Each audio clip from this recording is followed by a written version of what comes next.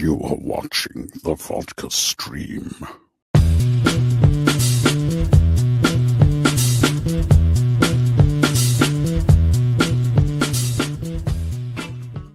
Hey, what's happening, everybody? Welcome to the Vodka stream. We've made it through another week. Hopefully, you guys are doing great, doing grand, and everything. So, yeah, everything's hopefully looking good. Hopefully, looking good for you. Welcome, welcome, welcome. Cheers, guys.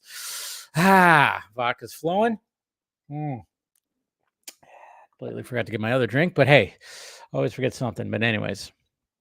How you guys doing? Hopefully you guys are doing great.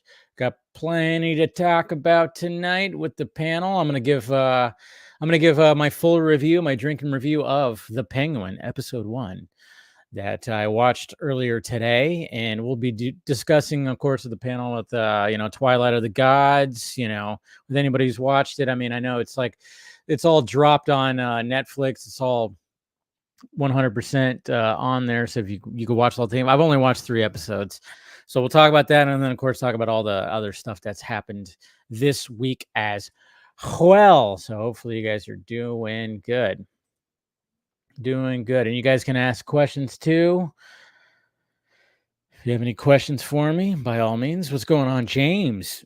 Hey, Dave, hope all is well. Can't complain. Well, I can complain a little bit because I had to get 4 new tires put on my car today, and those aren't cheap. So, complain about that a little bit, I guess, So, had to do that. I'm curious to see how James Gunn handles the DCU Penguin when the bar is set high. Like, what do they even do, or who do they even cast? The bar is very high. Well, I mean, he could just go back to doing the Penguin more of that kind of Penguin, I guess you could say. What's going on, Andrew? Enjoy Twilight of the Gods. Not really into the whole mythology thing, but still found myself able to enjoy the story. Cool. We got Phil right here. Zack Snyder and Jay Oliva are geniuses. I concur. What's going on? Taladia Plays. Good to see you, buddy.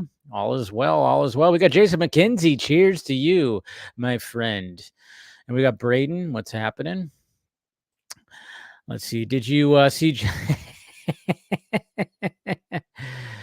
Oh man, yeah, I did see that. I did see that. You're gonna make me comment about that. I was like, should I avoid that? I even avoided even making a joke when it comes to. But at the same time, I'm just like that guy. I mean, I don't know how many times I've said it.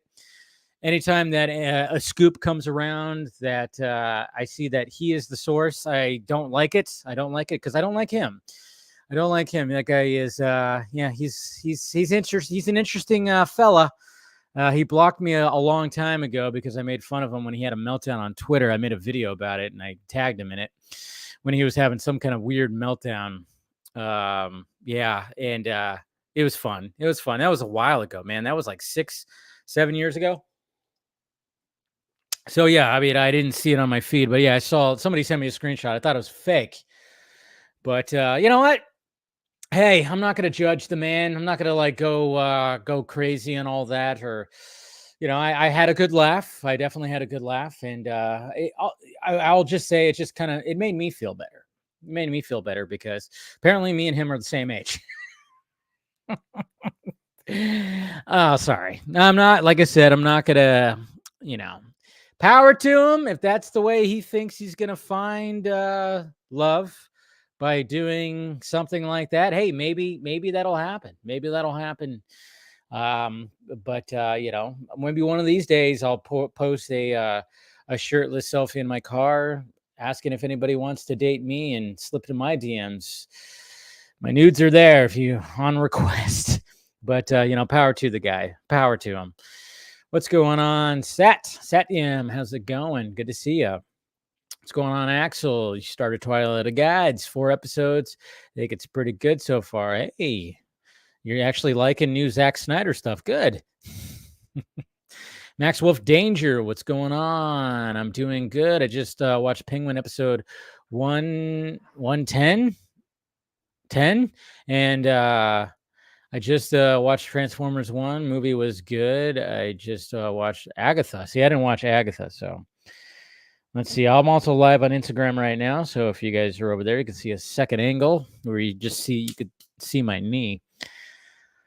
Got Randy over here. He was talking about like Matrix 5 is confirmed, but you said it was 5 months ago. So yeah, I don't know. I don't think there's actually a Matrix 5 that's I remember there was like talks about possibly there was something, but I just want the 25th anniversary. Yeah, so yeah, I know that's going to be released. Matrix is being released back in theaters for the 25th anniversary, which that'd be cool to see in the theaters once again. What's going on, Mr. Trevino? Salud. We got Mama Film Junkie here. Hi, Mom. Good to see ya. We got Mr. Fear Jason. Always great to see you, bud. We got Jay right here. And he's asking, is there any new updates when the new DC Superman trailer's coming out? Nah, I don't know. People are saying January. I don't know. I think there should be something at New York Comic Con. I think maybe. I don't know. I'm hoping that Mr. Jimmy Guns brings something to New York Comic Con. So that's what I'm hoping for. But we'll see what happens. Jade, what's happening? What a stellar way to start off the Penguin, right? Am I right?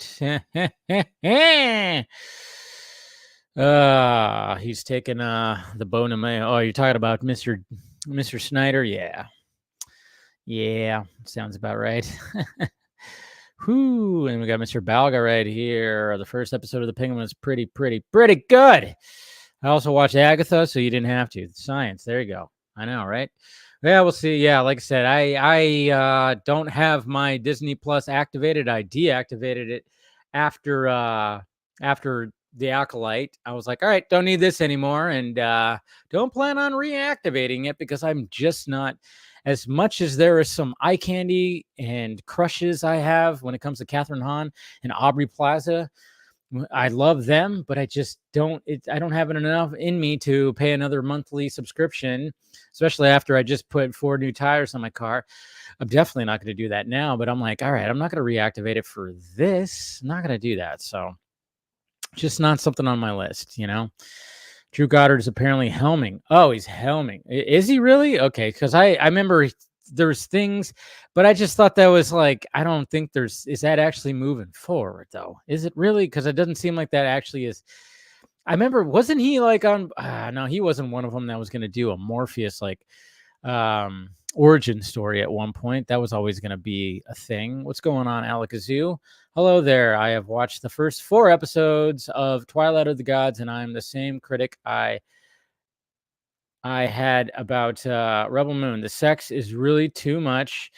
That said, I enjoy it a lot, and it's beautifully made. So there you go. There you go. Hey, Dave, quick question. So it looks like Mark Strong is playing a young Carmine Falcone in the Penguin, but here's the question is who is playing Mr. Freeze? Yeah, I mean, we'll see if Mr. Freeze is actually going to be that. So who knows? All right, so go ahead and continue asking questions, guys.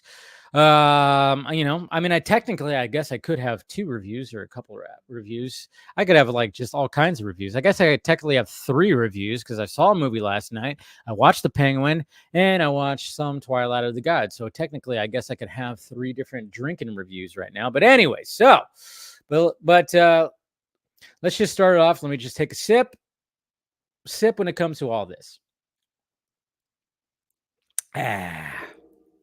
Transformers 1, don't even have anything different than I have for my first reaction, to be honest. I don't really have much. I mean, the only thing that I would add to it is the story is very generic, and maybe after sitting on Transformers 1 for a little bit, I would have actually liked if they would have held out a little bit longer before they fully made Megatron go full on Megatron. But then I guess they had to just really set that up. But I think maybe if they would have just kept with like just hinting that he's going to be a bad guy as opposed to just, well, anyways, you know, I mean, obviously it's like you see both of them get to where they end up being at the end of that movie. But anyways, still a good time. And I could see why Transformers fans love it. All right. So when it comes to the Penguin, the Penguin. All right. So fired it up today. Take it easy, sweetheart. And obviously, just the way that it starts off. I mean, it's right after. Well, even we see the shot. We see a certain shot right from the end of the Batman, and it definitely just dives right back into it. And right from the get go, this is going to be spoiler free. We will talk about spoilers when the panel gets on here, though. And all I'm saying is, like, right from the beginning, when you see the opening scene and you see what happens at the opening scene, you're going, oh, okay, so this is how this whole thing's going to be, because you go, oh shit. That's immediately like what you feel and say. That's what I said when the opening scene for the Penguin, after they kind of catch you up and you go, oh yeah, this is right after all of what happened at the end of the Batman, and then something happens with another character. You go, okay, so this is how this whole thing's going to set up. And then and then as we see it all get set up in this episode go along, you start to really like Oz Cobb. Oswald Cobb. They don't call him Oz Cobb. They call him Oswald Cobb. Yeah, there's no real Cobblepot, but you definitely hear the Cobb, that whole thing. But anyways, when it comes to how he meets the kid who's like the kid Victor, you see how he meets him and how that all plays out, and how he becomes like basically his right hand man, almost like becomes like his little Robin at little sidekick when it comes to all this. You meet Oswald's mom, and you get a little backstory on him. You get a little backstory on a lot of things. You actually see what his fucking foot looks like. I mean, that's not really a spoiler, but you see why he walks the way he walks. God damn it, the makeup artists and just how they do all that is just absolutely fantastic. How they do all that. But and then of course you get introduced to Sophia. You get her, and wow, you could totally tell, man, she's gonna. What's her name is going to be a big time performance. I'm just saying this shit's going to be nominated for things, because the acting is superb. The storytelling already is pretty damn superb, because it's got very serious, grounded moments, and then there's some very lighthearted moments. There's one particular thing that happens with Victor and Oz when he's about to go meet with people, just something that he says, just the exchange, the dialogue back and forth. I chuckled. I laughed out loud because it was just funny. And Oswald's funny. Oz is funny. He's a funny dude. And just what the way that Colin Farrell's playing, and the fact that it takes place in that Gotham City that we saw in the Batman.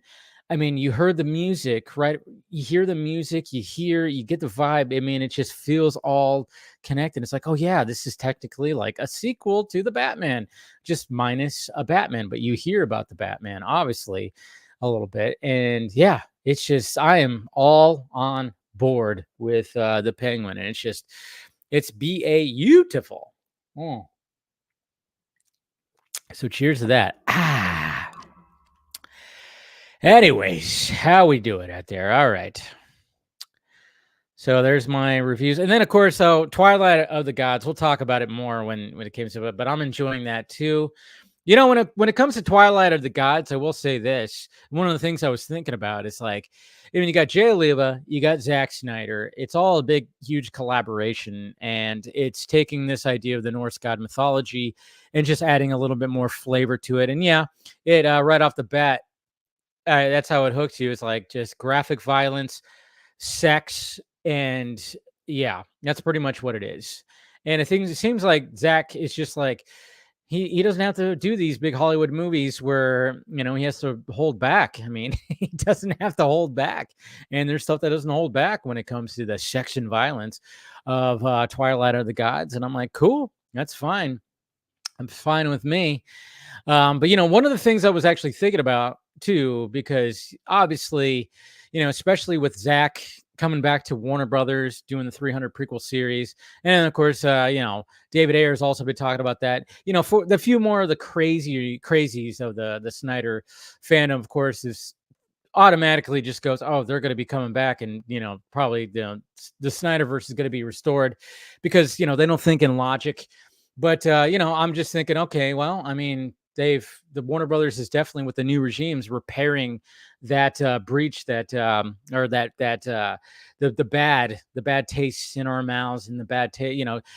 It seems like, yeah, David Ayer might be doing something when it comes to Warner Brothers. I don't think it's going to be anything that has to do with DC, but maybe just doing a movie for Warner Brothers. And then we got Zach back for 300. But then when I was watching Twilight of the Gods, because and I know some of the crazier Snyder fandom people hate hearing this, but when I was seeing like the animation for Twilight of the Gods, I was going, man, I actually really dig the animation.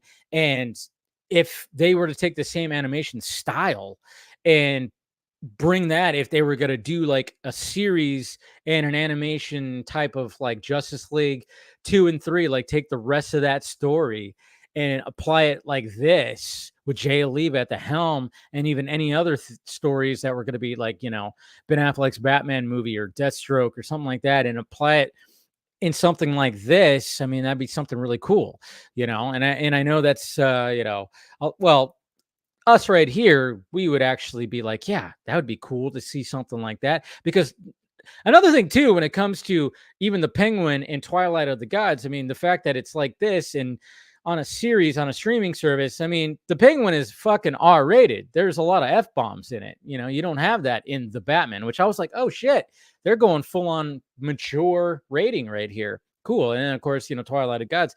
And I'm just kind of going like, okay, just can you imagine if they were if somehow Zach was able to complete his story in an animation series that had nothing. They were just like, go ahead and do your thing. He probably would make it full on R-rated, where we would get more F-bombs. We would get some kind of like, gorier violence, and there would be some, sexuality too. And I was just kind of going like, man, it would just be like full on Zack Snyder presents, Justice League, just like it says Zack Snyder presents Twilight of the Gods. And I've said that before too, when I thought like, well, if they were going to continue the Snyderverse, or do the sequels for Zack Snyder's Justice League, and he couldn't 100% be like hands-on, they could easily sell it, because just like they sold Zack Snyder's Justice League, it would be Zack Snyder presents Justice League, and then some kind of subtitle or something like that. But I mean, but I'm just saying, like, if you want to continue that story and even add a little bit more flavor to it, you want to add just a little more flavor to it, you get Jay Alib in there, you do some animation stuff, and you make it R-rated, and you just say fuck it, literally. Because I was even thinking too, like when I'm watching Twilight of the Gods and we're seeing Sigrid, her name, I'm probably pronouncing her name wrong, but the main character of Twilight of the Gods, and she's just effing people up. And I'm going, okay, I think this is what maybe Zach had in mind when he was thinking about Wonder Woman's backstory, and that image, that portrait that he has of her, just, and what his idea was for Wonder Woman's backstory, which was not PG-13. It was very hard R rated. And his idea of like a little backstory for Diana, his Diana, would be very, hard R, graphic violence, sex, and all that stuff. And I'm just like, yeah, so I'm just saying, man, I mean, wouldn't that be pretty sweet? Just let Zack Snyder go unleash animated form with his DC Snyderverse. Of course, there's certain the crazies out there don't want to hear that, but they don't they don't think in logic. They don't think in logic. Anyways, all right, that whole spiel is over with right there. But I think that would be, it's just something I was thinking about when I was watching Twilight of the Gods. It was like, man, imagine like a Justice League like this. Whew. Got Antonio Baker. What's happening? Good to see. Let's see. It was reported that Drew Goddard is directing Matrix 5 months ago. See, maybe I did talk about that. I don't know, but I haven't heard anything about it more. I mean, that's what's so weird. Maybe that's why when Randy said it over here on Instagram, I was like, was that just something new that happened? And I think I might have I had to have talked about it, and I probably did. I just don't remember it. That was months ago, though. So I thought it was something new, and I was like, wait a minute. And I probably just didn't remember, but I'm pretty sure I covered that already. So yeah. So maybe there's gonna you know what? Now it's starting to ring a bell a little bit. Okay. So now it's starting to ring. Yeah, I did cover that. So I just got thrown off because I was like, did something new come about? I don't know. Is Megan Fox in Transformers 1? I don't know if you're being sarcastic or what, Axel, But if you actually didn't know, you should take that exact question, put it into Google, get an answer just like that. Just like that. It's crazy. Don't put it in Twitter. Don't put it in here. Just put it right into Google. You get an answer just like that. It's crazy. This thing, Google. It's interesting. But I think, no, you're talking about Transformers 1, this one. Is that what you're talking about? Or are you talking about the first Transformers? No. I think you're talking about Transformers now. Thankfully, there's no humans in Transformers 1. 1 spelled out. You don't get any human beings in there.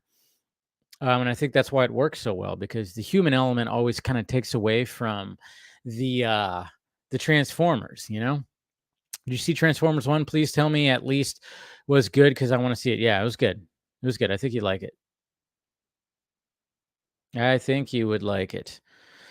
Hey Dave, I got a question. If Margot Robbie play Harley Quinn, so they have already a Joker. So is DCU have Jared Leto Joker? No.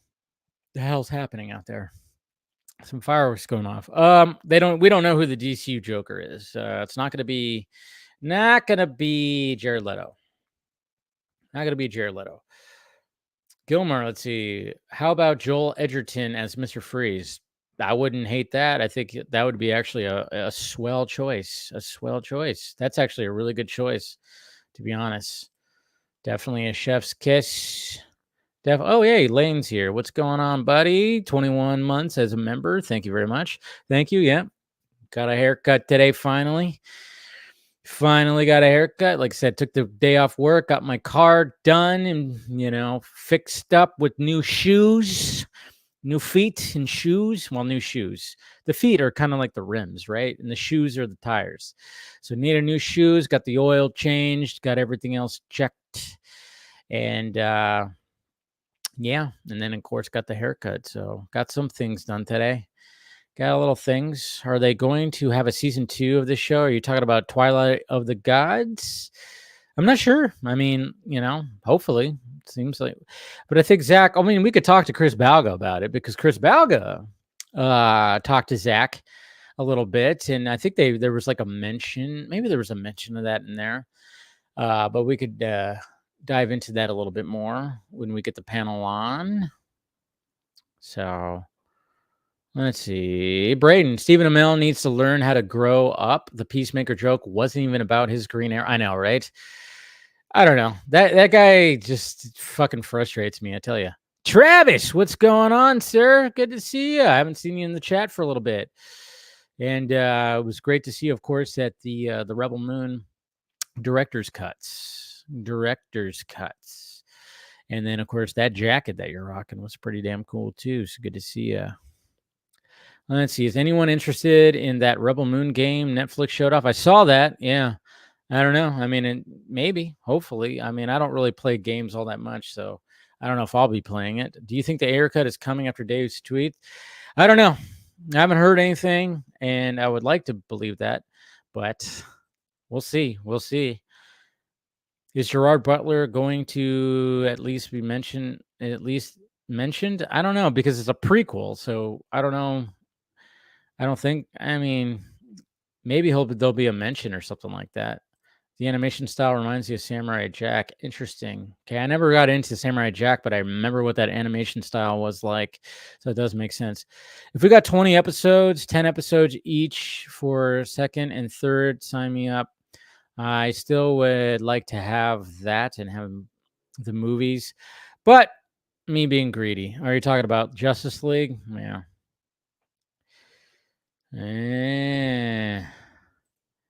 Joker and Harley would totally fuck. Yeah, exactly. That's the thing. It's like, it's been such a thing when it comes to the sequels to Zack Snyder's Justice League and him completing his story. It's always like a pain in the ass to convince some of these, these diehard Snyder fans that just don't want they just want what they want. They don't want what people actually want. And people as in involved. Let's see, just where Harwick was hinting at it. The scene she was doing is not online, but I saw something cool. All right.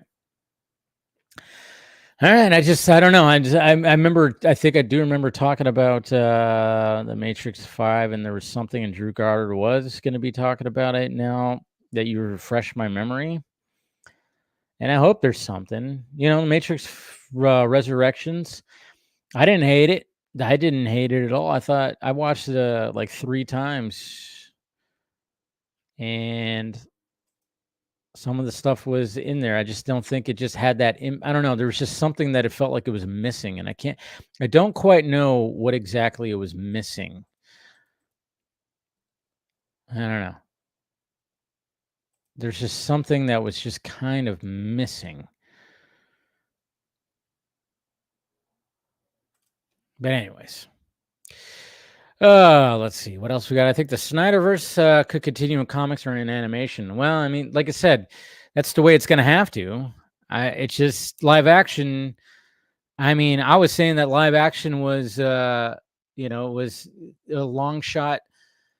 Back after a year after the Snyder Cut came out. Now we're 3 years. We're 3.5 years after it. Now it's even more of a long shot. That's the thing.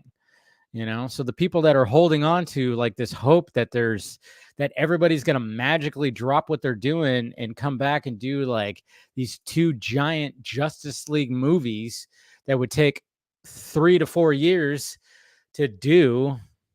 I just don't see that happening. Everybody's just kind of doing their thing, and I don't think they're going to want to drop. Zack would have to be working on this thing for 4 years because you have pre-production, you have production, 2 big giant movies, which would be a pain, and then post-production, and when it comes to, it's just, there's a lot of things. So that's why it's like animation or just putting the story in a comic book form, and I know you're joking there, Alakazoo, because there's some people that say that. And I'm like, the arrogance that you have. The arrogance. It's so crazy. Is everything in above for live action comics and the damn video games? Is everything in above for me live action? I don't know exactly what you're trying to say there. Some typos maybe, Antonio. I don't know. If Zack was to come back and direct something under gun, what project would you like him to direct? I mean, obviously, you know what? You got The Authority. Fucking Zack Snyder would knock out The Authority. I think Zack, being that he's coming from Watchmen and is really, deconstructed Batman and Superman and the other characters, I think he'd actually be pretty fucking good for The Authority. But it's not going to happen, but I think that would be interesting. And I'm kind of wondering, like, the conversations that maybe Gunn and Snyder have had. I mean, maybe they had mainly conversations about Superman, but I don't know if there's ever been something. Bryan Cranston as Mr. Freeze, yeah. Yeah, congratulations to Chris. It was a great interview. What's going on, William? Good to see ya. Good to see you. And we got Randy Pena. Got my last name. David Triplin, you just before. Okay, so she has 2, so she might come back. Okay. All right. Just kind of wondering, what's going on with that. I hope David Ayer isn't just jangling the keys, giving fans false hope. No, I don't know. I see. All he's doing is taking pictures that he was on the Warner Brothers lot. Okay, so if the fans are getting hopeful about something, he's not to blame. It's the fans' fault. I always think that too. Like, you cannot, just because like somebody posts something, all he did was post images that he's been on the Warner Brothers lot. Okay. And me, I'm automatically going, he's going to be doing a movie for Warner Brothers. Maybe. I'm not thinking that unless he actually shows with that, something from his cut of Suicide Squad, if fans get upset and they get like they felt like they were getting a false hope, that's on them. That's not on Ayer. That's not on Ayer. I mean, of course, yeah, in the back of his head, he's probably like going, yeah, and then seeing the responses. Yeah, people are probably maybe assuming that, but yeah. So again, being us as fans, you can't just get your hopes up about get get upset with certain people about it as well. So since the Batman Part 2 script is done, that means in a couple of months, casting will begin, and that means we will know who the main villain is. Abso-freaking-lutely. Abso-freaking-lutely. Versus Seed, what's happening? Zack should stick to single project things so people stop getting let down or questioning if something's continuing or not. No, I don't agree with that. Versus Seed. Zack's just Twilight of the Gods is, yes, Zack Snyder presents, but it's mainly Jay Oliva's baby. Okay. When you watch the credits and you see like when it's all involved, and even like when he was talking to Chris and even in other interviews, this is something that got approached with him, something that Jay Oliva actually approached him on. So it's actually Jay Oliva's baby. Okay. It's just Zack got involved because he was asked to. It's like Netflix and Jay Oliva basically approached Zack of like, hey, would you want to be involved in this? So it's not like Zack Snyder sat down and wrote all the stories and directed every episode. Yeah, he like directed, I think, like a couple of the episodes, but it's mainly Jay Oliva's baby. But at the same time, Zack Snyder's a name, so he's going to put his name all over it and help promote it since he's like, it's all that thing, everything when it comes to Netflix right now. So, so right now it's like, yeah, he's a part of it, but it's not like it's 100% his thing. I would say that him and Debbie is like, maybe there's like 50% of it. But other than that, there's so many other people involved in that whole thing. That's the thing. It's not even like the same as how like Matt Reeves is involved with the Penguin. I mean, Matt Reeves didn't direct any of the Penguin, but he of course helped write the story, helped with the story, helped guide the story, of course. But yeah, so I'm just saying. Okay, when did aura, when did this word all of a sudden become like everywhere? Why everybody keeps on talking about the aura, whatever the hell?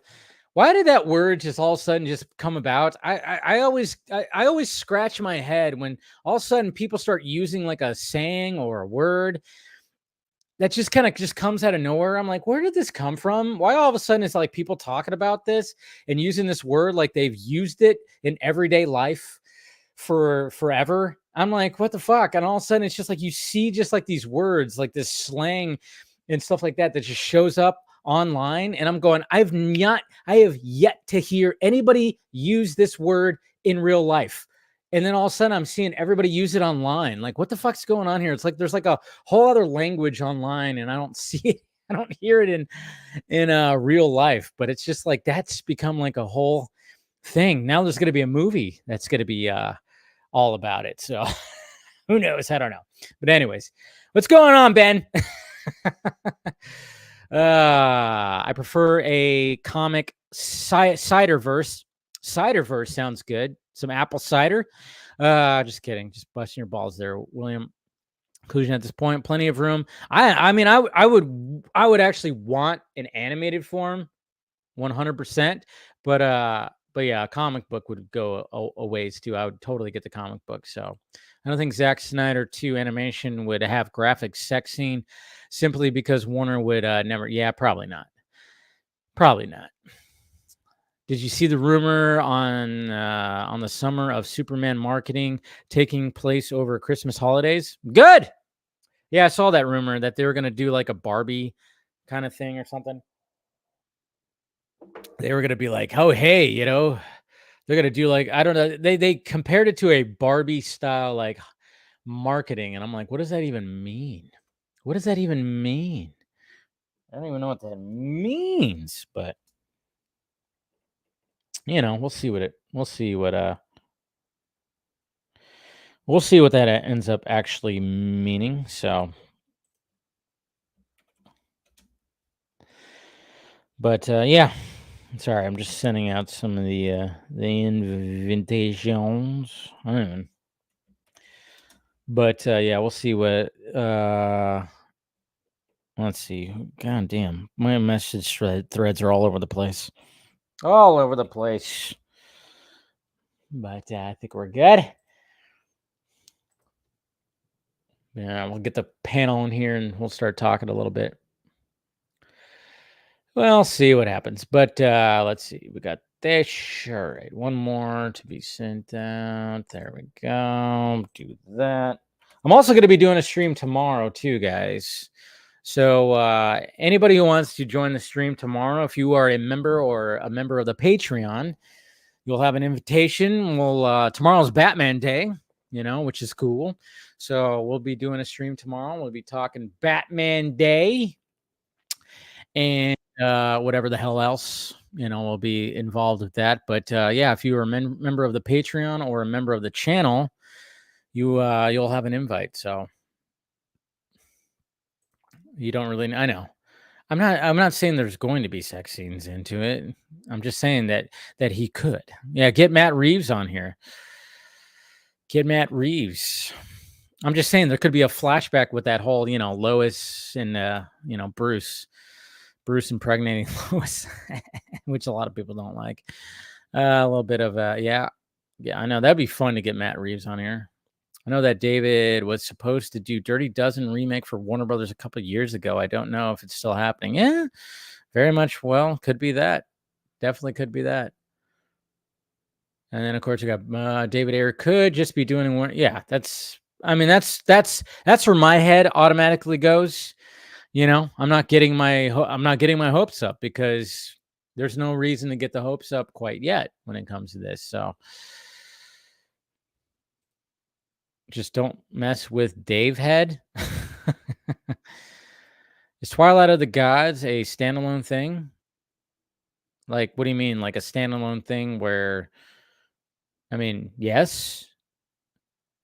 There's not even, I don't know exactly what do you mean by a standalone thing. I'm hoping Horse Latitudes is the film Zach does without VFX. Sounds to me like it's going to be that UFC movie, almost just the way that things were doing. So, yeah, sounds to me like that's going to be the case. I don't know. Your aura is glowing. Yeah, again, it's just one of those words that all of a sudden just came out of nowhere, and everyone's been using it for like the past couple of like month and a half. I'm like, where did this word come from?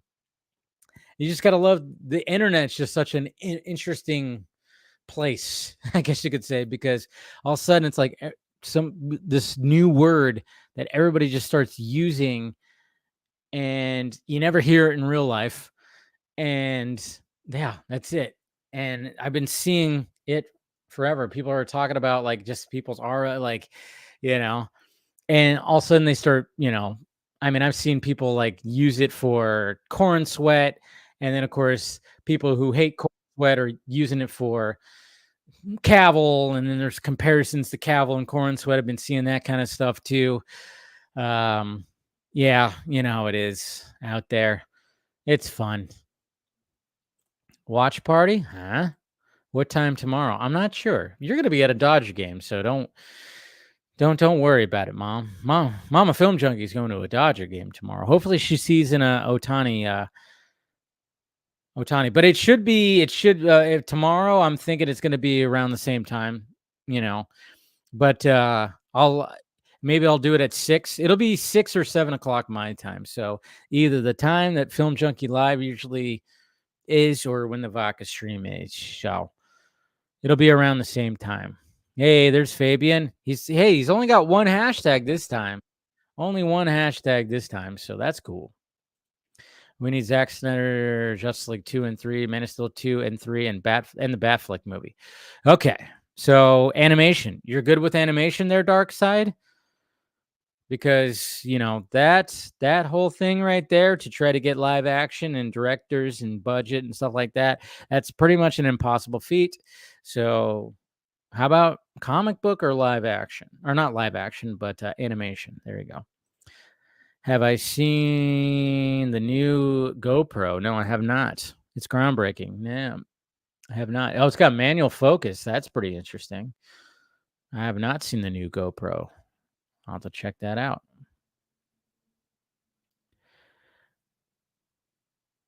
Yeah. So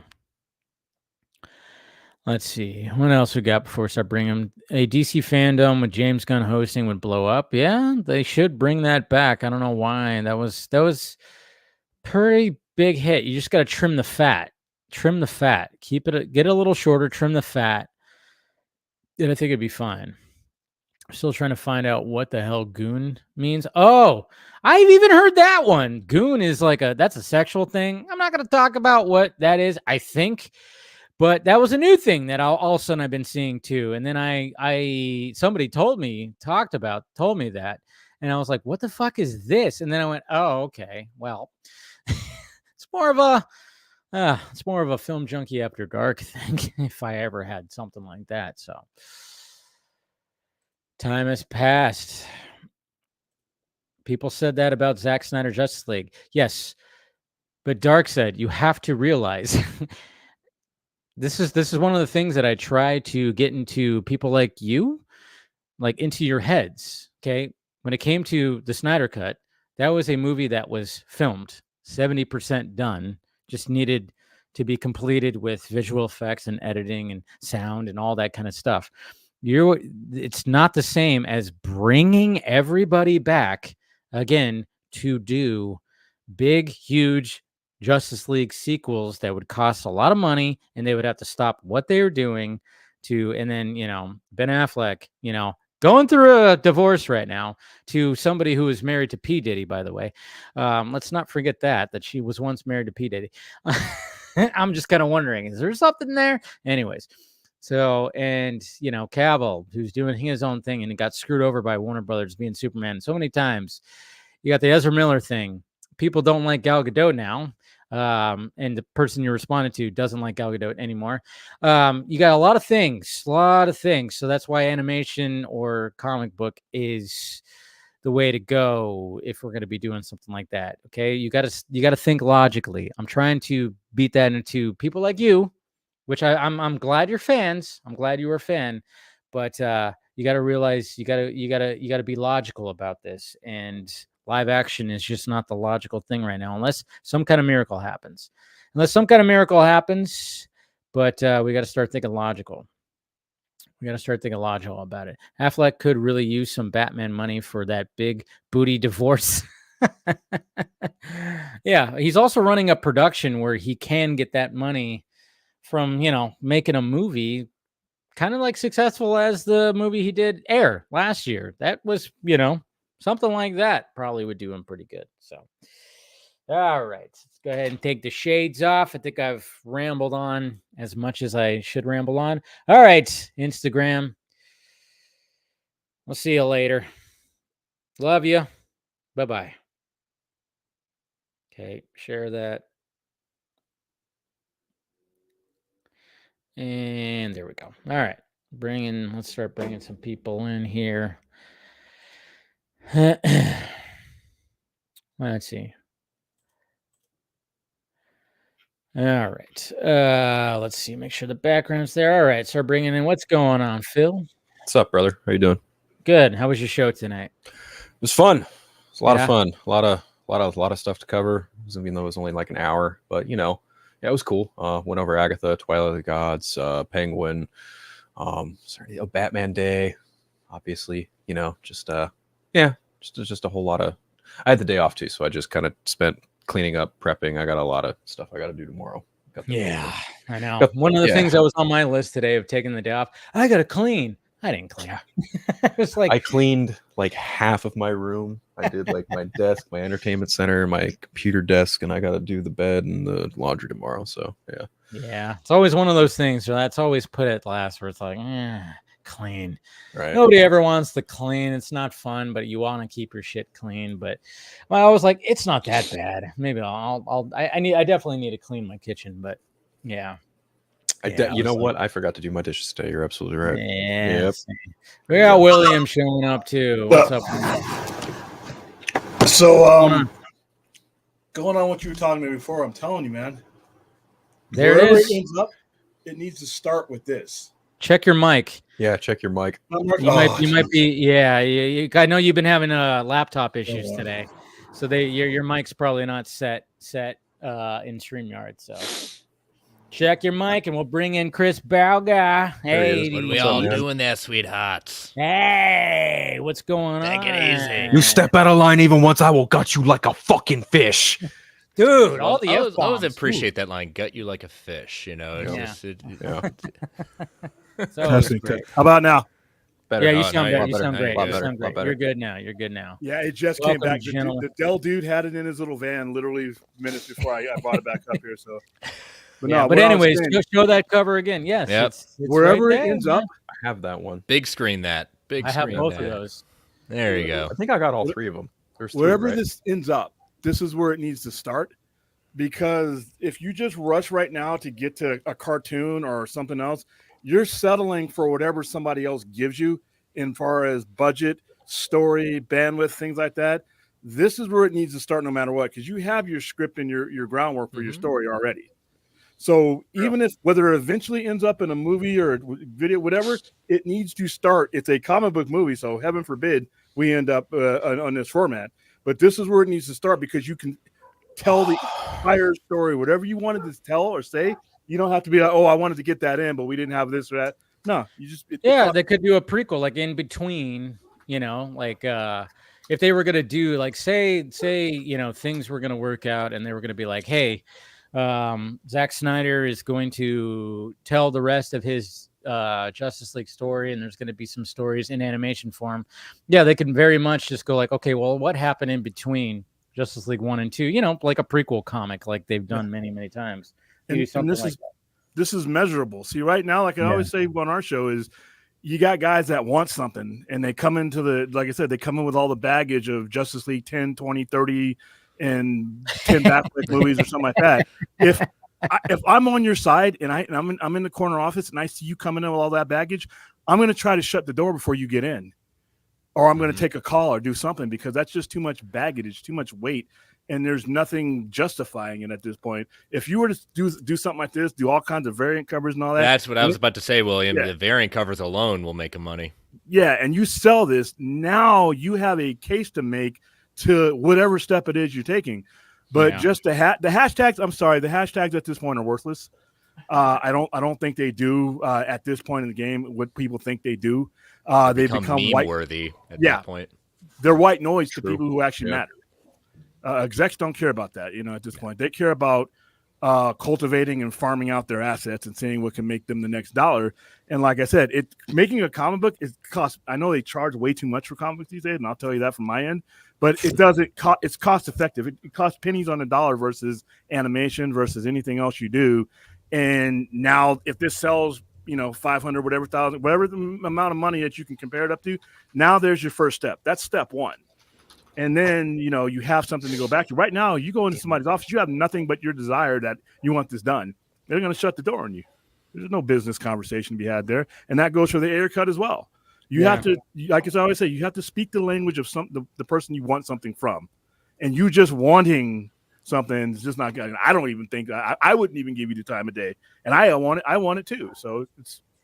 Well, that's the thing. You just got to think logical about the whole thing. I mean, when it came to getting the Snyder Cut out, I mean, things aligned because, the pandemic hit, HBO Max needed something. I mean, there was a lot of things that did align to really, I don't know. There's just, it's such a crazy thing because I'm just kind of wondering, like, when it came to the whole pandemic thing and when it came to just the stream wars got shoved up to be like, okay, who's going to have the most content? Who's going to have this? And would that have, like, if that didn't happen, I'm kind of wondering, like, what would we have gotten when it came to the Snyder Cut kind of stuff? It's one of those things that I've always thought about. I think like a lot of things aligned, even though it's like, it sucks that it had to do with, a thing where like the fucking country shut down or even the world kind of like shut down for a little bit.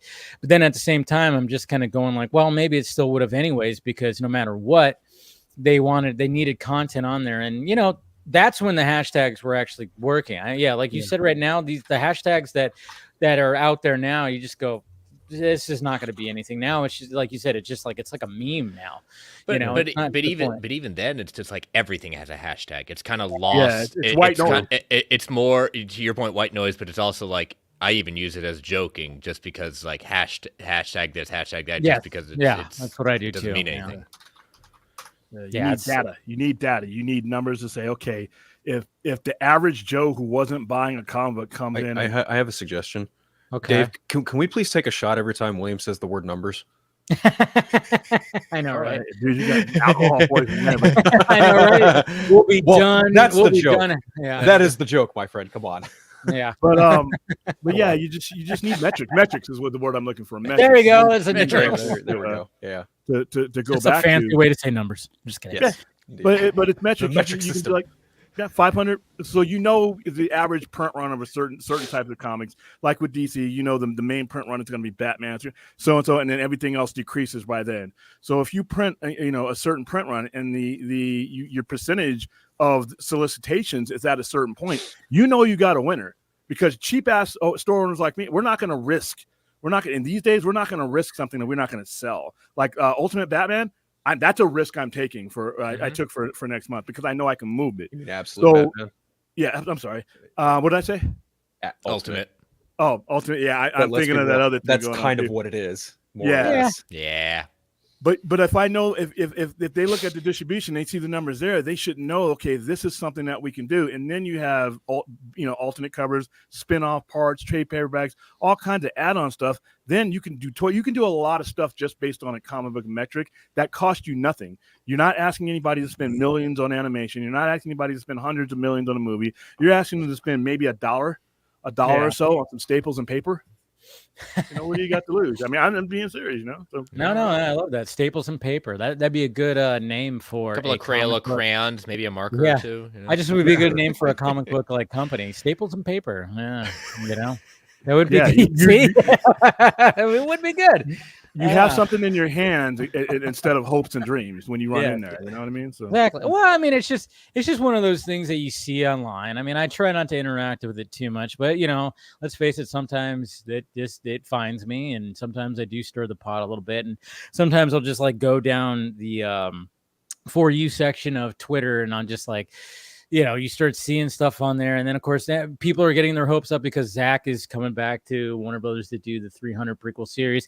And then David Ayer, of course, has been posting pictures that he's been on the Warner Brothers lot. So naturally, it's like, oh, my God. And then, so that it fuels that. And then at the same time, it's like, okay, I like where your head's at. Love the optimism. Don't get me wrong. Love the optimism. But then you just kind of go Lord knows we need it these days. Yeah, right. But when I was watching Twilight of the Gods today, I was just going like, man, imagine this animation style for Justice League, further Snyderverse stories, and I thought it would be cool because it's a really cool animation style. Mm-hmm. So Yeah, I plowed through all of it this morning. Well, okay, let me rephrase that. I watched the first episode yesterday at about 5:30. Then I jumped into Penguin. And then at about like 9 or 10, I went to bed. Then I woke up because I had the day off. And then I woke up at about 8 o'clock our time, Dave. And from 8 to 12 was just Twilight of the Gods. And I couldn't not pause it. I couldn't just didn't want to put it down. Like I binged through it just like I did Terminator Zero. It was fucking awesome. I'm looking forward to it this weekend. I'll tell you that much. Really good. And Penguin? I watched that last night, but Chris, you and Joe talked to Zach. That must have been let's talk about that a little bit. I definitely want to give Joe credit. Joe, the host of A Walk Through the Multiverse.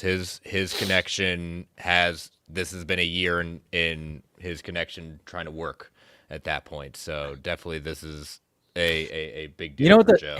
So what the first thing, like when I watched your guys' talk with Zach, the first thing I thought about, I was like, Jesus Christ, Zach's been on the Vodka stream 6 times. He finally got a microphone and a headset like a true fucking mic. Yeah, I was gonna call him on these guys. God damn it! No, but it was just kind of funny because it was like Zach was dialed in, and I'm kind of wondering too. Did his camera have like an auto motion? Yeah, it kept on. It was one of those following him throughout the whole thing. There was a couple of times where he moved when he moved. I'm like, dude, That's the cool. guy's got a whole fucking setup now. I'm like, Zach, it's time to come back on the Vodka stream with your little setup. What do we do? What are we doing here? But no, Been on enough shows to finally say, I might actually want to like get it. So, I mean, Well, he maybe his joked next about venture that. is podcasting. One of the times he came on a while back, I think it was like around Army of the Dead time. Yeah. He joked about like that he needs to like a setup. He needs like a microphone and all this stuff. And, and we were joking with him about all that. And then, like finally, like when he showed up on yours, like he finally got the microphone and everything. Look at him go. I'm like, he's finally a true podcaster / live streamer, Yeah. But anyway. When Joe and I were kind of planning it at that point, we were like, okay, we're going to focus on Rebel Moon, Twilight of Gods. And we were just like, let's just ask him about his career, because so much of the talk just revolves around his projects at that point. We kind of want to hear about like, some of the stories we've heard before, but even stuff he talked about with, Dawn of the Dead, like studios having fights over how many explosions we're going to have in a zombie movie. Right. When he said that, like they didn't want 3, they only wanted 2. That was like, what? It's like, or like the whole gun battle, the gun battle between the two people, and he was like, you guys really don't want a gun battle in a fucking zombie movie? And they're like, well, it's a little too much for a fucking zombie movie. What? It was that's cool. what I love about Zach when he starts talking about this stuff. Is like he just reveals shit that that anybody, and then it just shows that these suits don't know what the fuck they're thinking. They think they have this idea of what the certain movies should be in the package that it should come in, like it's some kind of diorama of something, and then that's what's going to make them money. But they're totally leaving out any kind of artistic anything. Like what does the director want? What should be, or what do the actual people who are watching this actually want? I mean, they think they have an idea, but they're mainly just, I mean, again, there's always like, I always think about like, the scene in fucking Avengers when Nick Fury is talking to the screens of like, you got the World Council. The council. And I'm like, to me, it just seems like some of the head of the CEOs of these fucking companies, like your Zaslavs and your Bob Igers, they have a room like that, and there's like these higher ups, these ultra fucking elites that are, that they're getting the reports from these CEOs. And I'm like, and it's just, I don't know. It's all weird to me. It's weird to all of us, because when you hear stuff like that, it's like, what? Like that, like again, like that. Wait a minute, they were arguing over explosion. I get costs and everything, but as he was kind of explaining, it's like, the next scene, people are gonna have questions of, like, how did that happen? Yeah, how did they get to that point? And even when he's talking about, like, I somehow either missed this or I didn't even know about it. Like him and Lindelof having a conversation and his possible about Watchmen. Yeah, that was news to me. That was really surprising. But then again, I don't think anybody's ever heard anything about that. No, but then like it makes so much sense, because then you go and watch the Watchmen TV show. The aesthetic of that show in and of itself is a straight up love letter to his movie. So it makes sense now, like having him talk about it. Like, oh, okay, well, clearly it's even more of a concrete fact now. Like clearly David Lindelof was very much influenced by the film too.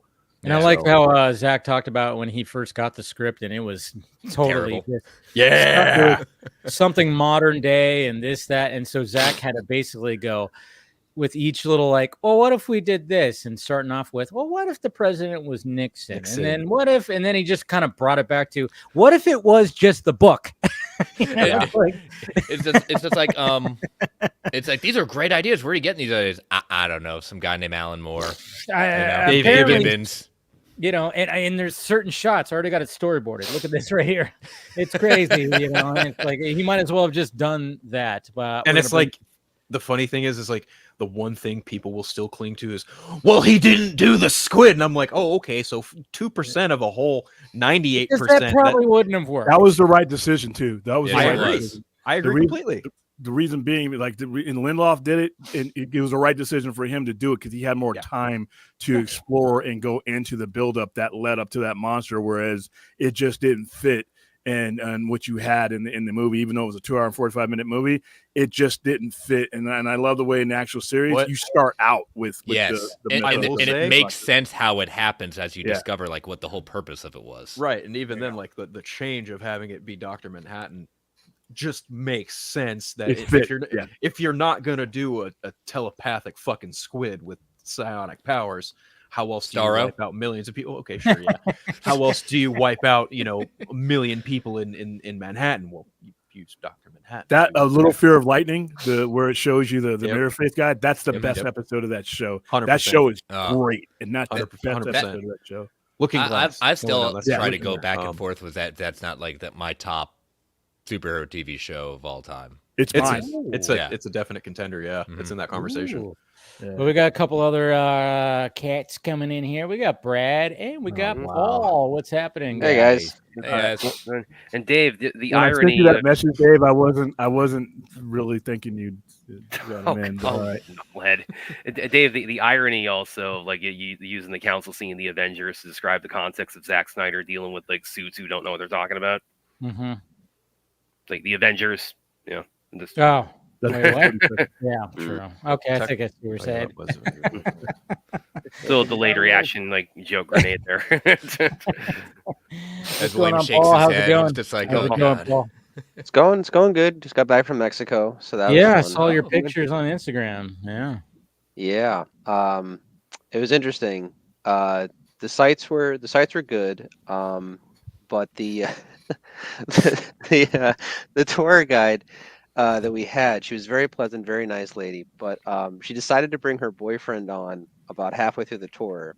What? So Just he randomly took. I'd been getting nervous. I'd have been like, wait a minute. Well, we were on. We weren't like on like what you would consider to be like a like a short bus or whatever the case is. It was kind of more of like a I don't know how you describe it. It's like if you've seen people share like a small like car bus, I guess that's the best way to put it, or like a Jeep type bus or something. Yeah, I know you're talking about. A short bus. Yeah, like a short bus, but like more, but a little bit higher class, I guess. I don't know, but anyway, either way, limited seat selection. So her boyfriend took the front like passenger seat, and then she just like shoved herself in like the far back of the van. And like I was like in the front row, so I wasn't even knowing what was like really happening and stuff. But then he decided to change like the temperature in the van, and like and it got way colder. So like the couple next to me was like bitching and complaining, but it was all in Spanish. So I'm just like sitting there nodding my head and just like looking out the window and just like hoping this is awkward. Yeah. Yeah, so that was You're fun. You're like Julia Louis-Dreyfus and Veep thing. What the heck is going on here? Just like cringing, laughing. I look, if anything, if the tensions arise that everyone's screaming and yelling, I just go, no hablo español, and then just like try to open the door, try to get out. Hitting the old dusty gringo, trail. yeah. Oh God, no, but like no, it was the party was for both Spanish and English speaking people, so it was a mix of different people and stuff like that. But the couple was definitely Spanish for sure. But they but yeah, no. So I did not go to a hotel. I went to my friend who invited me to come down and stuff. And his apartment's nice, but his area that he lives in, it's not the worst, but it's definitely more ghetto than I was hoping for. I mean, not sketchy. I mean, it was better when the weather was nicer. But the first 2 days I was there, it had been raining. So not only that, the septic kind of came up with some of the water. Yeah. So about every 500 feet, it smelled really bad. So it was a really interesting experience going really there. Bad. Yeah. Now, I preface, this was just the area that I was in. Like, we went to nicer parts of Mexico City that were very nice. And it was basically just kind of reminded me of like downtown Boston, honestly. Yeah. I mean, there's going to be shitty parts everywhere you go, no matter what. Okay. I mean, I could drive literally 5 minutes either way from where I'm at. And I can get to a very shitty part and a very nice part. So, I'll even say like you can like even go into places like Hawaii, like people think is paradise. Oh, dude. Ghettos there. It's unfortunate, but I'll tell you this, and it still blows my mind when I tell people this. Where we were told by our tour guides at points that there are kids that have never been to the beach in Hawaii. Like crazy. it's just it there is that much in poverty in those areas. Yeah. Like it's just like you can't fathom it. Dude, Yeah. my dad lived in Hawaii for a few years, and I visited him twice. And it's weird because, you know, if anybody's never been to like an actual island where you know you're on like a full on island, you don't feel it until you actually think about it. And you're like on the freeway and you go, oh, wait a minute. Yeah, we're on a freaking island right here. Like a full on, like there's just like this chunk of land that we're on. And then you look over and you're off the freeway and stuff like that. And you see these rundown neighborhoods. And hell, shit, I watched Dog the Bounty Hunter. He was finding motherfuckers all throughout there. You know, that was his main location. So, Yeah, I mean, it's like anywhere else. I lived in Hawaii for 3 years when I was a kid. When we got stationed at Schofield Barracks. I mean, don't get me wrong. There's a lot of Hawaii. It's absolutely gorgeous. But yeah. I mean, Not that part. Not Schofield. There were beaches there that's like you could just like see people put. There's one beach I remember like driving past where it's like it's like people like treated that beach. I remember almost like a giant ashtray because there were like just butts everywhere in the sand there. Right. But yeah, That's what attracted the army to it. This is looking. Oh God, yeah. So I've also been to Hawaii with another friend of mine that worked there. He worked for NATO though, so he lived in a much nicer part of town, to say the least. I actually realized, because I'm a huge Dragon Ball fan, and I realized that Akira Toriyama was just hugely inspired by Hawaii, because a lot of Japanese people go to Hawaii for their American experience.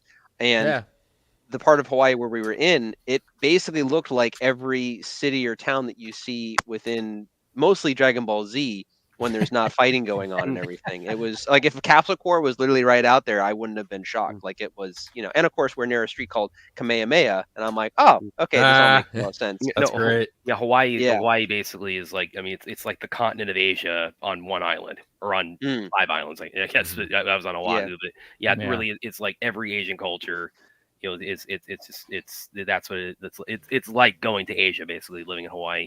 Right. Now I say this because the first 2 nights I was there, it was kind of the reverse of Mexico, where like the first 2 nights were great, and like literally there was no exaggeration between watching like say an Adam Sandler movie and then being in the area that I was in. I was like, oh, this is I literally of all the things you could have chosen at that moment, I was not prepared no, but for I'm that. saying.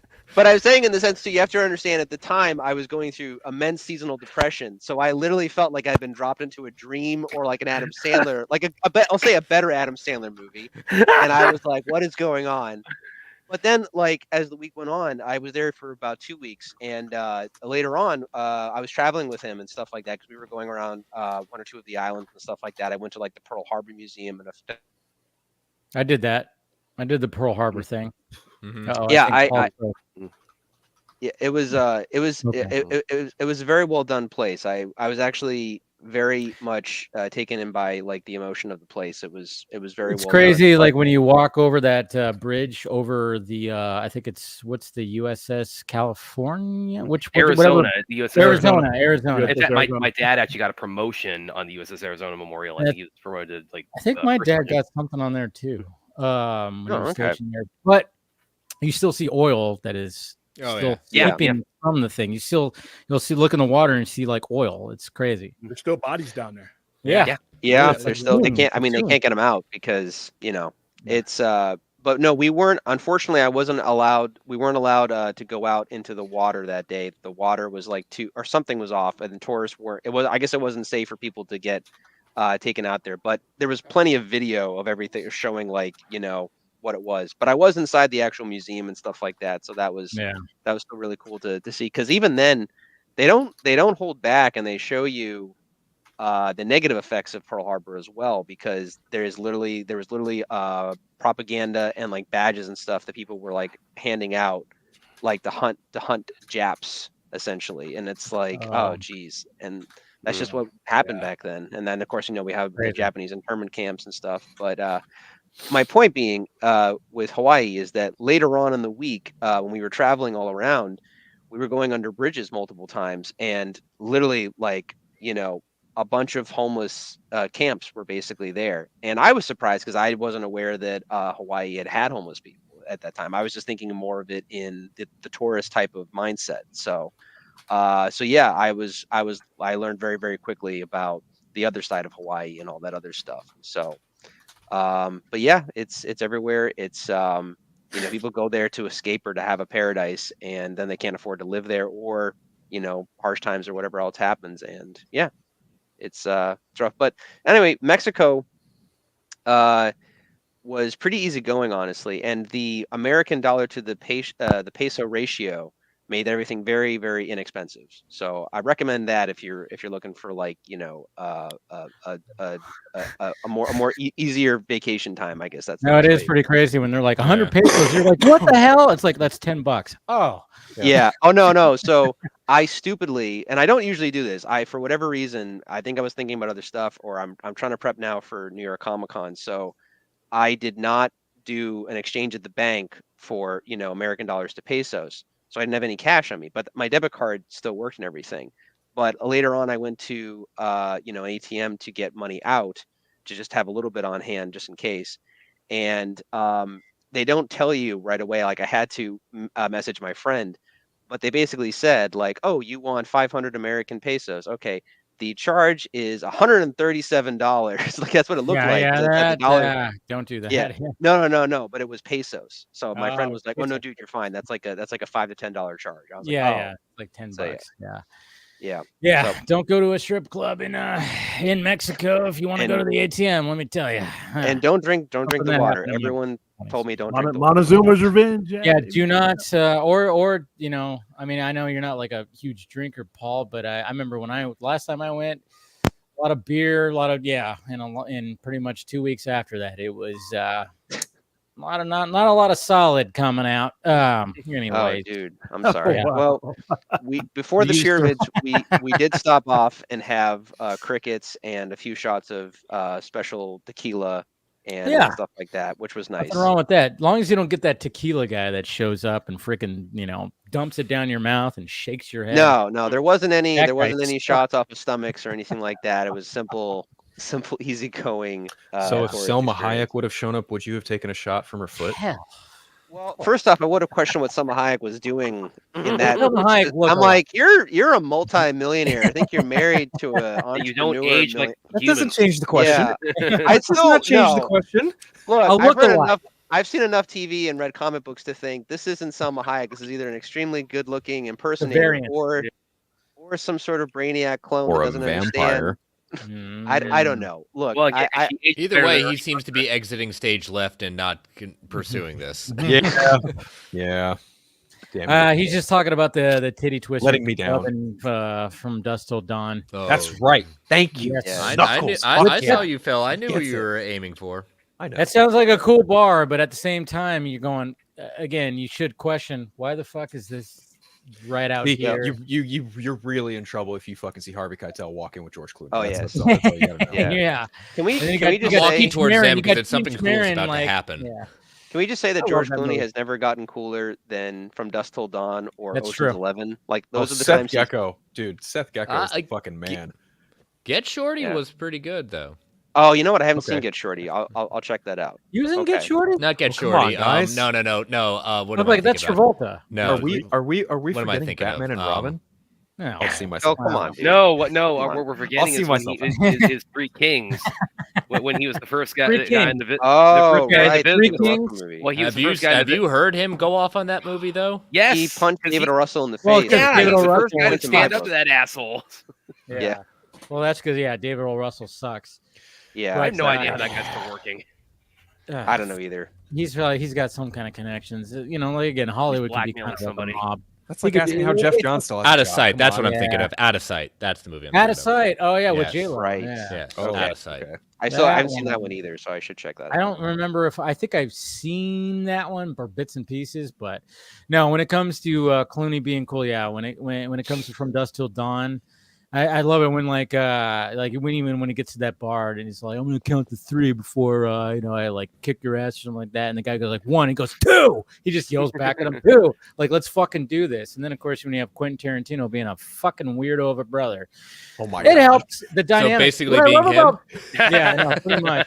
Oh yeah, do you think he wrote? Yeah, I'm pretty sure Tarantino couldn't wait to shoot that scene that he wrote in the script about Selma Hayek sticking her fucking foot in his mouth he probably like, oh, I'm like, that's a little creepy. That there, made his Quentin. day for sure. Totally made Tarantino's, his day. you know, he's a great filmmaker, but he's kind of up his own ass. A little bit, Yeah. a little bit, but you know, we like it a little bit. But at the same time, it's just like that. When it comes from dusk till dawn, what I love about that movie, it's almost like two movies in one, because the first like half, the first 30 minutes of that movie it's just like about these two brothers who are fucked up and trying to, you know, evade the police and trying to figure out a place to you know, get away from, you know, and then they just happen to just run into this bar that has a bunch of vampires in it. It's like, it almost can be jarring for anybody who does not know what that movie is supposed to be when it finally goes into the whole, oh wait, they're in a bar where a bunch of fucking vampires are. What the hell? You know, it could be a completely different movie from like the first half hour, you know.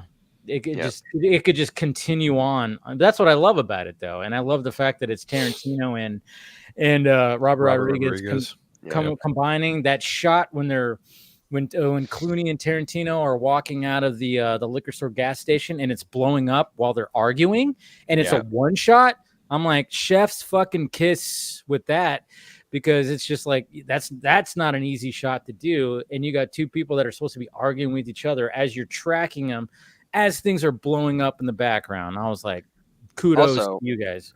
Fun fact, the sheriff in that, played by Michael Parks, is also the same sheriff in the Kill Bill movies. There you go. It's all tied together. The Tarantino universe, man. That's an underrated Michael Park, Red State. That's I love Red State. I haven't seen it in years, but he's great in that fucking movie.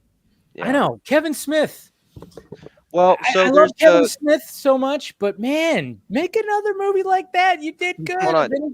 Yeah. I haven't seen it, but has anyone here seen the 4:30 movie? I'm heard it's not. I still haven't seen it. I haven't come to my area yet. So Kevin Smith was the last person in Hall H after Marvel wrapped up, and that's where we got an exclusive. You told me about that. Yeah, we got an exclusive look at that trailer before it made its way online. I think the very next day, might have even been the same night. I don't really remember. But yeah, it looks like fun. It's right up my alley. For sure. As soon as I could. It's like fun. I wanted to stay for him, but I was so tired. No, but I mean, leaving. Red State. Well, then again, I got in there after you did. I got in there at about that's true 1:45. So yeah, I'm surprised I stayed awake. I was so oh my god. We were doing our stream, kind of wrapping up that weekend. I mean, I was wondering if we were how we're gonna make it through. But William just looks. I've never seen him look that.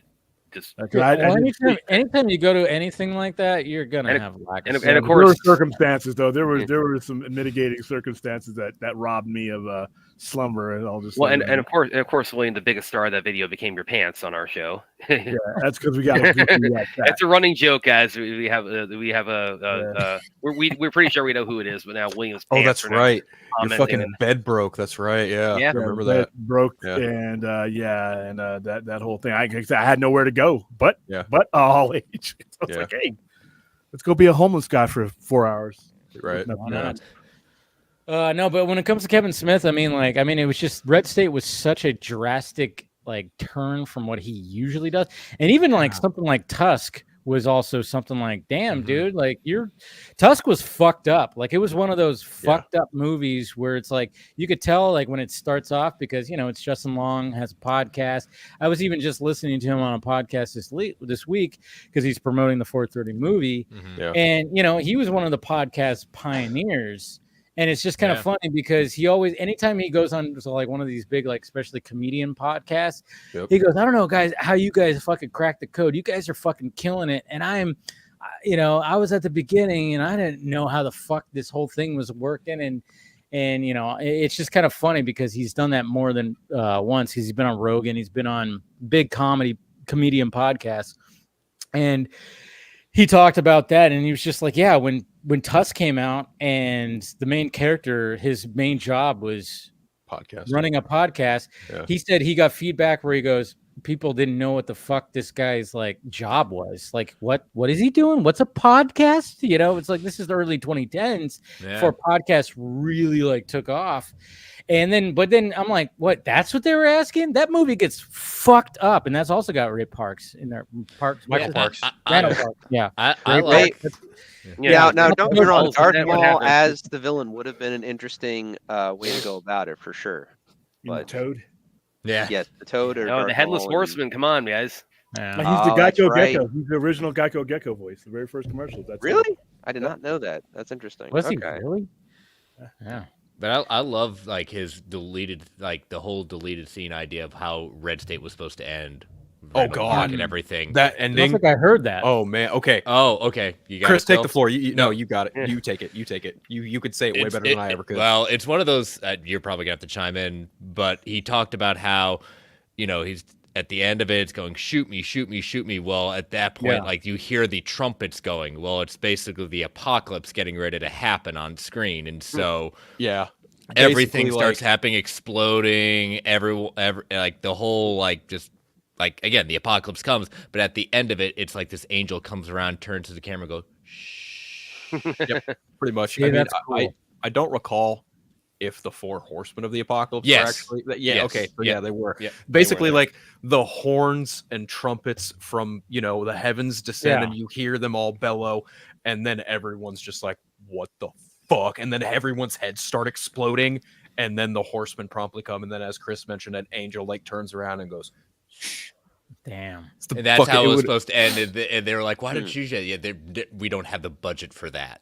Yeah, that's a Well, very that's damn elaborate. game, Which is- and that ending which is- sounds awesome. Which is so Yeah. wild to me because it's like, dude, you made Dogma. What do you mean you don't have the fucking budget for this? Well, that's the thing. It's like every studio is different. That's True. Yeah, that's the Yeah. sad fact. You got a different guy in a suit going, "Nope, can't do that." It's the difference between Jay and Silent Bob Strike Back and then the budget for Jay and Silent Bob Reboot. Clearly, Oh, you yeah. can tell which movie very had the money. significantly different. Yeah, the imagine quality. the protests for Dogma versus Red State were quite interesting.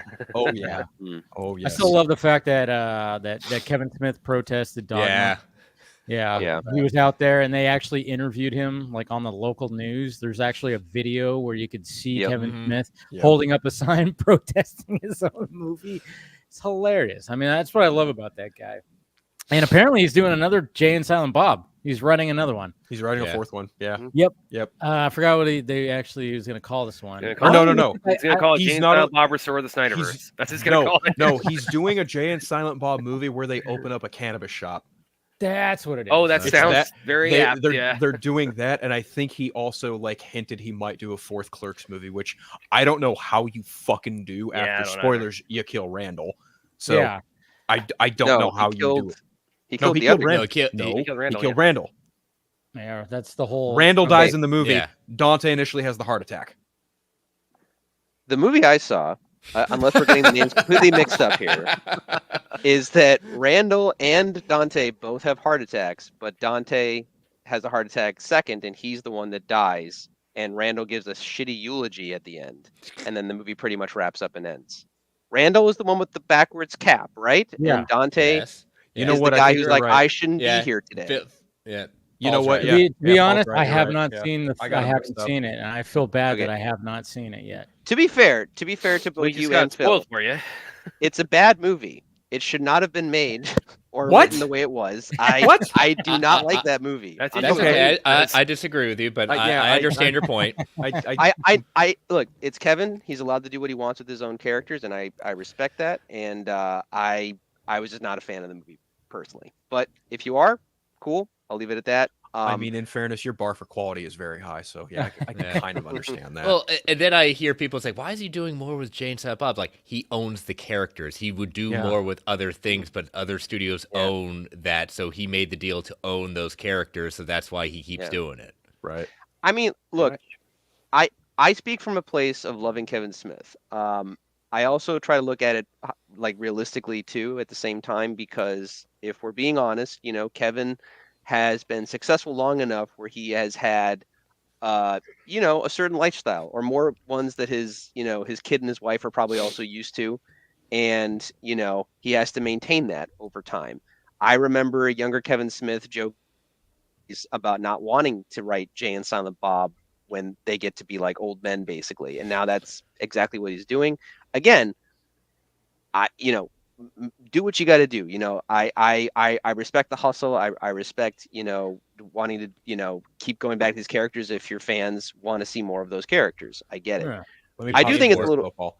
Let me posit you this: how high was Kevin Smith when he was doing that interview? Because Which he one? no longer the one where he Question, says he does, probably. the one where he says he does not want to write Jay and Silent Bob till they're fucking until they're old. I mean, As far as I'm aware, and I'd have to look back. I'm going off of a memory of many years ago watching his Q&As. This was over. I mean, because he probably quit about cigarettes in 08, and then he heavily went to cannabis, and only within like the last 2 or 3 years has he swore off cannabis.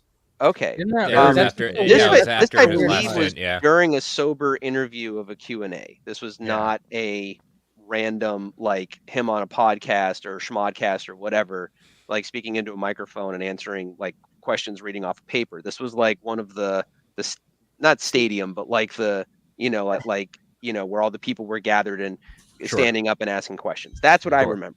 That's what's so weird about the whole Jay and Silent Bob thing is like when they first came about, like Kevin Smith was not a pot smoker, and that's what Right. they're all about. But of course, Jason Mewes was, and obviously Jason Mewes got into heavy other things, and then once Jason Mewes got clean, and then all of a sudden Kevin Smith started smoking weed, and now they don't smoke weed. So then the next one's going to be about them. And it's just kind of funny. Vaping. They're I gonna didn't vape. even know that Kevin Smith Vape shop. apparently lost his mind and checked into like a hospital like Yeah, a year and a that he half did, I ago. saw that. I forgot about that. Yeah. Yeah, I remember That's hearing wild. about it, but then like I said in the recent tour that he's gone on with this, he talked about how he lost his mind about a year and a half, 2 years Mhm. ago. And I was like, Mhm. why the wow? That's just He like brought that yeah. up on his show, on that show. Yeah, he did. Yeah. Yep. Yeah. Mhm. He almost I- died. Remember, a couple years ago. Yeah. He He had a heart attack. Oh yeah, he almost he had a heart Yeah, attack the on heart attack, stage. yeah. I Yeah, the heart actually attack and know, then- I actually know somebody who was at the first showing. Right. And- Oh my before. God. Yeah, Hey, the first- Dave What's Shohei Ohtani just hit another one out, man. Just one. Of course I he don't did. know if Guy's the fucking beast, man. 50-50 club, man. that game last night was insane. But sorry. Jeez. Yeah. No. So Ohtani, my else. thing is like Kevin's clearly been through a lot, and I understood again probably certain choices that he made with Clerks 3 and everything too, and all of that. Me personally, as far as like being a fan of him personally, as like what he's kind of become over the years and stuff, from not just a filmmaker but all these other things, is one. And I say this liking at least Jason Mewes, but I've always liked Kevin more kind of by himself. I'm assuming You're I'll call frozen. them. Okay, I thought that was me. Yep, you're Yeah. good. Kinda You're good Yeah, now. so see me- Yeah. Okay, It's a little I was just glitchy. saying, I prefer Kevin by himself, with exception maybe Jason Mewes and stuff I get, but I'm not really big into him having necessarily sidekicks. Like Ralph Garman or Mark Bernardin. Bernardin. Yeah, I Yeah. mean, I don't know. I mean, maybe he keeps them there too as well to kind of maybe keep himself in check to some degree, because I know I think there that's was part of it. yeah, because I know after like Cop Out and a bunch of other stuff, it was just mostly him, and I feel like maybe he felt, that he was like he needed to rein it in a little bit. Maybe like like having a partner on stage helps him kind of balance that out more. I don't know, but the Red State thing is the biggest thing to me, because I was like you guys, I really dug that movie. I didn't like it wasn't my favorite Kevin Smith movie, but again, it's a different ball game. I kind of wish that it had gone in a more successful direction, because I feel we would have gotten more experimental movies from Kevin in that way. Sure. Yeah. I mean, don't get me wrong, Tusk is definitely experimental and stuff like that, and I'm very interested to see the 430 movie, because it looks different than him trying to go back to necessarily the askew verse. So A Skewniverse. Yeah. Askewniverse? Okay.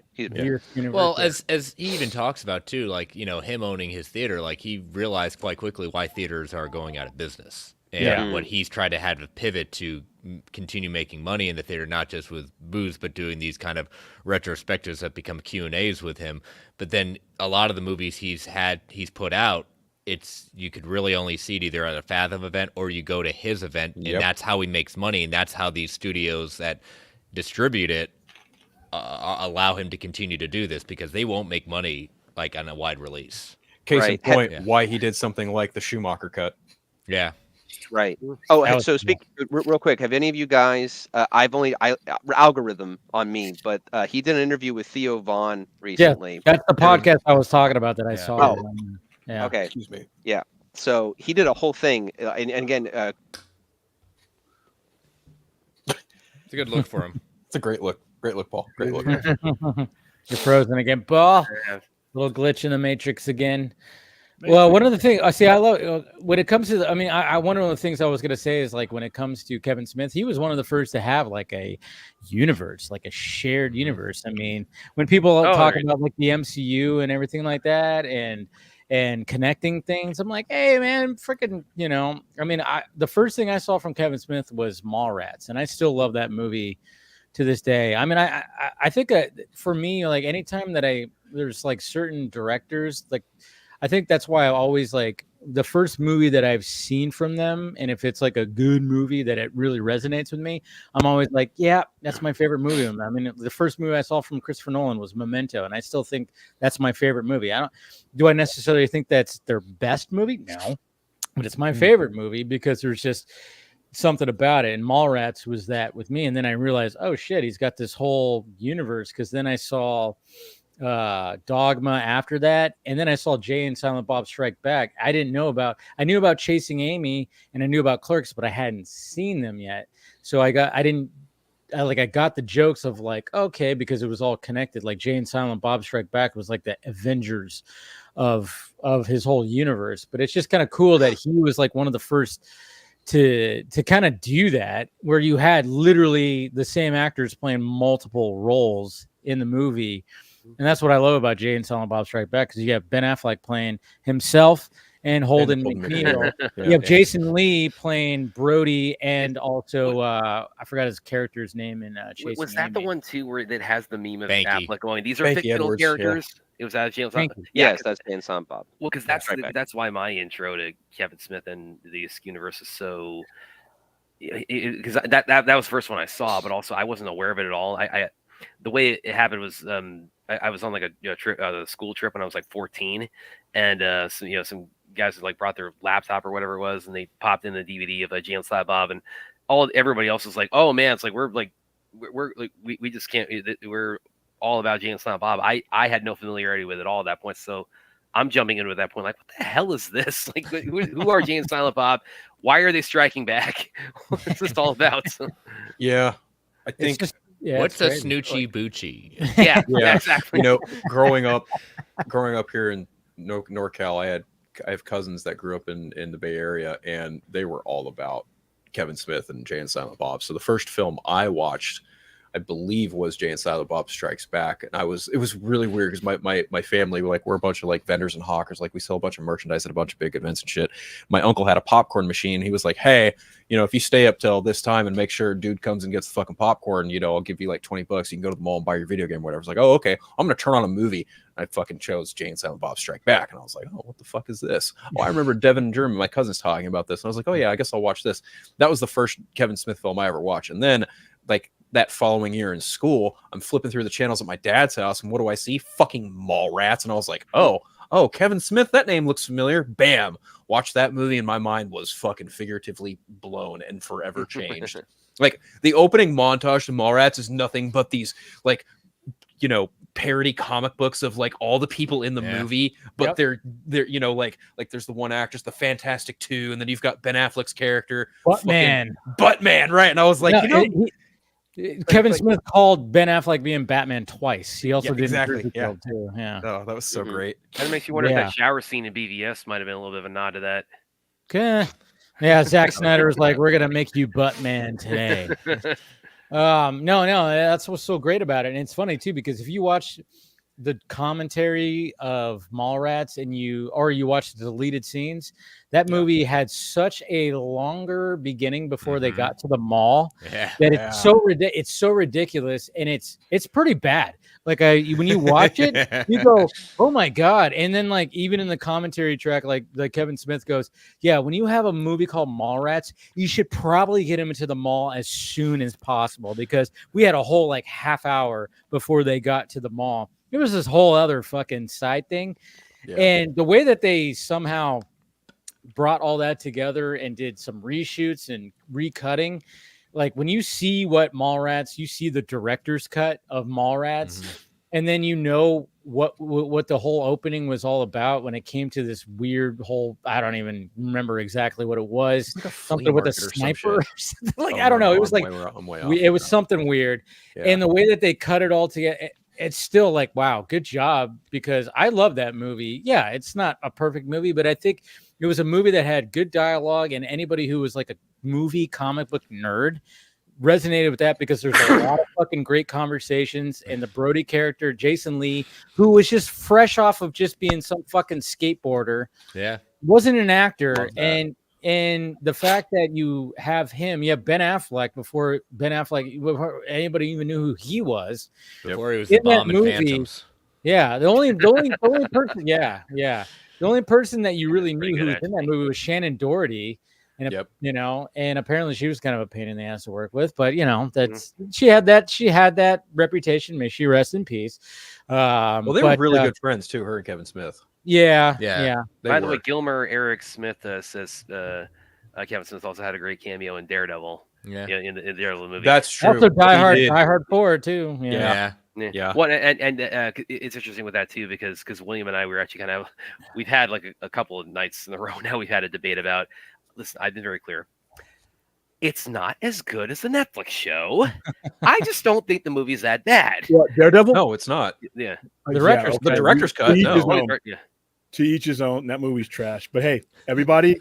Director's cut's better. You know, they should have cut the entire movie. That's the cut that would have been. Well, that was the other joke. At least director's cut's not about they killed my girlfriend. Yeah. Well, that's the other joke I made. You know what would be a fun ranking of like all the Marvel movies pre-MCU? Which one is figuratively the best and worst, right? Like that would be a fun ranking to do. Spider-Man 2. How define pre-MCU? Like how deep are we going here, Phil? This is pre-Iron Man. Before Iron Man. So you have like from 98 from Blade 1 all the way to... that's what I'm talking about. We just call it BI. Spider-Man 2, BIM. Elektra. BIM. Is Elektra really the worst? Because I would posit Ghost Rider Spirit of Vengeance. No, really? That's not that bad. I would almost say the first Ghost Rider might be even worse. Oh, I would disagree. No, I would disagree. I think it's not great, but at the same time, like you know, and by the Peter way, the Daredevil Fonda director as on Mephisto. that one too. I'm just saying here, Phil, because when it comes to the first Ghost Rider, yes, oh man, you know, Eva Mendes and her fucking shiny skin is so god. Her skin is just like I just want to lick her skin because it's just like I don't know what is going on. She's just glistening. Sorry, I got a little weird on that. But you need a moment there, Dave. We'll all leave. You can have a moment. Most important question about this movie. Most important question to you, real quick. Just real quick. Most important question. How do you feel about the jelly beans in the wine glass? In the martini glasses? Martini glass, thank you. Are you talking about this is in what? Which one? Ghost Rider 1. In Ghost Rider. The jelly bean in the martini he's eating glass. martini glasses full of jelly beans, and he comes out of the shower with 6 packs. He does. Yeah, I forgot about that. Okay. Yeah, that's weird. You know. Okay, so like when it comes, so this is why I say the sequel might just be a skosh better because, well, the first one they were really trying to make like this blockbuster, you know, hey, superhero movie, and you know they gave Nicolas Cage a good hairpiece. That's not his real hair, first off. Yeah, you know, they did do that, and then of course he got really ripped, which didn't really make a lot of sense too, because it was like, dude, you play a fucking skeleton. You're playing a skeleton. Why do you need to get ripped? Oh, you're gonna have. They gave you a towel scene where you're lubed up with baby oil. That's good. I like, you know, fine, perfectly okay. You got Eva Mendes, and it goes a little crazy with all that stuff. But when it came to the second one, they went, all right, we're making it R-rated. We're gonna bring the guys who made the Crank movies. We got Idris Elba. It's taking place in the fucking West, where it's just desert and dirt.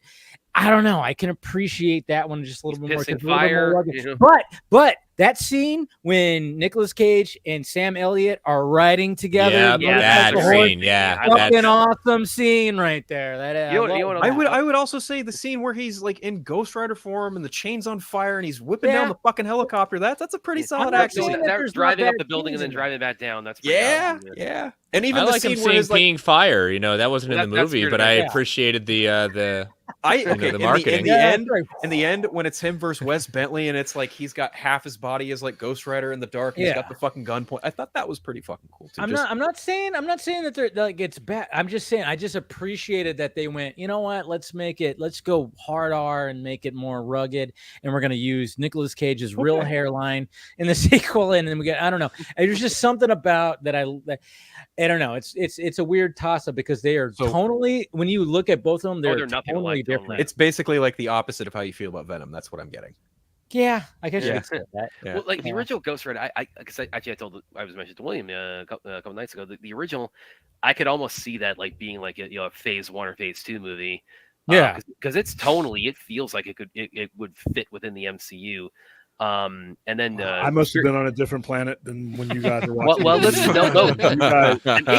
It came out barely a year before the MCU began too. So I mean, the second one did, not the first one. Yeah. The first one came out just for the MCU, and then Spirit of Vengeance. I did not. I haven't seen it since. I did not like it at all at the time, and I was really confounded about that because I'm like, I should love this movie because it's heavy metal.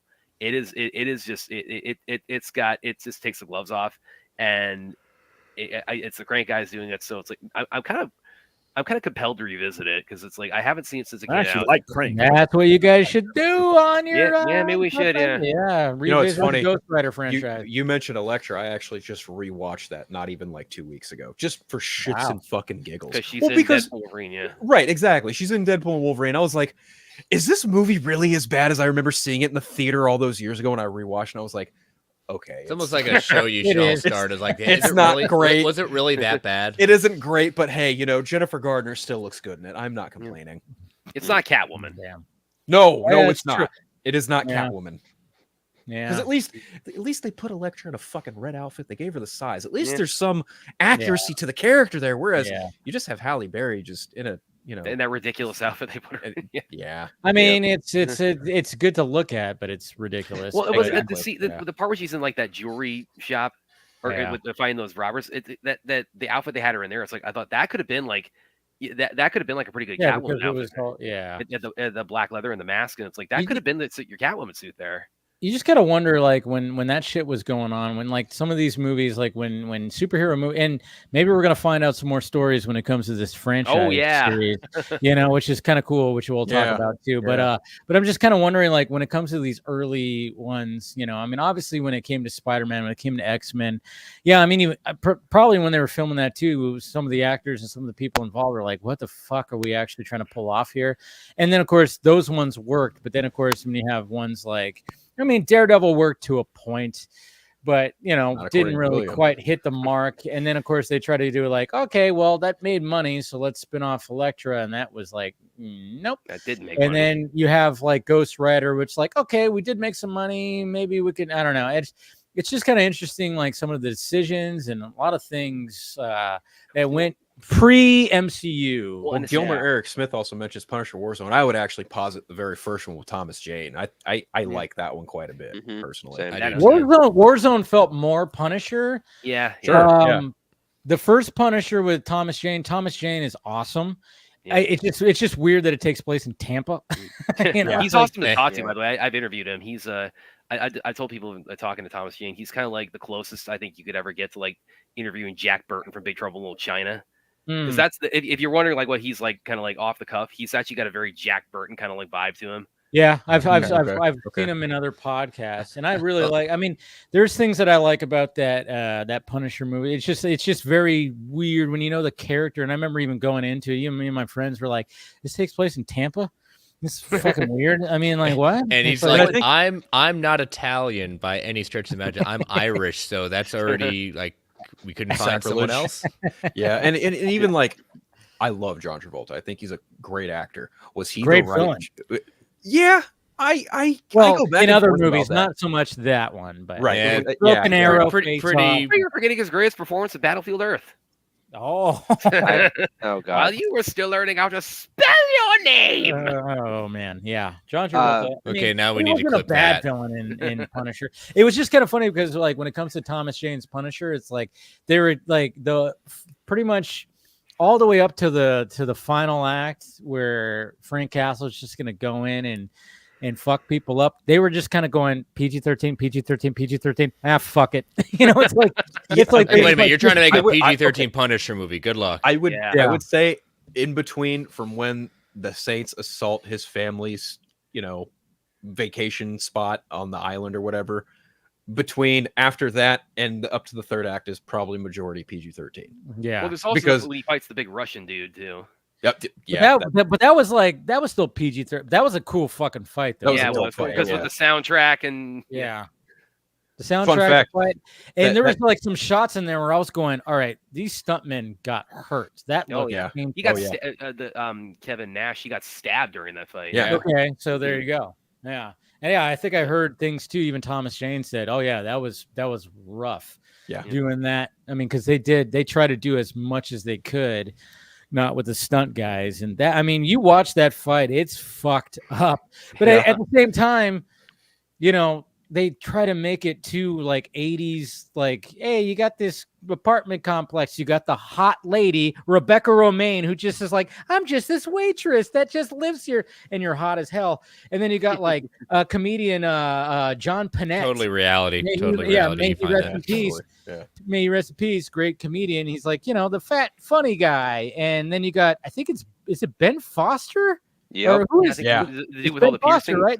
Yeah, The the piercings? guy with all the Yeah. piercings. Yeah. It's like the crazy weird guy, and it's like, okay, it was just they were trying to like grab like this almost like this early 90s or even late 80s kind of like vibe of like, oh yeah, this mysterious dude moves into this apartment and he's got a secret, and then you got these like people that are going to be involved with what they were trying to add that element to it. It's like, it's fucking Punisher. Put him in Hell's Kitchen, and that's all you need to do. And that's what they did with Warzone with Ray Stevenson. May he rest in peace. Jeez, a lot of people tonight. But yeah, I mean, and I appreciated that because they were like, all right, let's just go fucking full comic book.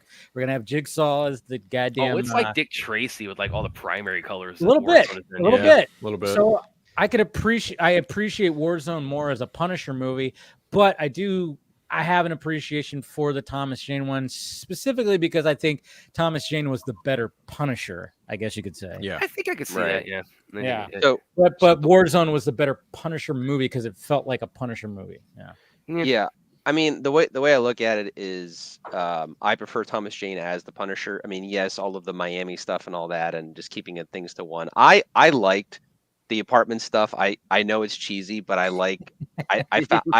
wanted those characters to live. I guess that's the best way I can put it. Yeah. The Russian fight was very well done, and then of course he goes full Punisher at the end and he gets his revenge and so on and so forth. But no, I found Thomas Jane. That's how I picture Frank in my mind when I'm reading the comics for the most part, when he's like mostly stoic and everything. Now, me as a comic book reader, Garth Ennis is like, the main, like he's pretty much what the Ed Brubaker is to Captain America. Like that's who I see as the Punisher writer. And Garth and his artists that he works with, usually there are two types of Punisher stories. There are ones that are more grounded and straightforward and more about how Frank is just a force of nature that just kind of moves in and just does a thing, and then he goes on to his next thing, because that's how the Punisher works best in comics, is sort of just this third party sort of thing. Oh, did I freeze again? No. I just oh man, I wish I could find a better picture here. I think it's kind of small. But fun fact, because I just remembered this. Do you guys remember when the teaser of the Thomas Jane Punisher movie came out? Like there was like a teaser for him that came out and that played in theaters. And it was funny because I remember even like, me and my friends talked about it. It was like, he's got blonde hair. Like, what the fuck? Like, what are we doing here? This is an image right there of Thomas Jane. I mean, they literally this is not even a part of the movie. This is before they started shooting. Yep. They just wanted to put it out there and tease. He's got blonde hair still. The skull is like prominent here. Yeah, this is not even what the fucking skull ends up looking like. It's just kind of, I just remembered this right now. That teaser was like, they just wanted to get it out there, like, hey, we're going to be doing more Marvel movies. We're doing the Punisher.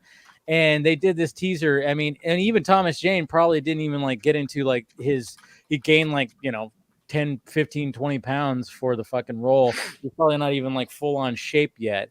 but it was just kind of fun. I forgot about that until now when we were talking about it. I'm like, oh yeah, that teaser was By the like. way, speaking of I Punisher, was when go ahead, when the, no, I just want to say when that came out, I was a DC kid growing up, so I was only so into Marvel. I knew X-Men and Spider-Man. That was pretty much it. I knew what the Punisher was for the most part, but I didn't really know the Punisher. So when that was coming out, I remember though it was kind of like a sleeper hit. It was like an underground. It was more successful in video than it was in theaters. And I remember seeing that teaser and knowing who the Punisher was only because the Punisher appeared in the Spider-Man animated show. Yeah. Yep. Right. Immediately, I was. Came on? Oh wow. Yeah.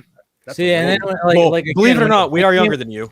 When it came to this, like when he got the bulletproof vest and he painted on, and it was like, not fully like, that's just badass looking right there. That image had come out before instead of the other one. Yeah, would have been way more pumped for sure, because that looks like a literal like cover to like a Garth Ennis Punisher comic or something. So that being said, so Warzone. So like I said, there's two versions of Garth Ennis Punisher. There is the grounded, like hard stakes story where, Frank comes in, it's force of nature, and it's just like a part of the existence of being around the Punisher, basically. And then there's like the other stories, which are just high octane insanity, where you might have Frank taking a paraplegic, crime boss and throwing them into a polar bear, encampment in the zoo, getting eaten alive. Yeah. Or as the beginning of Warzone, I haven't seen Warzone in forever, but like I think he pops out of a fucking birthday cake and then beheads a mob boss or something. He's hanging from like a chandelier spinning around like black. That was cool. Yeah, I remember that. And so when I saw that, I was like, okay, this is the movie that this is the Punisher that we're doing. Okay. And like I got it, but It's got a character named Jim in it. The one that's in Daredevil is for me the only true interpretation. I know there's been other ones, but the one that's closest to what Larry Hama and Mike Zeck, who developed the Punisher, did that. The John Bernthal one is the closest to it. The Punisher is not some exotic character that does exotic things. That's the point of the character. Is he's it's a black and white. This is the way it's done. I have a gun. I have ammo. You're my target. You're dead.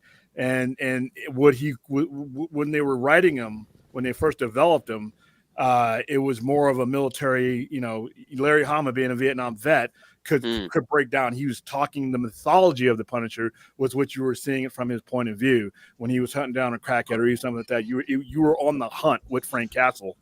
Yeah. I think where the character got watered down is when they tried, even though he came from Amazing Spider-Man 129, that's just where he first appeared. I think the character got watered down when they started putting him in, with other characters and other superheroes and things like that, where he just shouldn't be. And you got like a composite character. But the one that they have in Daredevil is, to me, as far as like growing up reading the comic book, reading Larry. Finally got it right. It depends on where you stick him. Even though Dolph Lundgren was pretty good too, right? I'll defend the Dolph Lundgren. Those are good movies. They're just not good Punisher movies, from my opinion. That's all. They're not bad movies. They're just not okay. If you're going to call it the Punisher, they're not the Punisher for you. Yeah. Like that's just me. It's all subjective. To your point, it depends on who you stick him next to, right? Because if you stick him next to the likes of Iron Man or Spider-Man, it's going to feel a little tonally different. But if you stick him to Daredevil, right? You stick him to the likes of like Daredevil, Luke Cage, people on the ground in Hell's Kitchen, it's a little more reasonable and realistic. At least when it comes outside of Daredevil, though, the storytelling apparatus gets real goofy because Daredevil is perfectly matched for that environment, for where he's in. Like if you read Child's Play, like I was talking with Brad the other night, the couple of issues right after the death of Elektra, that to me, and every time I see him with anybody else outside of that, he needs to be coming into conflict with a Daredevil or Solo, because I never enjoyed, because you have to compromise too much of what Frank Castle is in order to make that story work with other characters like that. That's just a personal opinion. In a certain respect, you could probably stick him next to Blade too, depending on the you probably could. The story that they're telling. Like if Blade needed an extra hand, just mowing down vampires or just evildoers, he could easily be a supporting character in that sense, I suppose.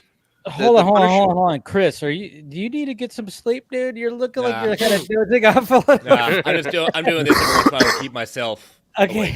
So I'm good. Just making sure. No, I'm good. I'm just every once in a while I'm just shaking my head saying I'm good. I was gonna say Punisher's been around for so long and is such a popular character. I mean, I've read him done by Chip Zdarsky's run, which I didn't initially finish, but he shows up in there and it's greatly written. It's more in line. I mean, granted, it's partly synergy on Marvel Studios' part, but Chip does a great job. They do a whole part where, like, Frank is still very much formidable, but Daredevil has enough of his shit. He takes two guns and does like a bunch of ninjutsu with it. Not gun kata, like out of fucking Equilibrium or something, but he uses it. Just like John Wick, Yeah. But he explains to Frank, he's like, I don't think you understand because of my power, like the way I am, like how versatile and how much more deadly I could be with these guns. Like, now fucking listen to me, basically. And then like Frank pays attention because, Frank as a character in general does get in the zone and becomes Punisher and doesn't, take into a set of effect. tunnel vision. Yeah. Right, exactly. Did anyone play that arcade game from Sega, The Punisher? That is part of a new collection they're re-releasing very, very soon. I might have. But yeah, I remember it. Yeah. I might have. I don't think I have. Yeah, it's like simple side-scrolling, but it's just Punisher just wipes So- the floor with everyone. Long story Right. short, we're all really anticipating Daredevil Born Again, right? Oh yeah, yeah, a without little doubt. bit, yeah. Of course.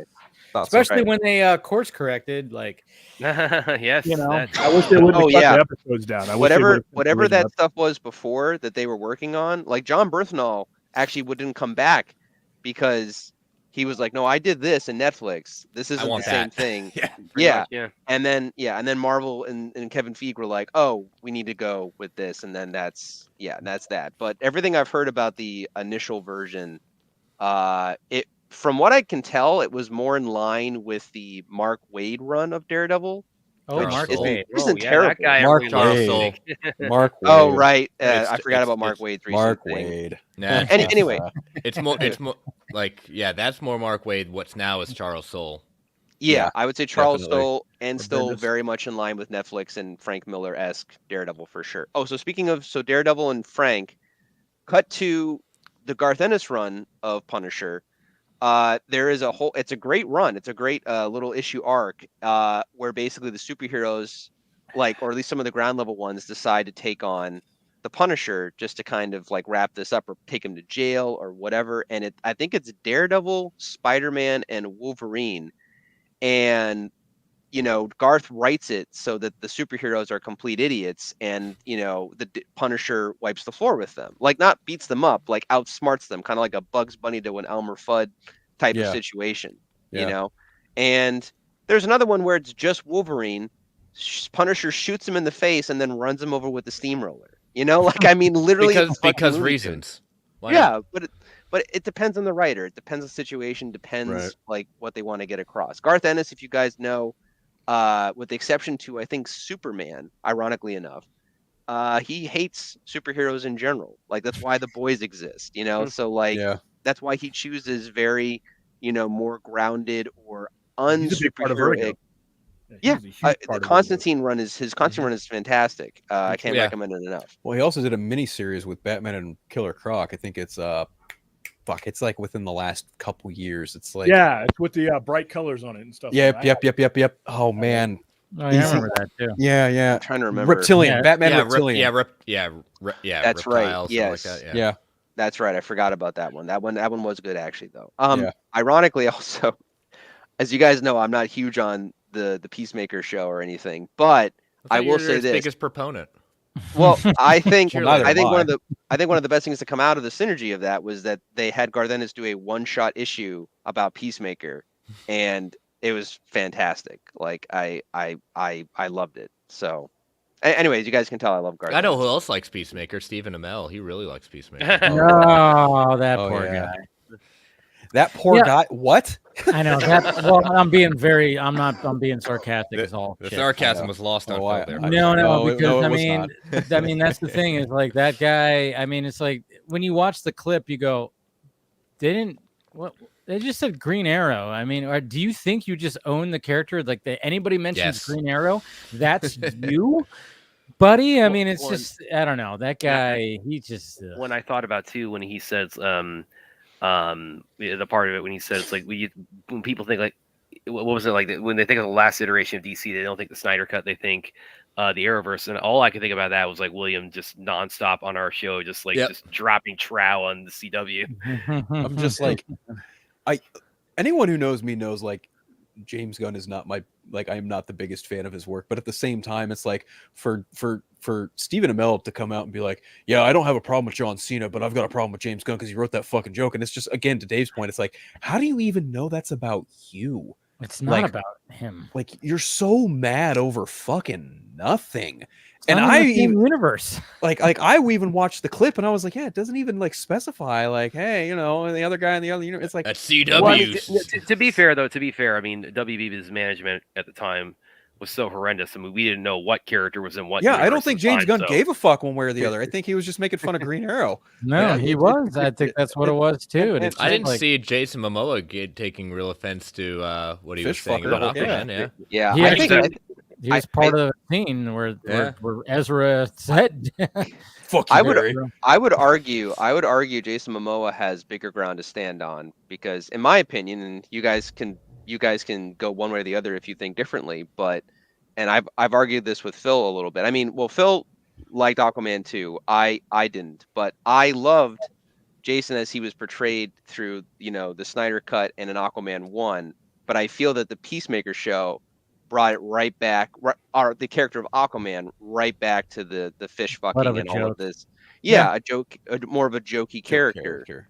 Yeah, and I feel that did more damage to the thing, or to Jason playing the character, as opposed to the way that like Zack and James Wan initially, you know, treated the character. I feel. I don't know. Like to me, I don't know if like did like full on damage, because Peacemaker is just such a ridiculous character that like, yeah, I don't know. It's just like everything's ridiculous. Like again, one of the running jokes of Peacemaker was, and they even say that in that clip when it comes to Green Arrow, is like he always has some kind of dumbass thing to say about one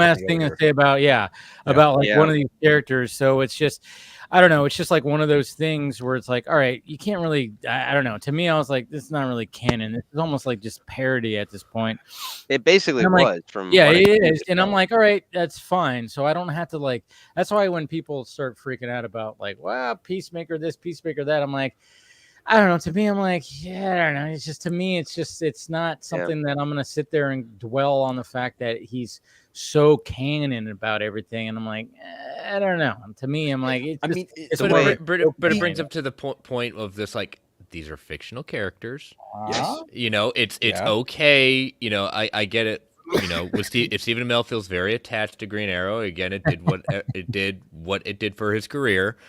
But again, the avenue he took is like, whoa, man, I don't think anyone's trying to come after it. But if you want to take it like that, you go after it. Right. And I think thinking about it now, just with this whole interview, again, I may not be the biggest fan of James Gunn, but even I can recognize like, okay, this is just incessant whining from a guy who played the role for like 10 years and just wants some kind of relevant attention.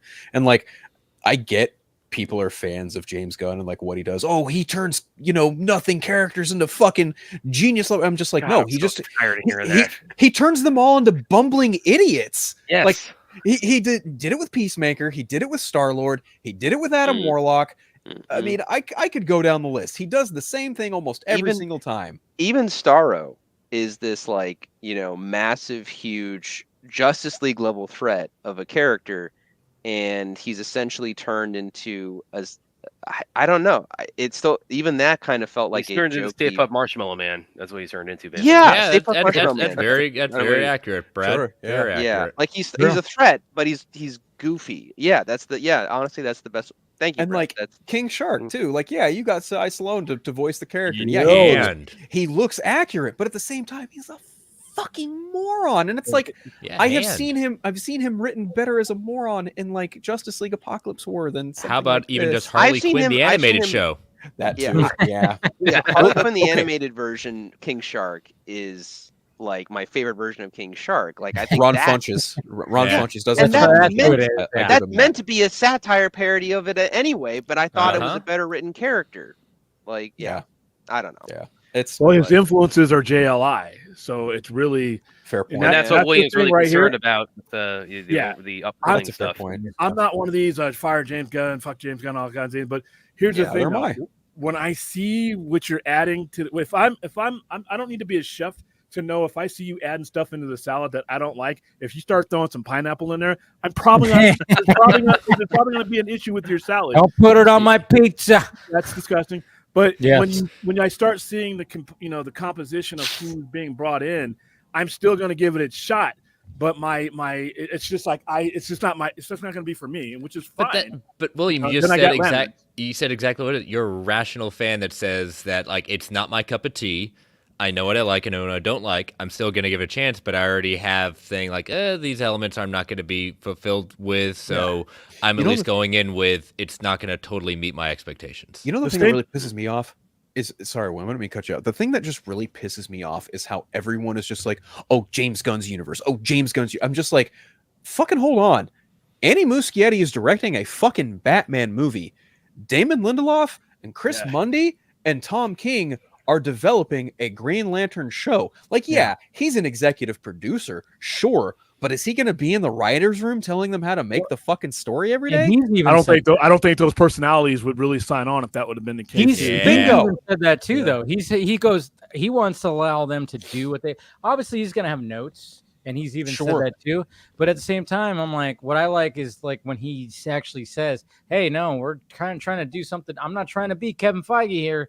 You know, even though like there's people that think he is trying to be like that, it's like, no, he's going to do his thing and hopefully that's all right. But hopefully and that's why Lanterns, I'm really looking forward That's the one right there. When I heard that he was going to be on it. That's going to be something special. Yeah, I agree. That's going to be the Watchmen season 2 I didn't get, I guess, because I really wanted more of that. But I think it's going to be the point, like I'll even have a shirt on saying, just get me to Lanterns, because the Superman thing is going to be a shit fest next year, simply because, once again, you have a character that's been around that long, and people have a death grip to the version that means something to them. And if you do something different than that version, it's almost like they're indirectly attacking your special moment.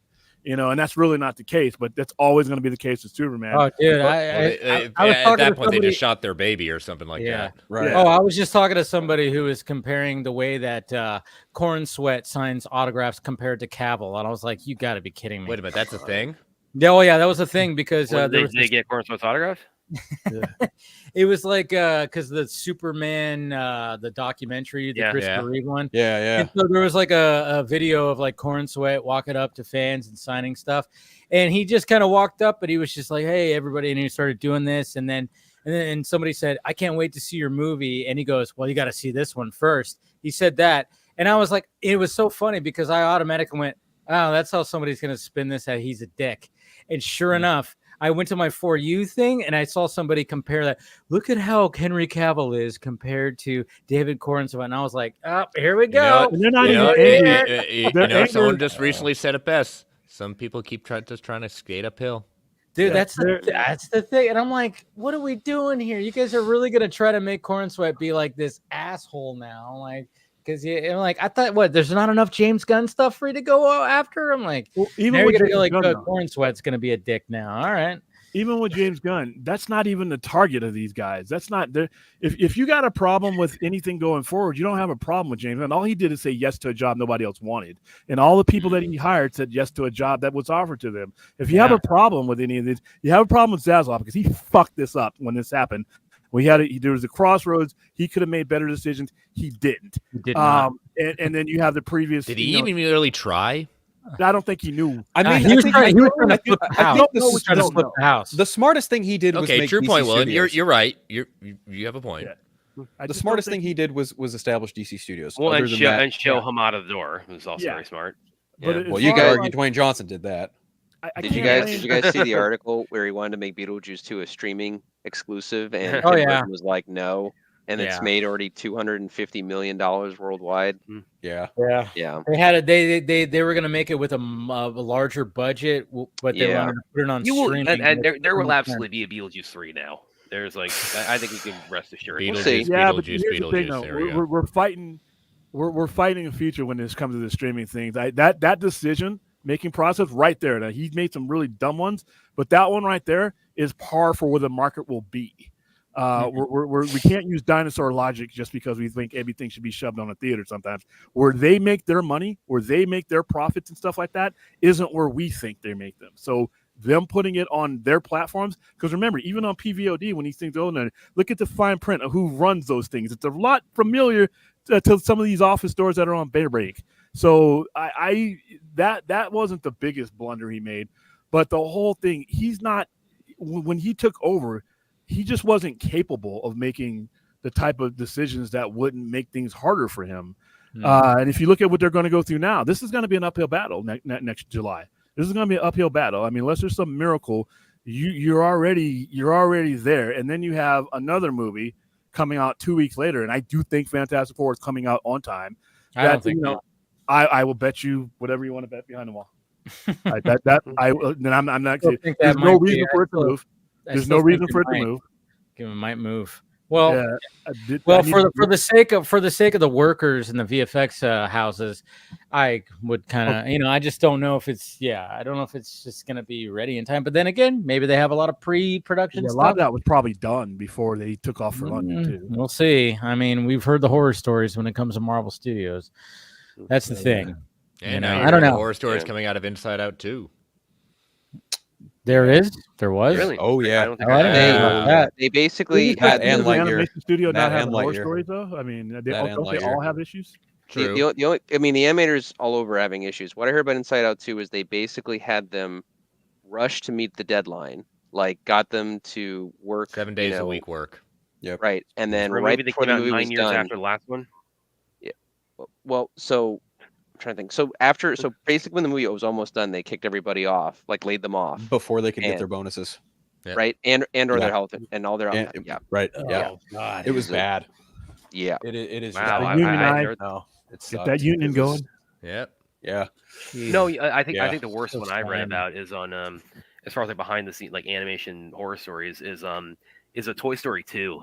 That has some really awful stuff. Like there's like Yeah. the one story of like the one animator who like they left their kid in the car because they were so wiped out and or something along those lines.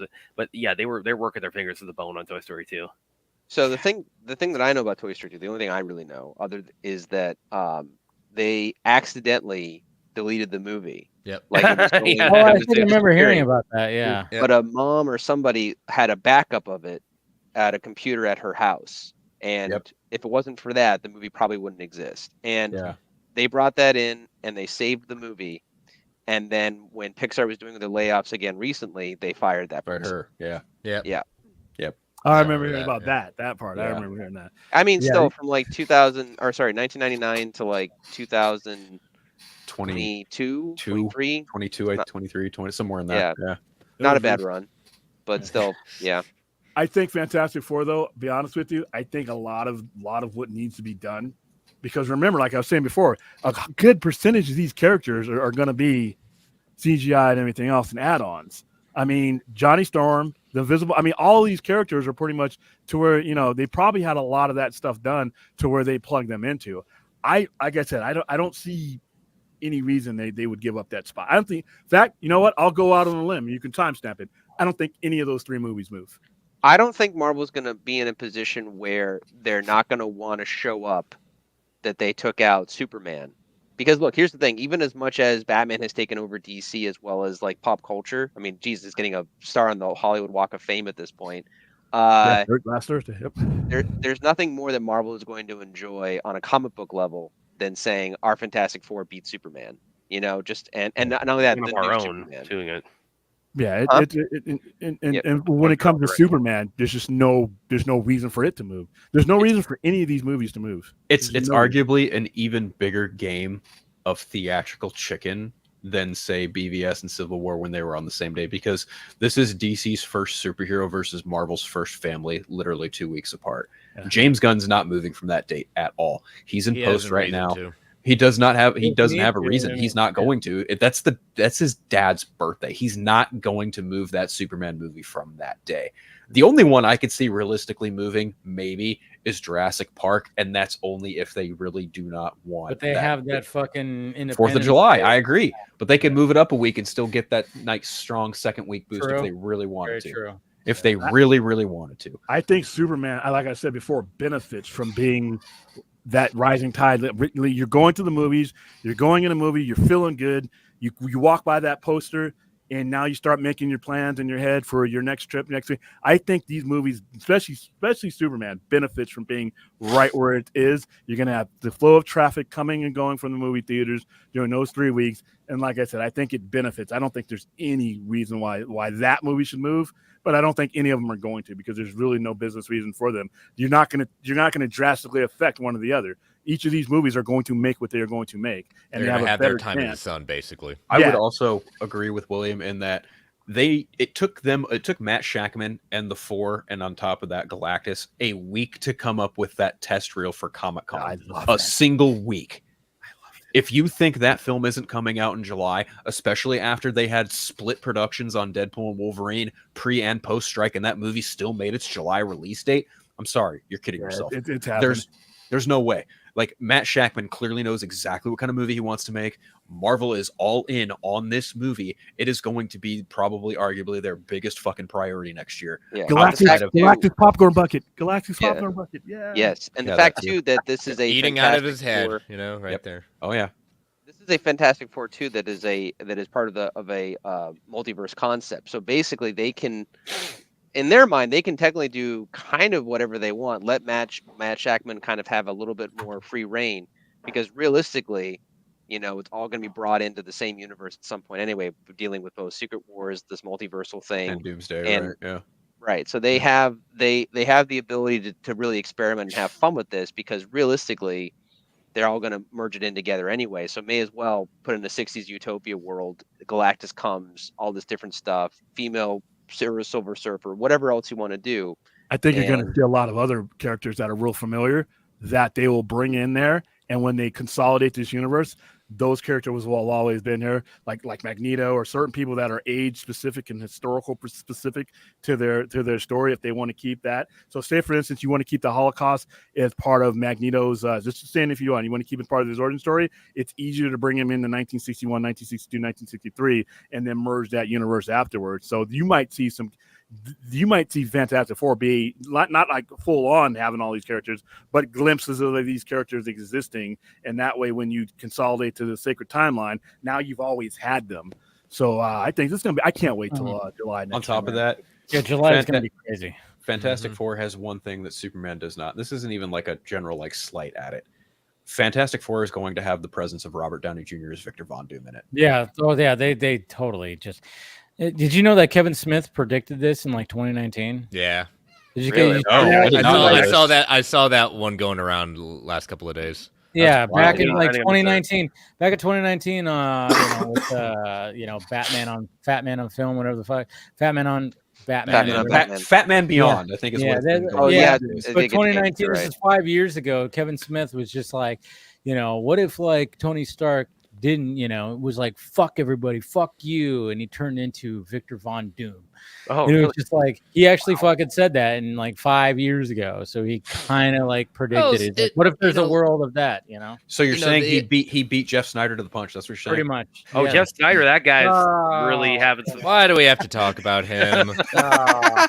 I'm trying to get that image. I'm trying to get that image of him that he took. Wrong Snyder, huh? Yes, I saw your post. That made me. I couldn't help myself. Taking scoops from you. That's all right. I got that same picture, not only sent for me by Dave, but yeah, I know. I had to send it to Phil because I know Phil loves that. I saw that, and I just wanted to be like Negan and Walk Dead said, "Did you just threaten me?" I saw that. And I was like, "This cannot possibly be real." I saw that. So did I. At work, and I get the ding on my phone. I was like, "Oh, Dave, okay." And I sent a picture, and I looked at it, and I was like, I put my phone down, and I just started laughing. Yeah, my coworkers are looking at me like, what is he fucking laughing about? Yeah. And dude, I just fucking lost it. I was like, You know, I that mean, when is it comes pathetic. to scoopers, I'm never gonna say that a scooper gets everything wrong, but they don't get everything right. I mean, let's face it, it's always there's a batting average, and you know, nobody's batting 1,000, nobody's batting 0. I'll give that, but at the same Well- time, I just like when you have an attitude like that guy, and Yeah. just like I said years ago when he had like a meltdown, and I made fun of him in like a quick video that I did. And he blocked me. You know, it's just I was like, this guy is just, and then when I've seen him in other things, and I'm like, he's arrogant, he's just full of himself. And anytime that he does a scoop now, like remember he did the Beyond the Spider-Verse scoop that they were scrapping most of Beyond the Spider-Verse. Yeah. And then all of a sudden, like Phil Lord and the fucking composer of the score goes, this is not right. And I'm going, yeah, why would so? I mean, I get it. Sony sucks. And when it comes to the live action, sure, they do some. I mean, Jesus Christ, they were still doing Venom fucking reshoots apparently a couple weeks ago. And that movie's coming out next month. Live action, much different. When you have animation that takes so long, I just go, I don't know. And especially when the Spider-Verse movies have been fucking gold, Academy Award. it's hard for me to believe that when it comes to Beyond the Spider-Verse, Sony was like, nope, this sucks. Scrap all this work you guys did that took like a year, you know, with animation, all these animators. It just didn't seem right. So when he got pushed back on that, was he one of the scoopers that went, you know what? Got wrong information. My bad, guys. No, he, of course, doubles down because he's that arrogant. There's And no then he does- consequences, though, because if we've replaced news with scoopers. When you did it with the news, and if you were wrong on something a couple of times, you got fired. You had an editor that looked over your stuff before it went to the public because nobody wanted to look like a fool. But now you also have a populace that will just buy anything, and a lot of it is because they want to buy it. Yeah. So with the news is the news. The news is Koppel comes out and tells you what it is, and that's pretty much it. It's gotten worse now because, especially now, like when there's things that are divided, like. If there's certain things that come out that just randomly about either like, oh, the Snyderverse or Zack Snyder or something against James Gunn, there are people that just want to believe it just because they want to believe it. Or, I mean, I've even said this before that anytime you hear like, oh yeah, Matt Reeves, Batman, the Batman universe might be canceled, there are people that want to believe it, so then they would just blame James Gunn because they hate him so much. And I'm like, but then all of a sudden we just find out today, hey, guess what, guys? First off, the Penguin series. Let's start talking about this first episode. Fucking stellar. And then the day of that, everybody's raving about this. Matt Reeves like, guess what? Batman 2. It's probably already. I bet it's already been. I mean, it had to have already been done for a while. Just they're probably. It's. I mean, when the show's dropping, it's like that's the perfect time to say, yeah, I'm done writing it. Totally with you on that, Brad. Yeah. I'm just glad. Like I said, I'm just glad we have these two things going on because, like I said, I don't think what I don't like is something not happening because something else is happening. Right. That to me is the embodiment of stupid, and that's what DC has done for 36 years. They've done like I said. If I ever I want to find out for sure what the whole Superman and Lois is, and Brad knows not my favorite show. But if I ever like I said, that's a mark on somebody if you stop telling that story because of what was coming out before. That's just dumb. And then I think, and that's why I like what we can't tell the difference, William. We can't. It's impossible for us to tell the difference. We had 2 giant lizards named Godzilla within 4 months, and we did okay with that. I mean, Henry Cavill and David Hornsford and Tyler Hoechlin all look so similar. So, but here's the thing, though, and they're just clones. They're just slightly different clones of the same person. Yeah, Christopher Reeve. That's what I've. That was funny too. It was just like I think Stephen Colbert. He made a funny tweet where it's like when everybody. Well, I think when Corn Sweat got. And everybody was comparing him. I'm like, oh, he just looks like a Cavill. It's like, and Colbert was just like, I think they just look like Superman. It's like, yeah, black hair with curls. You know? It's like, and by the way, guys, when we get to when Superman and Lois season 4 drops, because I'm on the show. I'm the fanboy of the show, so I'll be kind of like doing the coverage of it. And so it's like you might want to tune in for that because I am so gonna just rub it in William's face. Wait, hold on, wait. I mean, in fairness, I've converted. I'm kind of a fan of that show now. I've been converted. So The big news Brad. is they're telling a story it's a brand new concept. Never heard it before. What is it? Brad, let them know. What is What it? is it, It's, Brad? it's groundbreaking. I'm gonna rub this in William's face like you cannot imagine. You've never heard this before. You're going to be shocked. You never. Okay, I'm on the edge of my seat. Brad, tell me. I'm all Tell me. telling Oh, yours. it's Death of Superman. Oh, whoa! Whoa! How could I not grasp such an original concept? How, Yeah, how they- did, they- you- how did you- Superman can die? how did you blindside me with that, They've Brad? done. Let's see where else have they done live action. They've done the BVS. Wow. Slash I got enough Death of PSL. Superman to wipe my ass And with that's for the it. next 10 years. live You action. know what We're we gonna could just do keep next that when he stuff. comes back? When he comes back, evil Superman. Okay, but in fairness, also, What?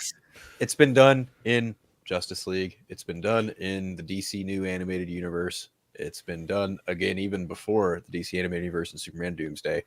It's a popular story. I can understand people getting tired of seeing that story. I do. But at the same time, I'm just like, fuck it. Why not? It's a good story to pull from. I mean, how many times have they pulled from The Dark Knight Returns? How many times have they pulled from The Dark Knight Returns used for Batman? I mean, they Just once. did it. Not They enough. did it. Okay, but they did it within a fucking 5-year time span. They had The Dark Knight Rises and fucking Batman v Superman: Dawn of Justice. And They the Dark both Knight use Returns elements of The animation. Dark Knight Returns. Yeah, that too. That fucking too. Like, these are the most popular stories for both of these characters, William. I'm And I sorry, was- but this and I is was- just You got something you're gonna have to 85 deal with. years of lore to tell, and I get Meathead Doomsday again. Yay! And I was a lot like Dave too when I first saw BVS when during the final Doomsday battle, and he turns her and he says is like I love you, and the music starts. I'm like, oh man, they're really doing it. Oh yeah, I remember I was like patting my friend. I was like, they're gonna do it. They're doing it. They're doing Killing it. him. Well, And you're rooting for Doomsday. Yeah, stab that in him. Even when they showed him in the trailer initially, it's like I didn't think when they showed him first showed Doomsday in the trailer, I didn't think I thought what they would do, they'd do something like they'd bury him underground and then he would come back later for or something along those. I didn't think they were going to be doing Death of Superman, and so once the movie made clear that's where they were going, it's like, oh man, this buckle up. Batman had the reaction a lot of us saying when he saw Doomsday. I think we all had that reaction. Yep. Yeah, pretty much. One of the best oh shits I think ever. Affleck Improvise. Batfleck, he could swear. Yeah. Well, apparently he improvised that too. Yeah, it was great. Yeah. It was good That he improv. actually improvised that. You got a big monster is about to heat ray you to death. So Yeah, I know. Yeah. I mean, it makes sense. But but the fact of the matter is, when it comes to the Penguin, I mean, come on. I mean, Take it easy, sweetheart. Take it easy. I mean, this was. We all watched it here, right? Yeah. We all Yeah, watched we it. seen Yeah. we did a watch party last night when we Oh, yeah, that's right. at that torture scene. Our panel was like, Remnants of "Get James in Bond. my belly!" Casino All Royale. that hair. Little That's bit a of full Casino body Royale. prosthetic right there. That's more than him just. I was getting- not expecting to see a full nude, almost I a did full not need nude to. of Oswald Cobb. She's I wanna- crazy. I want to Just that say, whole- ugh. God. can we just talk real quick? And again, this is a minor point. And again, in this version of Batman, I get it, and I understand what Reeves is going for. But do you guys care if it's Cobb or Cobblepot? I Does it don't. really No. make a I break? don't at No. all. Okay. That whole thing, there are people making a stink, and again, there are people that just want to make a stink. I saw people that are like, "Oh, you guys wanted this fucking version of Batman. You deserve this," and I'm like, I Yes. do. I'm glad I got Yes. something I deserve Yeah. finally because I was like, I all like- right. I like grounded stuff. I Yeah. was saying to my friends the other night, I said, as far as fantastical Batman goes, I think you need to reach as far as maybe the animated series or original Tim Burton. That's about as when you get to Mr. Animated series Freeze is perfect. and flying surfboards like that level, then you've gone over. And you know what? Bat If that's credit card. if the whole thing of he's not called Oswald Cobblepot, I'm not gonna watch it. Okay, go back to the comics and don't watch it. I don't care. Yeah, You know, it the works for this, characterization is what I care about. right. For me, that's how I felt. It works for this version in this Mhm. world. The fact that Colin Farrell is still completely unrecognizable as Colin Farrell, and he has embodied this character. Yes, the fat suit looked like, now that you said it, I can't get it out of my head, fat bastard. But regardless, It's gonna haunt your dreams. It's it better does than though. fat. Like the foot haunts my dreams yeah. now. So Oh like, my god! When they that showed Well, his now mutation. we know what he means by that fat suit. Holy shit! Yeah. No But wonder we he all- doesn't want to get into it again for a while. No, you blame him? well, But I love the fact that the foot exists because the waddle that he does as Yep. the penguin, like Yeah. it makes sense. The leg There's brace and this- everything. Yeah, you understand how he gets the nickname, and in a way, in Oz's own way, he kind of takes that mentality that like Tyrion does in Game of Thrones, where like he wears it Yeah. almost like a badge of honor. You can tell he Yeah. hates it, but he utilizes it to his benefit and stuff Yeah. like that. Because there is this genuine it's kind of a mixed bag of things, because on one hand some of the gangsters take him as a joke, some of his men respect him, other people fear him. Everywhere he goes he gets a reaction, and I like that, and I like that it's not all the same reaction, because clearly Oz gives off many different impressions to many different people. I don't want to get too spoilerish, but I will say I loved man. the opening. Well, I'll say this, and you guys let me know if you want me to embellish. But that opening meeting that he has with a certain character. But I was not ready for You that. can't really talk That about was it like, without spoiling that. I thought it Oh. was like a dream sequence. Exactly. That's I true. was hoping that it wasn't, and when it wasn't, I Mm-hmm. was like, good. This show has started strong, and I wanted to keep going. And so, if the fact that it stuck with that, it has stuck to it, and didn't do any last minute changes at the end, tell me that we're in for a ride with this show. And I really, really like that. I always forget the actress's name, because I do love her though. She's great. But Kristen whoever Milan? plays Christine Milian. Yes. The mother? Whatever. No, the sister, Sophia, right? Sophia. And No, the that daughter, meaning the mother. Man, Caroline. she's Yeah. perfect. Yeah, she's great. Now it's funny because I'm a huge fan, obviously, of the Tim Sale, Jeff Loeb books. Sophia in the books, I believe, is some giant, monstrous Yes. woman. Yes. This is not that, but the craziness is all the same. It's all there. So that was an interesting choice, but I like it. I think it works. Well, There's even not she- much that. Sorry, I don't mean to cut you off, but like even to your point, and this is also regarding the brother Alberto. He's a complete far cry from Jeff Loeb's Long Halloween. Oh, Alberto. yeah. but 'cause it Not the works. same, But yeah. but Yeah. but to your point, Paul, too, like physically stature, her attitude and what she's trying to do, that is the stature Yeah. of her. She reminded yeah. me of every crazy ex-girlfriend that I've ever seen in life. I was about to say every ex-girlfriend you've had in your life. No, just in general, Still just alive? every crazy woman that you hope you never come across in your life. I'm Compiled losing into- fingers here for that, so keep going. Yeah, yeah. But No, but I mean, like when she first even shows up, and then they, and just the way that she handles Oz, and the fact it's like, oh yeah, let's just go to lunch, and then even like that whole scene, and then just like you could tell, like she's just, oh yeah, I've been rehabilitated. It's like, have you? The fuck you see- have. I'm like, you were holding in that beast, and then of course you see it like get even like more and more as the episode keeps going. How she And eats, she's like, how she she's eats not lunch. in it. She shows up know? like halfway through, obviously, Mhm. Yeah. and then it's like a shockwave that for Oz, and then it's just, man, when you just you see that build up, and then when she starts like really just starts asking, I'm gonna ask you again. Have you seen my and when like when she's like grilling him, like because she deep down she knows that Oz for has sure. Oh, something yeah. to do with and again we're talking spoilers here, and and that opening scene, and which is cool because when I after you watch the episode, obviously they do that whole thing where they break it down. And I love that, Matt Reeves and, the writers and stuff were like, that opening scene with Oz and it is the fact that it's just the fact that sets the tone, and the fact that it shows Oz reacting and being irrational. And then he realized, like, in the moment when he just goes bam and just blows him away. Yeah. And then he just realized, like, when he like his like first like, and then he goes, fuck. He just realized I just killed the next guy in line that's running this whole fucking show because I got because he pissed me off. You say that, and I just kind of laugh like, oh man, what are you gonna do now, man? Yeah, and that's just it, right? Like that's the thing inadvertently that sets him on the path, because the whole of Alberto ridiculing him, just being basically like, you're never going to be anything, you're nothing more than a fucking hired henchman, you're a little bitch, etc. That's the thing that kind of sets off Oz into being like, you know what?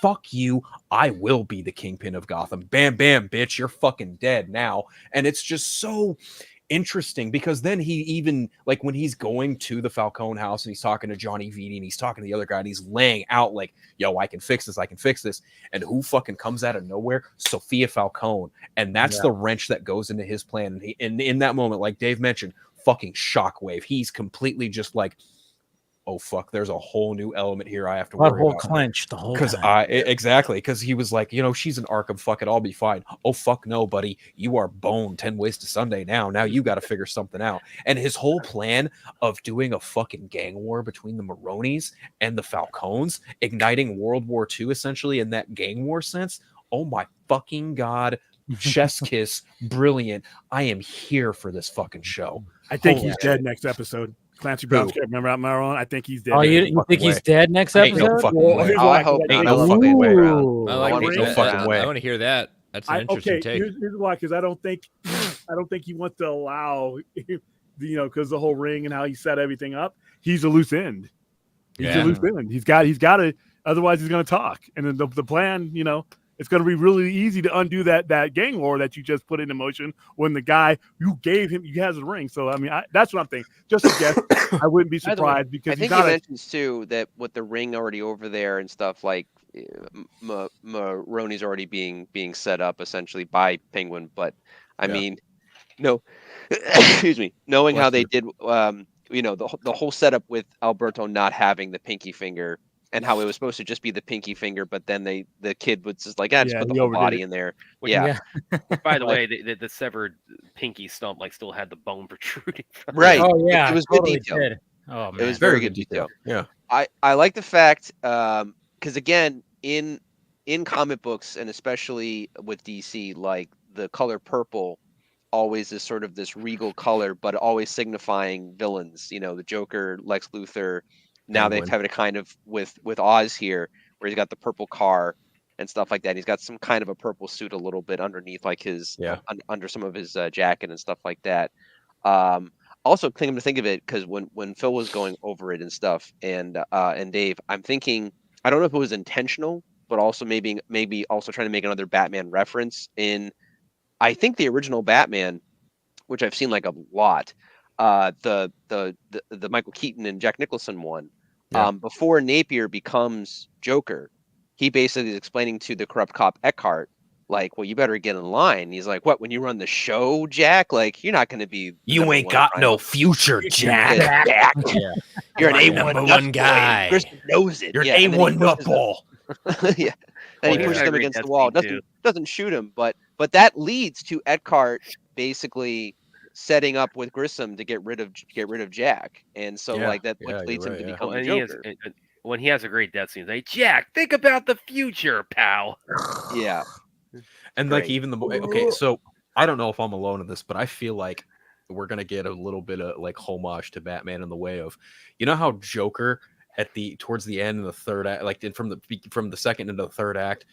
He goes, he stole my balloons. How did everyone ever tell you every one of those things? Thanks. Bob, gun, bam, and he shoots Bob. I feel like Yeah. Victor might not make it out by the end of the season. Yeah. You think so? I You really think hope- I don't know. After all this, I don't you know. felt bad for him because Yeah. he has a stutter. He's looking at I him wanna as his say- little protege. His I little want to say Robin. this. I want to say this, and this is the version. I wouldn't say it with the Danny DeVito version, but I would say it with this. The point of Penguin in the books, especially, or the source material, is that the Penguin, despite his grotesque appearance and his criminal affiliations, he's sane.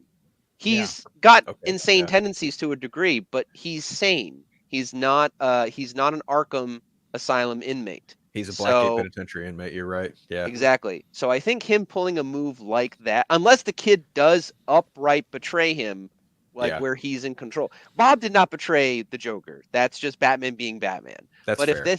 If the kid did betray him at the end, yeah, I could see him shooting the kid and blowing the kid away. But getting mad at him because something didn't go his way, not so much. I mean, the whole thing with that scene when he shows up to that meeting and he's in the car and then he's just like, he's all, if I don't come back out here, and then all of a sudden like he starts worrying. He goes, I'm just kidding. I'll come back out. Don't worry. He's all, why don't you just stay here? Find a sense of humor.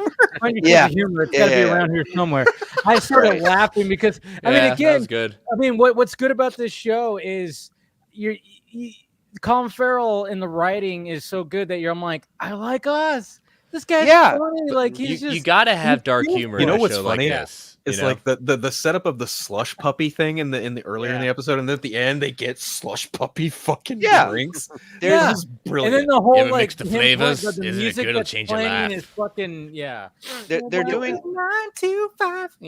They're doing some sort of cross between like Elephant Man and like Tony Soprano, but you want to root for Oz, even though he's been like clawing his way up his entire life pretty much. But like, you want Oz to kind of beat out the other gangsters because at least with him you're more relating to his story and relating to him crawling up. Whereas like the Falcones and the Maronis have been rich, for generations. It's been passed along. Because they've been in Gotham for fucking ever. So, and even in that sense, you're kind of like, I want Oz to kind of, because you want to see him be established because, in my opinion, or at least in the source material, the Penguin is never necessarily, I wouldn't even consider him like the kingpin of crime. He's not that level, but he's at the epicenter of where all the action is happening, which is why Batman lets him stay where he is. And honestly, I could see that being a benefit in Matt Reeves's saga / Batman trilogy is the Penguin is like kind of if they want to go this way, but like sort of like how the Scarecrow is in all of the Nolan movies. The same thing with Penguin. He's just he's always there. Look at the Penguin in such a modern context. He's more or less in a way, if Batman is a detective, the Penguin in some ways is in a way acts as an informant because he has his hands in every dirty pot. He's a necessary evil. Exactly. And even though Batman can put him away in a Blackgate for X amount of crimes, Batman still knows at the end of the day, he'll probably get out in 6 months to a year. But hey, 6 months to a year without any Penguin's a nice enough, break for me. But when he's out, I'll need him again. It's like you said, Chris, it's necessary. Well, the other thing is too, the enemy, he knows how to deal with him at that point. You take him out of the picture at that point. Who else is going to step into that vacuum?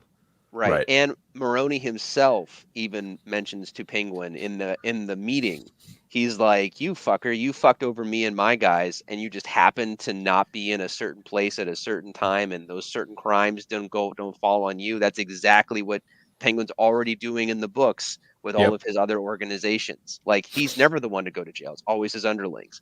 And again, not to use a pun, but like Batman understands Penguin runs that vacuum or runs that center, and he can get bigger fish or the person he needs to find if he goes to Penguin, basically. I mean, case in point, look at, I don't know if how many of you guys are familiar with this, but Batman Arkham Origins, like Batman shows up to Penguin's hideout, beats the fucking snot out of him and goes, Black Mass put a hit on my head. Where the fuck is he? And Penguin's like, I ain't telling you nothing. And then Batman proceeds to beat the shit out of him even more. And he says, where the fuck is he? And then Deathstroke shows up and you have to fight Deathstroke. But yeah, the point still stands. Written by Frank Miller. Well, and actually, kind of to all that point, something when we did the watch party last night, something one of the guys on the panel mentioned, Spidey, if you're watching, this is a shout out for you. One of the things he talked about is it's the part when Oz is watching like the 40s movie, and he thought about the way the Iceberg Lounge was presented in the Batman, which is it had a very modern. It was almost like the opening to Blade, where it was like a rainbow going on at the strobe lights, and he posited the theory that kind of the demarcate or the way the show is going to show Oswald. Or Oz, I should say. Well, they said Oswald. Yes, but the way it's going to show kind of his ascendancy is it's going to kind of mark that by like once he kind of gets all the power and all the wealth he wants to accrue, he's going to refurbish the Iceberg Lounge, kind of the more the comic accurate sort of a portrayal of it. And I thought about that, like, yeah, I think you might be onto something there.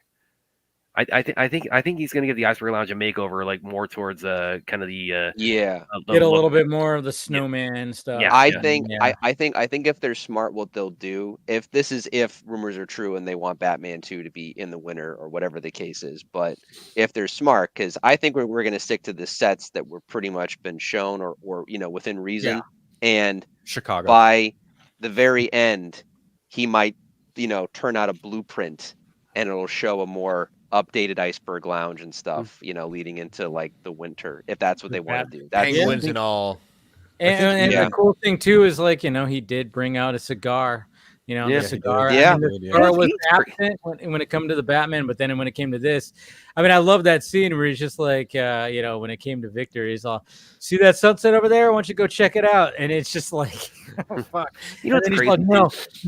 And then the it's Jack like, Nicholson scene getting ready to happen. It's like he felt funny. It's crazy too. Like the Iceberg Lounge, like the closest thing we've like seen to like an actual like Iceberg Lounge so far probably is Mr. Freeze's hideout in Batman and Robin. Don't even bring that up. So I don't know if you guys know. I don't know if you guys know the references and stuff, but when he mentions the old gangster that was idolized by his neighborhood, I believe he's referring to the actual gangster within the comic books who was referred to as the Lion. Which, I think you are correct. Depending on what the continuity was, it was always Rex kind Calabrese. Yes, it was meant to be Carmine Falcone, and then they retconned in main continuity, and then the Lion ended up being Catwoman's dad or something for a bit. I don't know if they bring that back. But again, even in that speech that he's giving, he was like, he died of a heart attack, cigar still between his fingers. And so that, again, cigar comes back up because he's probably, again, remembering the old gangster and wants to, idolize and, copy him in a sense, because that's how he wants to be remembered.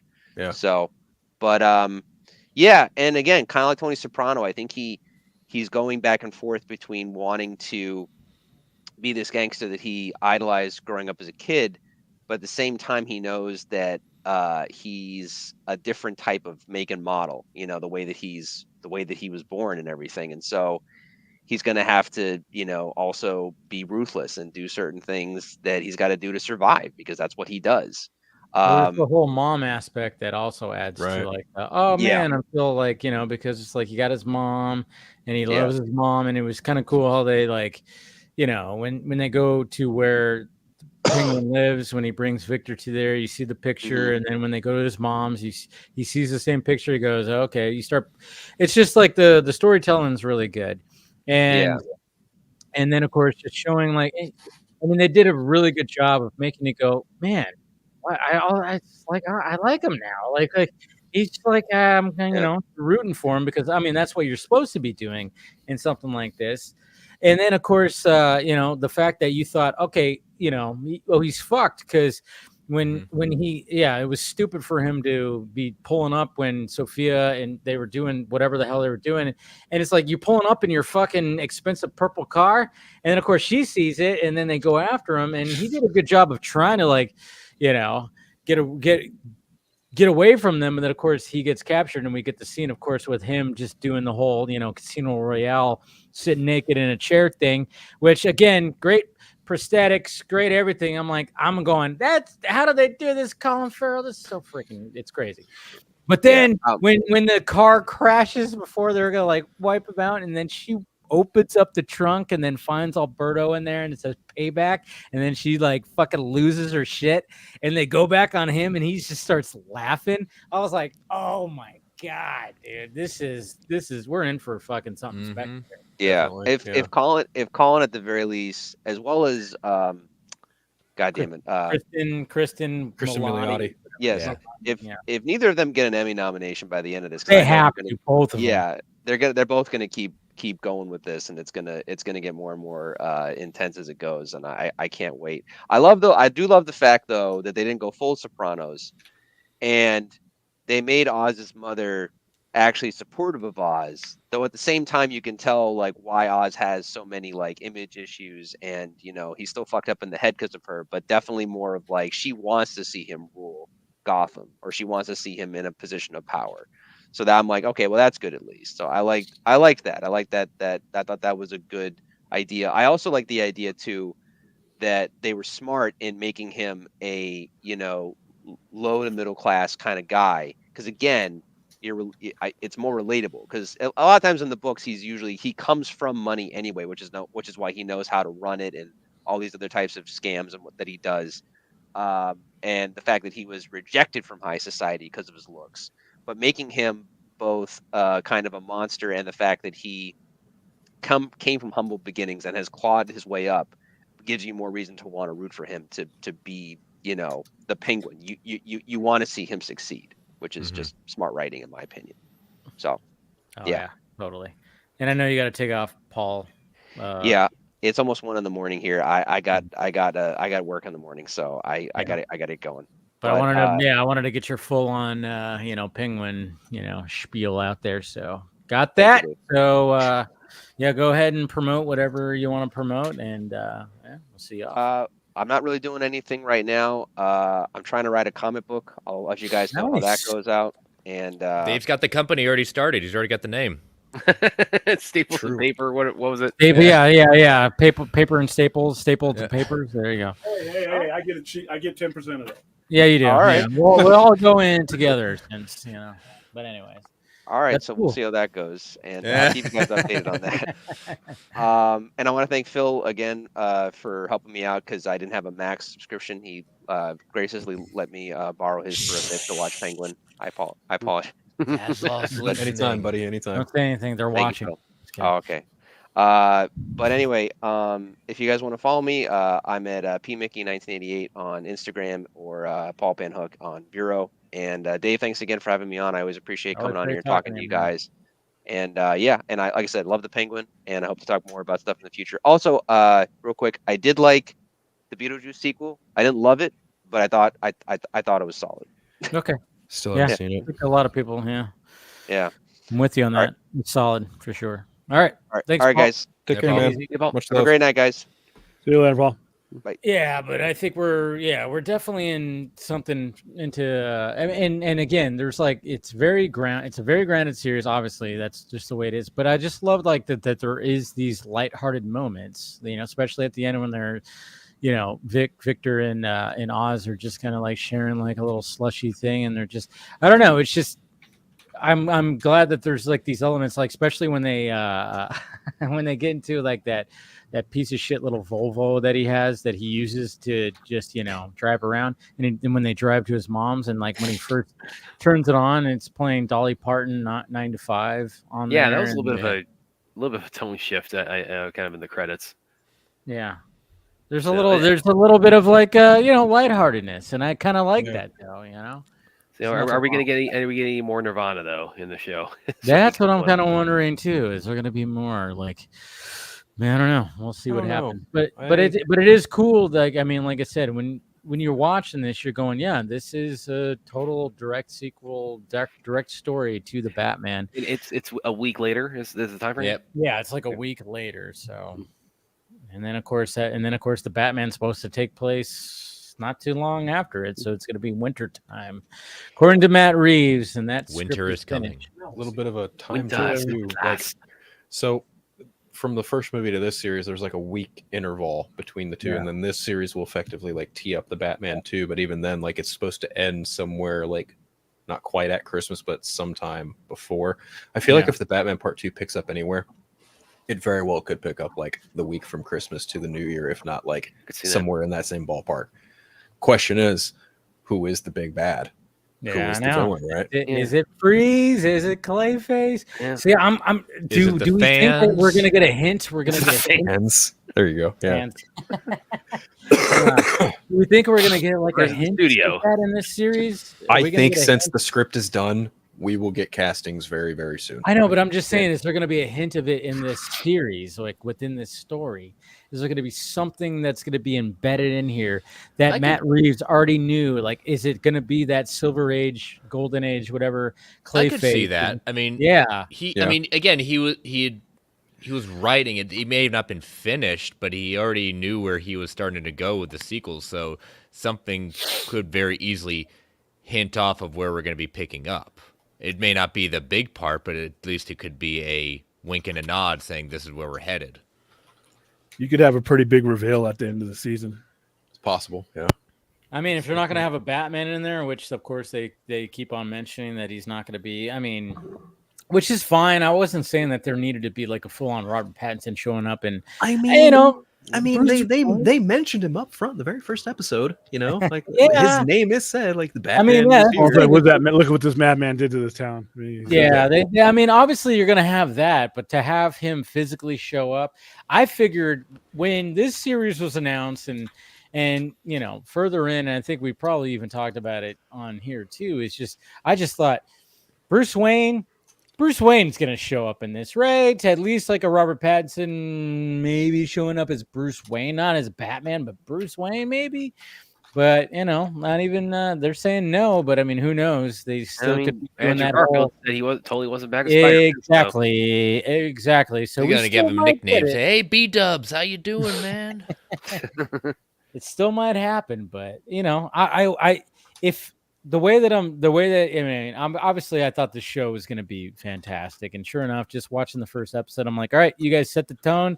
Good job. You got me really rooting for this guy who I'm not supposed to really root for because he's a bad guy, but you got me rooting for him and you got me going, all right, what the fuck else is going to happen in this goddamn series? Because that was a good way. It was just a really good first episode. And when he killed Alberto in the first scene, it was just kind of like, all right, you guys really set it up right here. I mean, it was just because we even saw that shot in the trailer where he just pulls out the gun when he's sitting on the couch and shoots, but you didn't know who he was shooting. Mm-hmm. And the fact that was like who he was shooting was like, okay, well, that's the whole fucking series. He just fucked himself, and now he's got to fucking, you know, do all he can to try not to, you know. But to your point, like that's a, you know, we were all shocked at that moment, but it's one of those where it all traces back to this one mistake, we'll put in quotes. This is his problem in the sense of people either underestimating him, making fun of him, not necessarily taking him seriously. This is his revenge to say like, y'all did this and you know, Sophia's saying I never underestimated you. Well, she kind of is still. Yeah. God, and I can't wait to see, because we know from just footage we're gonna see her backstory in Arkham. I just realized too, thinking about this, it's like, I don't know if this ever happened before, but like, and no, this isn't quite a one-to-one because Batman, even if he does make a surprise cameo, it's not a Batman-centric TV show. But I just realized it's like I'm about to be in a situation where I have a Superman show and a Batman show running at the same time. Right? Yeah, it's something that they said that they couldn't do because they thought we were too stupid and needed scratch and sniff to figure all this out. I still do. I need an adult actor to help me out. Okay, right. So dude, listen. Here's how you tell. Okay, remember when Cameron always used the explanation of like why he cast Robert Patrick as the T-1000. It's like if Arnold is the human Panzer tank, then the T-1000 had to be a Porsche. That's how you tell Cavill and Corrin split apart, okay? Cavill is the human Panzer tank. Do I really need to be that basic, though? I mean, if you can walk upright, if you cannot walk and use utensils, you should be able to figure that out. And as a seller, have you walked outside lately? Yeah, but here's the thing, though. We're not even the basic fucking moron can figure this stuff out. It's really they just didn't want to do it. Correct. It comes down to egos. Mm-hmm. It comes down to A, thinking your fan base is too stupid, which is not the case, and B, whoever's doing whatever wants to be in the forefront and not realizing that they're working for an organization that's job is to generate revenues to generations as old as people in their 50s, 60s, and 70s. And as soon as they figure that out, and it looks like slowly but surely they are, because before the mentality 10 years ago, you wouldn't have Matt Reeves Batman with anything else coming up on down the pike like you do with James Gunn. So they haven't gotten it right completely, but eventually, you know, greed will win out. And if this works, like I said, they need to adopt the Scott Snyder mentality, alongside of, not in lieu of, and that's what they haven't gotten right in 36 years. Yeah, but that literally just jumped into my head. It's like, I don't know that in my lifetime there's ever been a live action Superman and Batman TV show running concurrently. And again, it's not a perfect one-to-one because again, it's not a Batman. See, that's also by not design either, though. They inherited. I get that. That's the thing I want to see going forward. Is will these rocket scientists figure out that you don't have to inherit? You can actually design these things to work because you have this proves to you there are going to be people who like this version of Gotham City and the Penguin and the Batman that aren't going to be down for the fantastical Batman, and vice versa, and then some in between. You just don't leave a third of the money on the table. You take it all. This is where they need to get greedy and take the whole bag. Because there's a market out there for different types of Batman. You stagger them, you schedule them, and you make the money, especially with Batman. So I'm glad that this is happening right now. And I don't think I think you're going to get a trilogy from Matt Reeves, and let James Gunn do his thing. But like I said, there's room in my head for more than one type of Batman. So they do it in comics all the time. Exactly. Yep. Every day. But are you guys gonna be doing a Matrix watch? Yeah, I'm about to bolt. We're about to do Matrix Reloaded at about 10:45 or so. Yeah, our watch parties have gotten really become like our Saturday show. We kind of look at that for a while. It's like that's kind of like our Vodka stream. It's like now people are really loving these watch parties we've been doing. So that's the Saturday show for dead. We're doing that tonight. Like this.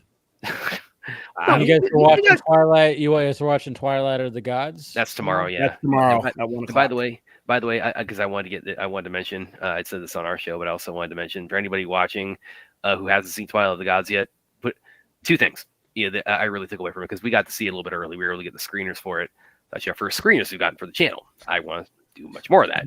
Awesome. I just got called a word god. Hey, that's in your chat. I guess the alternative would be illiterate. I guess. Well, two things about Twilight of the Gods. One that really jumped out at me is that Zach talked a lot with Rebel Moon about how much heavy metal was an influence on that. And I would say, okay, I got it. Yeah. So I would say, if anything, I think heavy metal might have influenced Twilight. It might have been even bigger influence on this. On Twilight of the Gods. It absolutely did. Yeah. Well, I mean, it helps that it's animated. That's yeah. And two, also, anybody who hasn't seen the show, like, without giving away spoilers, put it this way: if you prefer to see Thor as like in a heroic context, this is not the show for you. No, I want to see him. He's not cracking jokes. Yeah, he's a problem in this show. That's putting it delicately. Let's just say, that's the reason why he's this not a whole problem. thing He's the main. is because he's the problem. Yeah, the protagonist is looking for him because he fucked some people up. Which Jay Oliva even said that he mapped out that whole scene where it's Thor beautiful, fucking wild. And I was like, I was watching going, Jesus Christ. All right. So yeah, Thor's a dick. That's splitting. And that's canonical. He is supposed to be not a good person. Yeah. He's not supposed to be.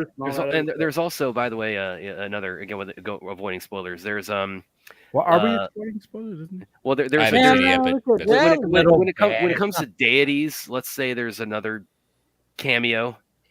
I'll just leave it at that.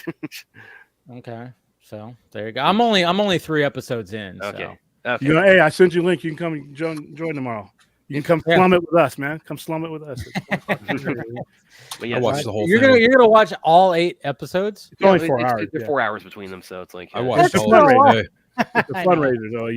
Fundraisers. We want. You got to do the fundraiser. Yeah, I'm guaranteeing we're gonna have Zach on the show. Yeah. Okay. Oh, is that what it is? No, Zach we're not. coming up too? Dude. Nice. I can't control where people show up, but I can give you the percentages of people showing up. 0. Hey, if he shows up, that'd be cool. He's got a full. He's got a microphone and when he gave us a shout out for the first charity drive, that was just like, man, that was big. That was awesome. I'm a fan of him as a filmmaker, but also a fan of him as a person. He's just an awesome dude. He's a good We're person. gonna try to reach 20 grand tomorrow. I don't know how possible that is, but I didn't think we were gonna reach 60. Where are you guys at now? Well, right now we're at 15,800. So okay.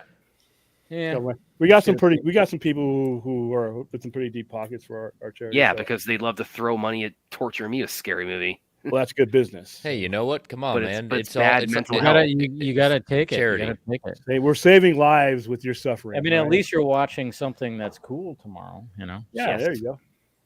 But yeah, if you guys need to take off, go Yeah, we ahead. got for that in a minute here.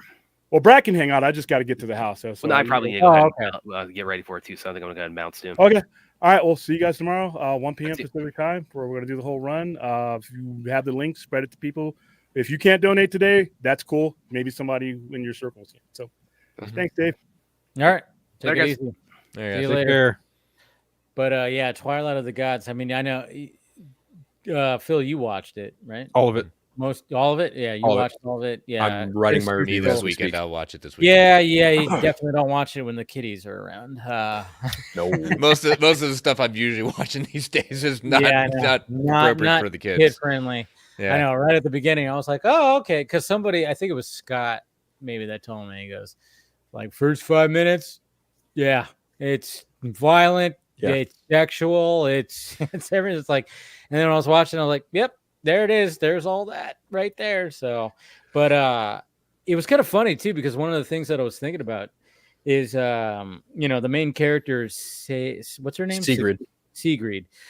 And she's awesome, she's badass, and I'm like when you see her do what she does, I mean, partially, and I think other people have made this comparison too, it almost made me seem like, man, did Zach bring in some elements that he had for the backstory of what he initially had for Diana when he it's not a bad idea. before. I mean, it almost seems like, because just the way that she is, and she's got she's not fully human, and the fact that it's just like she's just like a ruthless, just like fucking people up and stuff. And I'm like, yeah, maybe there's some elements there that Zach wanted to bring to a Wonder Woman at one point, or at least at first when he made that, he did create a backstory, and then of course that portrait of her with all the heads and everything.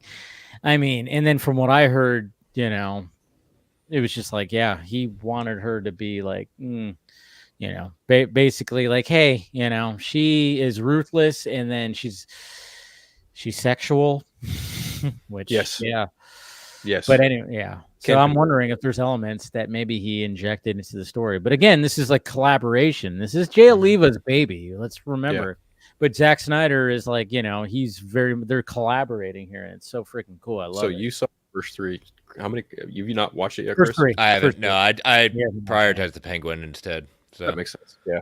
So Yeah. first episode, if you pay close attention, there's actually like a parallel shot to the opening of Zack Snyder's Justice League. okay. Wow, I might have to rewatch that now. It's Bummer. not really like spoilery, You but know. like there's a point where Sigrid is walking and a bunch of people just kind of disperse. Very Okay. opening of the it's very much framed and shot in a very similar way. Well, he did direct the first episode. Right, exactly. Interesting. All right, Yeah. I might have to go Keep back that and in check mind. that out. Huh. Yeah. And I mean, even in scope, it's Oh, it's yeah. almost similar. Like just the entirety of the show is very similar to Wonder Woman in a lot of ways because Totally. you know her whole deal in the first movie is going after Ares. Her deal in this show is going after Thor. Thor. So, yeah, Yeah. So I think there's a lot of parallel. there is. And yeah, like I said, the animation style too, and I love the fact that Zach mentioned that he wanted to get like a cool little animation style, like he didn't want it to be like 3D looking very like Marvel's like What If or something like Mhm. that. He wanted to be like, let's make the best like 2D as we could. I know when you had your conversation with him, he was kind of mentioning stuff about that. Yeah. And it was just like kind of cool because you see that because it's not, it's beautiful animation, but it's not to the point where it's got like these crazy like 3-dimensional shots or something like that where it looks a little too computer generated. It just feels still very 2D, and I really appreciated that. Still looks beautiful. Oh it yeah, does, it's very beautiful.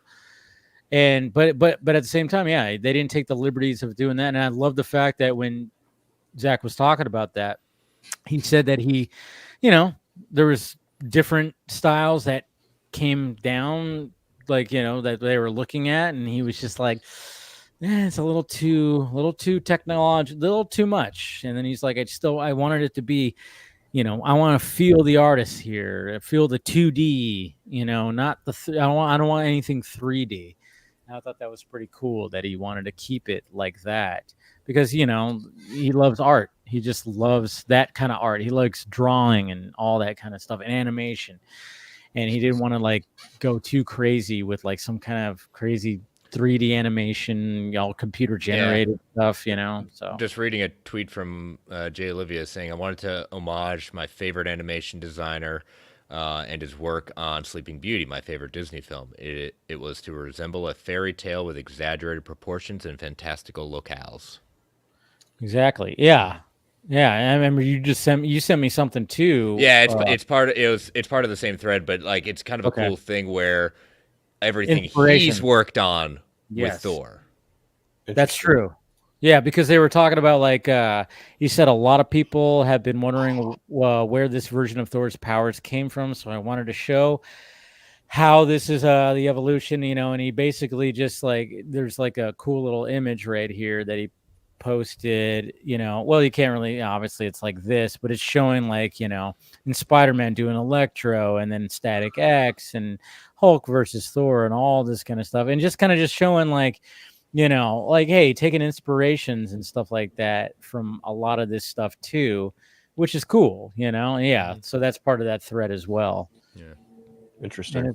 Yeah. So, I mean, that's the thing. We got to remember that, this is a Zack Snyder production, but this is, a lot of it's Jay Oliva, but, obviously Zack's going to sell the name, and there's a big, huge collaboration, which they've done many, many times. It would have been cool to see like Jay Oliva part of like some of the Netflix presentations of it, I wish that but maybe he just was like, that's not me. I don't do that.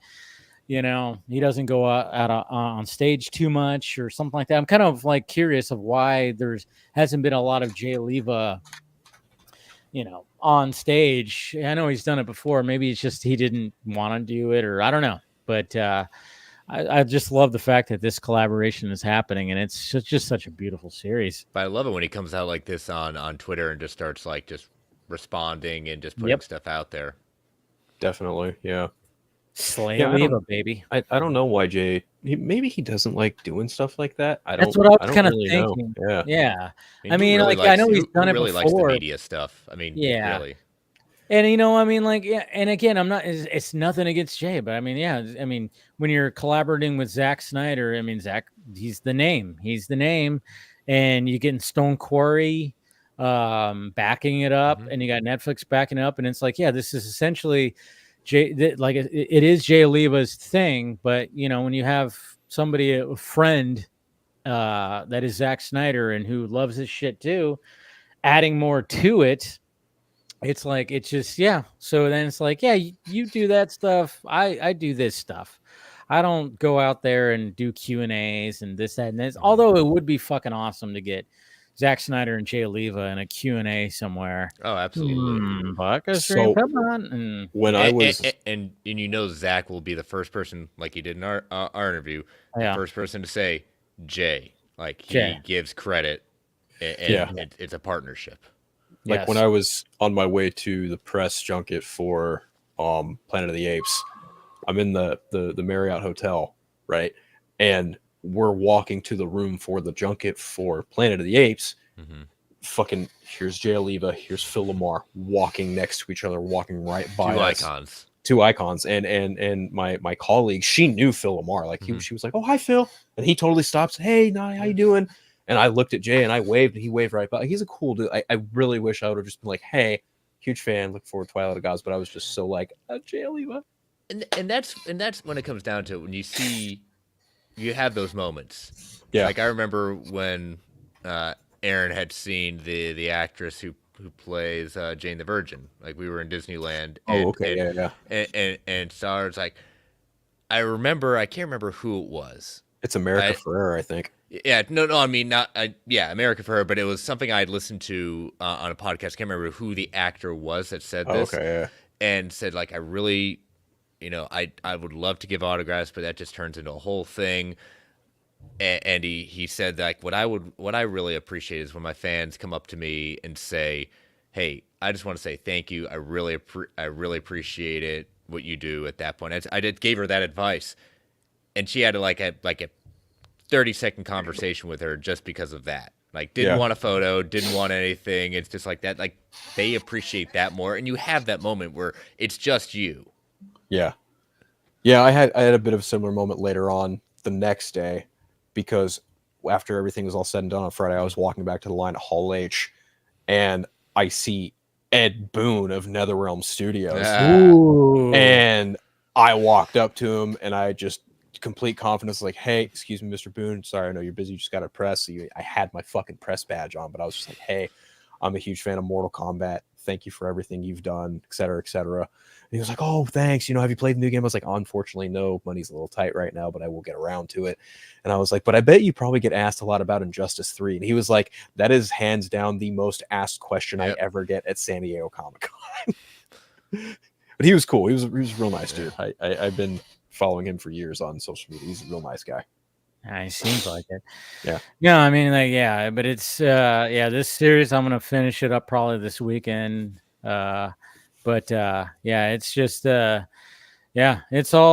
what you it's what you want. And then the fact that Jay Leva like tweeted that out, and I retweeted it, where it's just like where you see Thor just fucking people up. And people were just like, "Oh my god!" I mean, it's no real spoiler. I mean, it's just like, the story is just Thor's a dick, and that's who they're going after.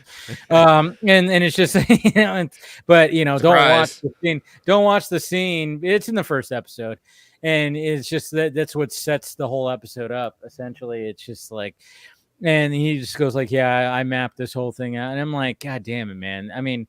Yeah, Jay Oliva is just like, when it comes to animation, that guy just knows how to work that shit. He's just great at doing it. And then when he's collaborating with Zack Snyder, I'm going, oh man, what else can we get from these two? I mean, that's for sure. After seeing so many different versions of Thor, like between, obviously especially the happy Thor, right? There's like the MCU Thor. There's the show on Netflix called Ragnarok.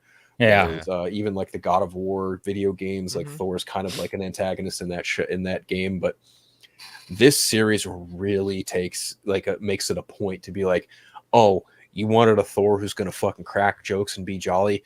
This is not the Thor you're looking for. No, every time you see Thor in this series, he's a fucking douchebag. Oh yeah, for the most part, you fear him. Yeah, you fear him in this one. So it's wild. And then Loki is like, okay, Loki. I mean, obviously, it's not the Tom Hiddleston Loki. I mean, it's I mean, oh man, there's a scene in here where when you get introduced to Loki, it's in a very like interesting and cool, pretty, it's a cool way.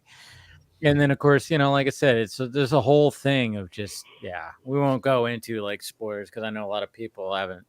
It's hard to like watch the whole thing, and we won't spoil it for you, Chris. But the way that you get introduced to Loki is like really cool too, because obviously he's around and his name gets dropped, but then when you get introduced to him, you're like, oh, like that. It's fucking interesting. It's fucking wild. Yeah, it's very wild. Like, and it's just like when you see something like this. And I think you guys even asked them too, is like, to not do something like this live action. I mean, obviously live action would be cool, but how difficult? Oh, it would be to do something like this live action. It's just so difficult to do, It would be hard R without a doubt. Well, of course it'd be hard R, but just to even try to pull off some of these shots and scenes, it would heavy CGI and heavy It goes back to what William was saying earlier tonight, you know? Comics, that's what you use those mediums so that you can do things without necessarily breaking the bank, but to just express it in a different artistic way.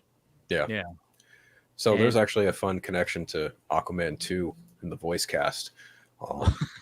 Really? Yeah, I know, right? Yeah. Oh yeah, the voice of Thor.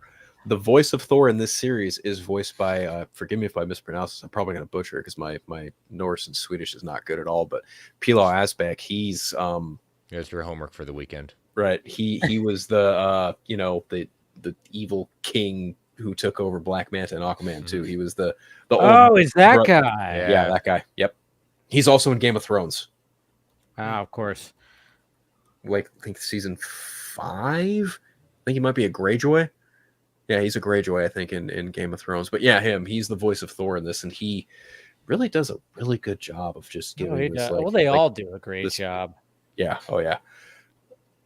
Oh yeah, that guy. Yep. Yep. Mm. Yep. When you see him, you go like, "Oh, it's well, let's see, not that. I didn't mean to do that." Oh yeah, it's this guy right here. Which you see him, you go, "Oh yeah, that guy. This guy, right?" No, that's not. No. That is not him. Here, hold on. Oh shit! I typed it in and I was like, "Oh, is it that guy?" Nope, not that guy. Hold on. I have the thing right here. Let's see. Thor. Who's playing Thor? Oh no, he plays Andvari or whatever. Yes. Yeah, that's who he plays. And I forgot that John Noble plays Odin. That's right. Alex, Axel Corey going wrong, Stoll is in Ginger. this. Okay. Corey Stoll's in it as well. Yes. Yeah, I forgot that he was also in it. But who plays? Oh yeah, it's okay. Yeah, okay. Because I have the right here where it's they released that whole this right here. Boop, right there. So that's everybody right there. Yep. And then I forgot that Lauren Cohen's in this too. Peter Stormare too. Yeah. I know he's always like that Russian actor. I mean, I always think about him and he was in Armageddon, right? Yeah. And Minority Report, and he's always like, you stupid Americans, you're gonna be heroes. And he's always like, and also he was in Bad Boys 2. I love you, Harry. Yeah. And then of course Stuart Martin, of course, who's been in like a bunch of Zack Snyder stuff, Rebel Moon and Army of Thieves. But I'm not really too familiar with him. He's got Sylvia Hoeks, I think, was she in Blade Runner 2049? Is she Joy? Who? Sylvia Hoeks, she's Sigrid. Is she in that? I'm trying. Oh yeah, to she's the one that. Yeah, okay. she is. Yeah, she is in. Okay, who is she playing again? Love or Joy, one or the other. Okay. I think it's Joy.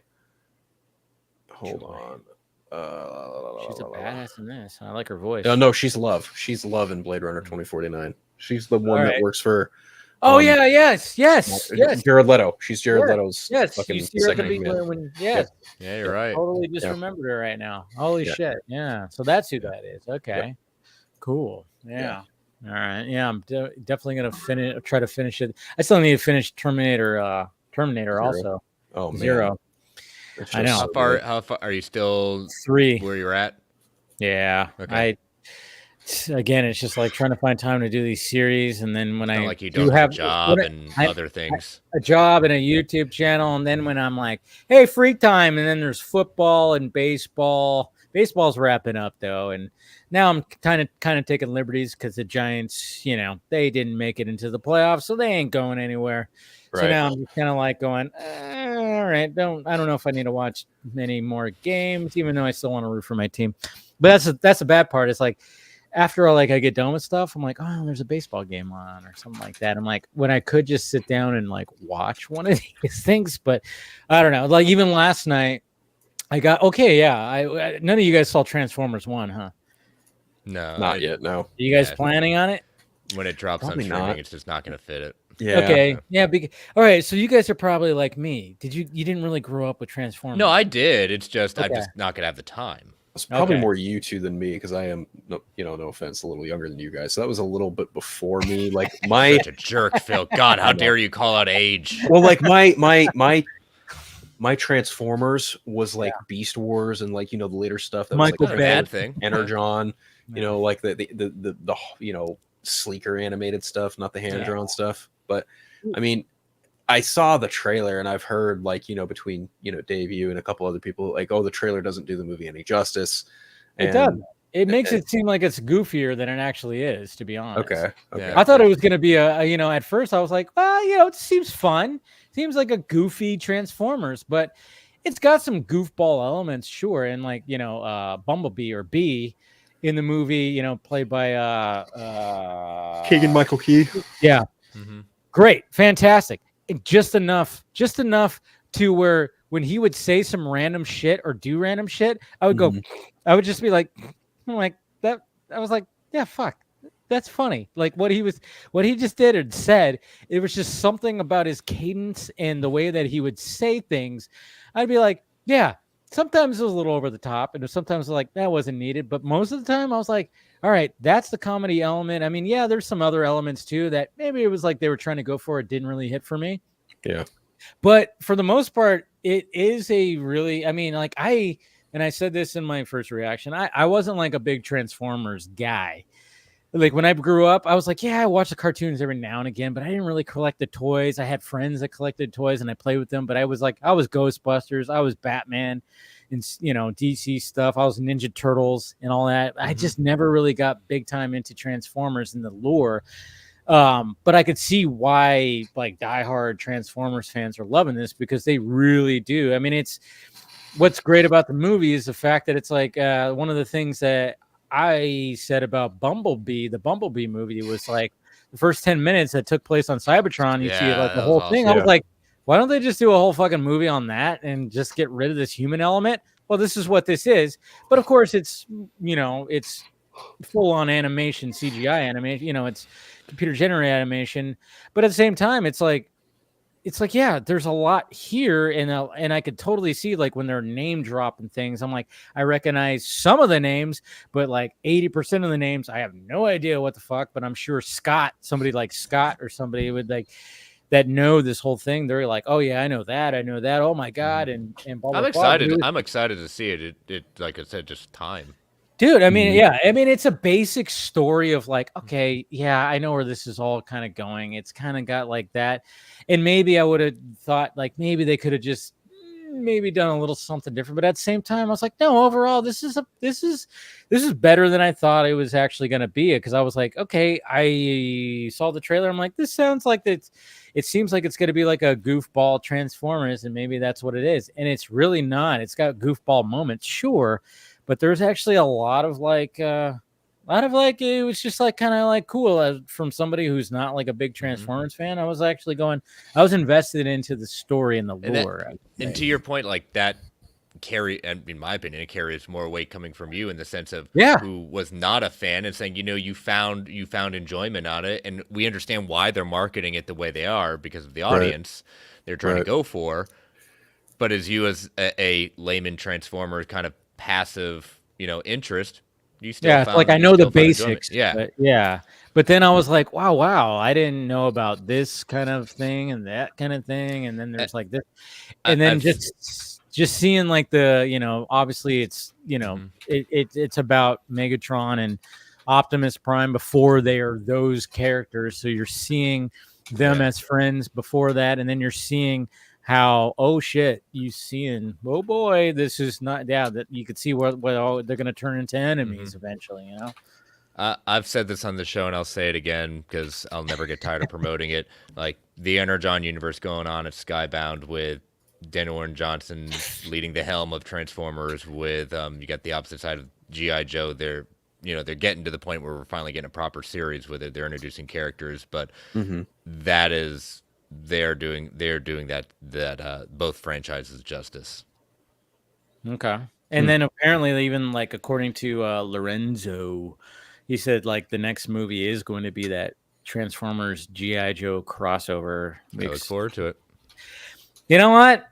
I say fuck it. You know what? I mean, when I watched, what was the last one called? Beast Wars or Beast something? Rise of the Beast. Rise of the Beast. Yeah. That's what it was. You know, I didn't hate it. I was like, all right, it's fine. You know, it's another, you know, humans and Transformers, and they brought, you know, I think that's why I'm just kind of tired of it. I mean, after the Michael Bay ones that were insane, and I enjoyed those, and then when it came to the Mark Wahlberg ones, I was like, what the fuck? You know, I just got to the point where I was like, what? Yeah. I mean, sounds like we doubled down on Bay and we just kept on. He did a good job, at least for the most part, of like the action sequences. The human element was so bad. I mean, maybe not with the first one. The first one was fine. Second one, it was like, all right, kind of like, here we go. And then the third one, I think a lot of people were just going, we're tired of hearing Shia LaBeouf yell out "Bumblebee." It was just like it got to a point. And I think that's where the comics right now are kind of getting right with the human element with what they're trying to do with G.I. Joe in the sense of figuring out Energon and what this new thing is. That's kind of where Cobra's coming into play. And they're discovering this element and what the Transformers are needing, and kind of how I'll let you know right now, like the whole Duke part of the comics, he sees what he sees in a fight with a Transformer, and it screws him up. Like Hawk goes and says, "You were part of the American dream. Now you're an American nightmare." You know? Oh shit! Wow! Yeah. Wow. Wild. Deep. Yeah, so it's going to be interesting to see how they approach that, because obviously, how many G.I. Joe movies we had? 3, right? 2. Oh wait, no, 3. 3 including the Snake Eyes movie. technically with the Snake Snake Eyes. Eyes. Yeah, I didn't watch that one. I thought it had potential, but I heard it was a shit show. I think it's one of those where you watch it and you kind of do what you just did, Dave. But it wasn't as bad as people made it out to be. Yeah. Because I watched the first 2 G.I. Joes, which were interesting because it was like the first one was like, all right, kind of cool. Wasn't that Steven Sommers who did the first one? Somebody look that up. Remember? I could have swore that Steven Sommers, who did like the Mummy movies or whatever, I thought he did that one. I might be wrong on that, but you know, and then of course it was kind of funny because Channing Tatum was in the first one, right? Mm-hmm. Yep. He's Duke, and they had Marlon Wayans, which was very strange to me, as one of the soldiers. I forgot who he played, and there were some cool elements. And then of course, when it came to the second one, they bring in Dwayne Johnson, and you go, "Oh wow, he's gonna save it." Dwayne's gonna save the. And then they kill off Duke right at the beginning. Yeah. And then it's just like, all right, Duke's like supposed to be like one of the main G.I. Joes, and what are we doing here? Like, it just, I watched the cartoon. I wasn't like a big G.I. Joe like collector of figurines, but I did watch the cartoon that obviously taught us a life lesson after every week, which was always cool when they did that whole thing. Well, kids, you know, you shouldn't. Now you know, and knowing is half the battle. Exactly. It's so cool. Oh man, but yeah, it's going to be interesting to see if that revamps that at least. But I remember seeing the Snake Eyes trailer, and I was like, maybe this has potential. But then I was hearing nothing but bad things, and I'm like, I'm not even going to waste my time, and I didn't watch it. So, but it seemed like that could have been cool because it's a cool character. I mean, yeah, I think there's. I mean, it's one of those things where I get why they tried to do it, but I don't know. It just the way they were marketing it and the way they were trying to do it is like, should this have been done? Okay, I have a question for you guys. And don't get me wrong. It wasn't like saying no one's asking for it. I was just saying, why are you trying to introduce it in this way? Yeah. So it's like one of those. Okay. Yeah. But I got a question for you guys. Did any of you guys collect G.I. Joes as a kid? I did. No. Okay, so Chris, you did. Mm-hmm. I did not really. I had friends that had that. And again, I was all about Ghostbusters, Ninja Turtles, and Batman. Didn't collect the G.I. Joes. Yeah. But do you remember when the same manufacturer, I guess it was Hasbro, that decided to do a Street Fighter line of figurines? They essentially just they took the G.I. Joe like template and just turned them into the Street Fighter characters. It was like the exact same figurines. You could even put 2 of the characters side by side and be like, holy shit, these are some of the same parts. Yeah. But they just like created, like put new heads on them and like different, you know, shirts. And obviously it's like, if it's Guile, corporations got to do what corporations got to do. Yeah. But it was kind of funny because I was totally into Street Fighter. I loved that. I was obsessed with that game. Played it. Me and my brother and my friends played it all the time. So when I heard Street Fighter figurines are coming out, and they were literally just repurposed G.I. Joes. It was like the same. They had the same movements, same body, same structure, but they just changed the heads and like the fucking wardrobes, of course. But it was essentially the same fucking thing. It was crazy. It was funny. In a way, you collected G.I. So yeah, in a way, I did because I collected Street Fighter characters because I just loved the game so much. But yeah, it was a funny thing because I remember like one of my best friends was the G.I. Joe guy, and we just were like as kids going, what the hell? Like we like put it together that these are like basically the same fucking thing. What the hell? But I mean, hey, I think that happens more often in the toy industry than we realize. dude, totally does. Hmm. Totally does. Yeah, it totally. Yeah, go ahead. I wasn't really much of a G.I. Joe kid. Like I was always like, I've got Batman action figures and Spider-Man stuff, but like that was again like a window before my time. You know what I mean? Like I saw that stuff in passing at yard sales, but I just never like I don't have that, the animated stuff that would. But for your, but like you said, for you, not even just an age thing. It's like it was really a true kind of 80s thing, and then they've tried to bring it back in different ways. It never took off. Nope. Yeah. They tried. Like they did same thing with He-Man. Like He-Man had a number of different animated shows that lasted, a season or two. Never took off in the same way the 80s one did. Yeah. But, See, it's so funny because I just typed in, oh, there they are. Okay, so you're bringing them up. See, that's the thing. It's like, okay, so they eventually just like Street Fighter got their own versions of the character, like where like the characters where they just made their own. But like again, if you look at this image right here, this looks like G.I. Joes. This is a group of them. It looks like G.I. Joes. Yeah. That is totally yeah. Yeah, you see like all the fucking the hinges and all the joints. Yeah, that's totally the joints. This was totally like G.I. Joes. This was like the first round of Street Fighter actual figurines. How they many eventually bisons got do they have? My God. I know, like look at all the bisons. But I had we need 3 bisons, we don't need anyone else, but we need 3 bisons. Of course. Always. But yeah, that was like the first version. Of course they got better and they got like, awesome looking, but yeah, for some reason it was just like them. That was like the first versions, and I remember collecting those. And then I remember comparing it to like, wait a minute. And I even knew something was afoot when I was 6, 7, 8, God, whatever. Dave, you're too smart. I know, right? Always ahead of the curve, guys. Always ahead of the curve. But yeah, it was just kind of cool because literally I remember my friend having, he had like a whole bin of G.I. Joes, and we started comparing. We're like, look, it's basically like Giles' pants look like fucking Duke's pants. It was just because they're both military men, but he's wearing a fucking tank top and got a flat top. Yeah. Little did you know that they were listening on those conversations. They probably were. They figured it out. They're on to me. They're on to us. My God. One of the last things we could talk about, going back to the Green Lantern thing, did you guys see that James Gunn teased that they might have found their Jon Stewart? I saw his little image that he shared. Yeah. Yeah. And then did you see who was possibly the someone that, of course, as people were saying, it's someone that they didn't see coming. Yeah, because obviously, I think a lot of people have been.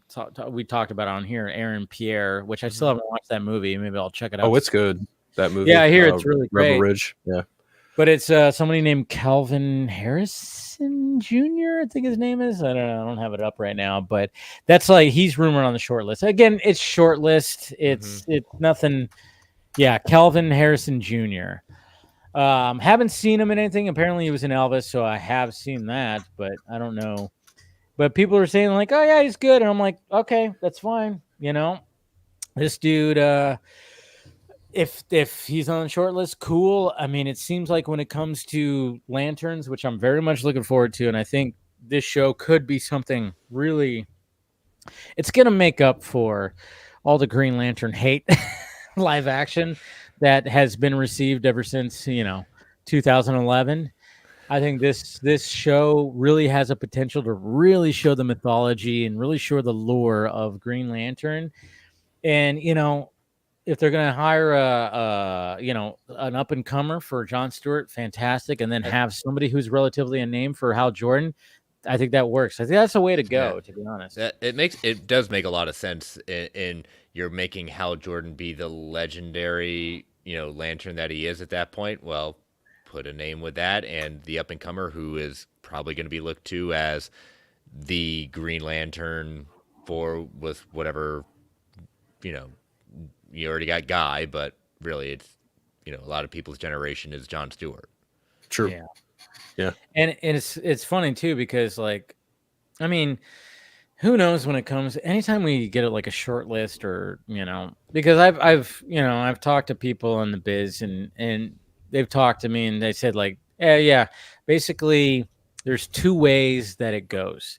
It either some of this stuff gets, leaked out or, given to scoopers or whatever the hell. It's either given, it can't, yes, there's the chance that it could be all legit and whatever the fuck, or it could be all bullshit. But then there's also the certain actor PR could leak it out and be like, oh yeah, they're rumored to play it. So then it gets buzz for that certain actor. Yeah. And then it gets eyes on that actor, and then it gets the studio looking at that actor. It doesn't mean the studio has ever even considered that actor, but the fact of the matter is like the PR team somehow, I don't know which ways, hey, maybe that one guy in his car who was shirtless could actually answer that. Anyways, we don't want to talk about that guy, Jeff Snyder. Anyways, sorry, had to take another jab. Or it could be the opposite, where the studio is going, hey, we want certain names and we want to get a buzz going, so we're going to drop these names too. And that could be a possibility too when it comes to this. Like when Brolin was a name that was dropped out first for Hal Jordan, it was like, okay, I was like, it's been too much Josh Brolin for me for a lot of this stuff. And I was like, but if he gets it, I won't hate it.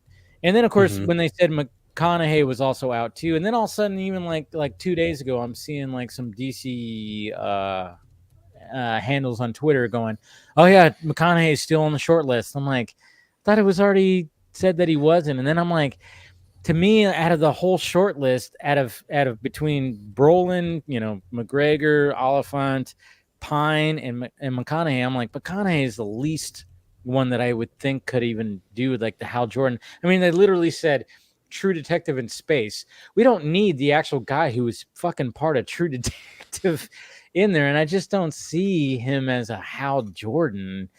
I mean, he could maybe pull it off, but I just, out of the short list, I'm like, he's the least one. I mean, I'm all about Timothy Oliphant, to be honest. Same. Yeah. See, I think we're all on the, because he's like, because out of all of them, it just seems like when you got Chris Pine, who's now directing movies, and maybe at one point, sure, but he was already in the DC machine. Does he need to be in it again? Yeah, he'd be great, but whatever. Maybe something a little better than what he's going out as. Yeah, true.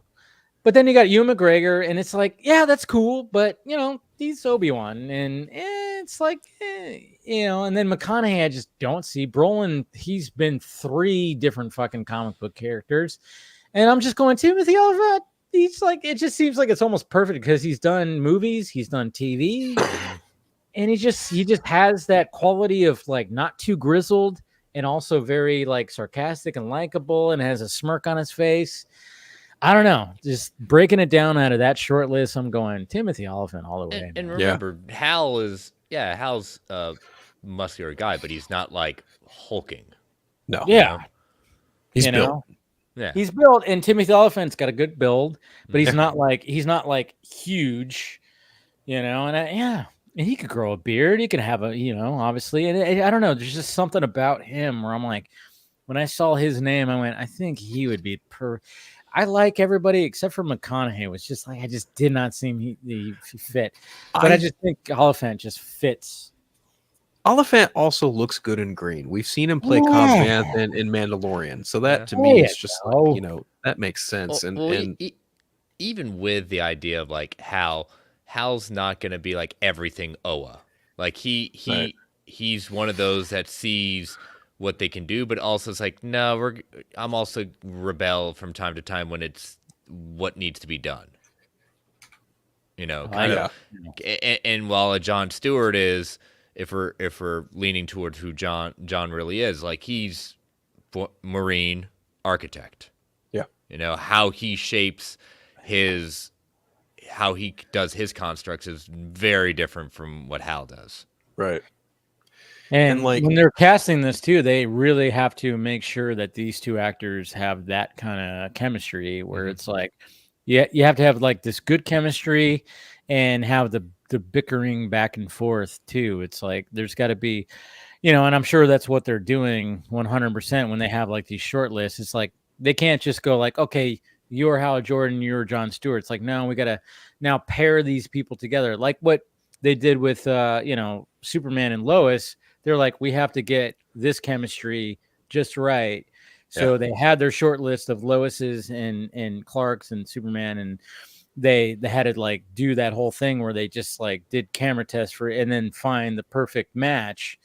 So that's another aspect is like, yeah, you're gonna have like these unknowns that are Jon Stewart, and then you got like these certain names. So it's like, but yeah, you got to see, and which is good too when you have like it's almost like the same thing with the characters. You have a veteran actor, then you have like kind of like a newbie who hasn't been around all that much, so it actually kind of works with the actual characters. So that's a cool thing too. Yeah, and it's like the chemistry between Hal and John is so very specific too, because it's not your average, rookie and veteran kind of thing, because they're both pretty seasoned in their own ways, because Hal's a fighter pilot and John is a Marine who's also an architect, so they both come from very different worlds, but they also understand like what goes into being being the guy on the spot and being in the moment and having to deal with these certain situations. And then Hal being in many ways the first, and John after Guy being the third Green Lantern. Like there is going to be a level of experience there, but at the same time it's just like I think a lot of people are really latching onto this whole like, oh, Hal Jordan's going to wind up being parallaxing, and I'm just like, I don't see them using that so soon. Yeah, they don't. It seems like that's really too quick, right? Yeah, right. Yeah. And also in the sense of John, even in his younger years, in the sense of like younger in the sense of introducing core, he wasn't afraid to stand up to Hal. No, not at all. And the thing is, especially when he's introduced in the beginning during the kind of the hard traveling heroes era, at that point where his first appearance was like, he called Hal out early. Yeah. And that's the thing. Like, that's something that I think is very crucial to a depiction of Hal Jordan. Like, you need someone there to kind of call him out on his shit, because otherwise he's just going to run around being the arrogant dick he was in Justice League War. Yeah. And here's the thing too. John never took on a mask. He didn't want to. Yeah. That's something very different. Good point. Yeah. Good point. Him and Guy Gardner are the only ones that never got masks.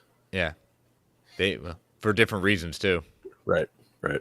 It's going to be interesting. Yeah, I know. It's going to be interesting to see how Guy Gardner is incorporated into this too. I mean, that's what's kind of cool. What I like about it is they're already establishing in Superman that he's just all about, he obviously he's full of himself, and if he's going to be have corporate sponsorship, and have like the shiny fucking leather, whatever the hell. Cool. And I'm kind of like wondering how much of that plays into this series too. And then even like the time jump, which I'm sure is going to be the case, is going to be part of the series, with the fact that there is going to be, and they're really going to just capture the lore. Like, this is not, when it comes to Green Lantern and everything that comes with it, with the mythology, I'm glad that they're not just going, well, let's try to fit it into a movie. No, they're going to like try to fit it into like 8 episode fucking series. And, just even things that I've heard even before all this, I was like, some of these concepts that were already like going around, I was going, all right, yeah, that's a way to do this, because there's too much here. I mean, kudos to trying to fit all that in that first Green Lantern movie, where they were trying to fit some of that. But I mean, there was just so much to fit in there. And then of course, to try to make it into like a shiny little blockbuster movie that fits the beats. It just, that's it. And then you just go, what the fuck is he fighting at the end? What is he doing? What do we... It's like there's some pieces there, but not quite. Yeah. It'd be really funny if like Hal and John, like this is ideal, and I'm not trying to set my expectations, but like say John is like a year or so into being Hal's effective partner, right? And they both kind of patrol Sector 2814. And like the joke is, what about that other guy? And then Hal makes some jab like, oh no, fuck him, he's the joke. Like, we don't talk about that other Lantern who's part of Max Lord's payroll. I'd kind of laugh if that were the case, where they treated like Guy Gardner like a fucking joke, right? Do that. Treat him like a fucking piece of shit, and that's probably what. Yeah, it's gonna be interesting. I don't know, but I think I'm just really I would say that's it. Just seems like, especially coming off the first episode of the Penguin series, it's like when you can really just flesh out these characters and just kind of like go like, hey, and we've seen it many times before, obviously with other shows, especially when it comes to like Daredevil and all the stuff on Netflix. It's like, I don't know. I'm just really loving the fact that they can, hey, we're turning some of this stuff into this, and you can really just flesh things out. I mean, one of these days we're going to get just like, we've already gotten like so many different Superman shows where they could just do the Superman thing.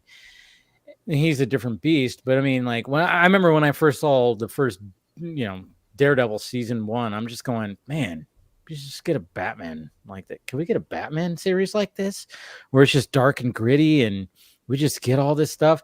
But at the same time, we've gotten so much Batman stuff. It's like they just go, no, put it in a movie. That's what sells. Like, yeah, kind of a tough ask.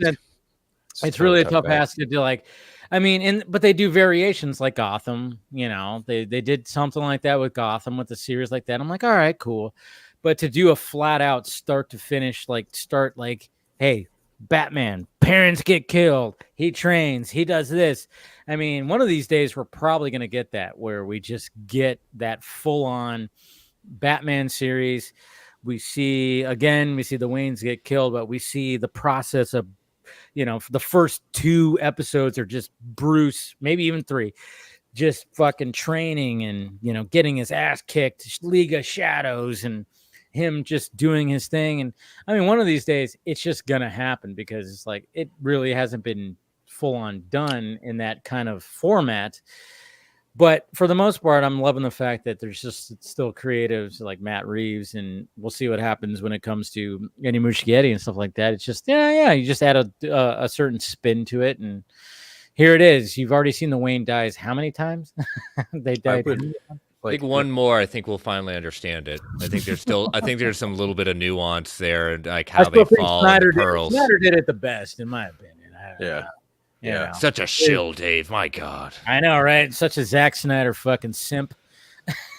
I mean, like in a perfect world, I've kind of thought about this a lot too. In the day of HBO and the day of Max, like in the day of 10 episode seasons, I feel like a perfect Batman show you could do like the first season based off year 1, and then you just kind of gradually progress through all of Batman's biggest hits as like the year 2, definitely. Season. I wouldn't even say maybe Long Halloween for season 2. Like, he year 1 establishes him as like the urban legend, and then year 2 is him becoming the detective, and then year 3 we're off to the races with like freaks and geeks of like Killer Croc and Mr. Freeze and Scarecrow and all that shit. Diving into like the all-star, like, with Batman, and then Robin getting involved. Right. Kind of stuff too. Yeah. Dark Victory. Yeah. Dark Victory. Yeah. You could start doing that. Somewhere. And then even have like a season 4 where, you could start diving into when he gets his back broken. I don't know. Or maybe that could be like a season 5 thing. I don't know. Season 5 or 6. Yeah. Yeah. Something like that. Where because I love that story, that Night's End story. Yeah. I'm like, I want to see that fucking live action.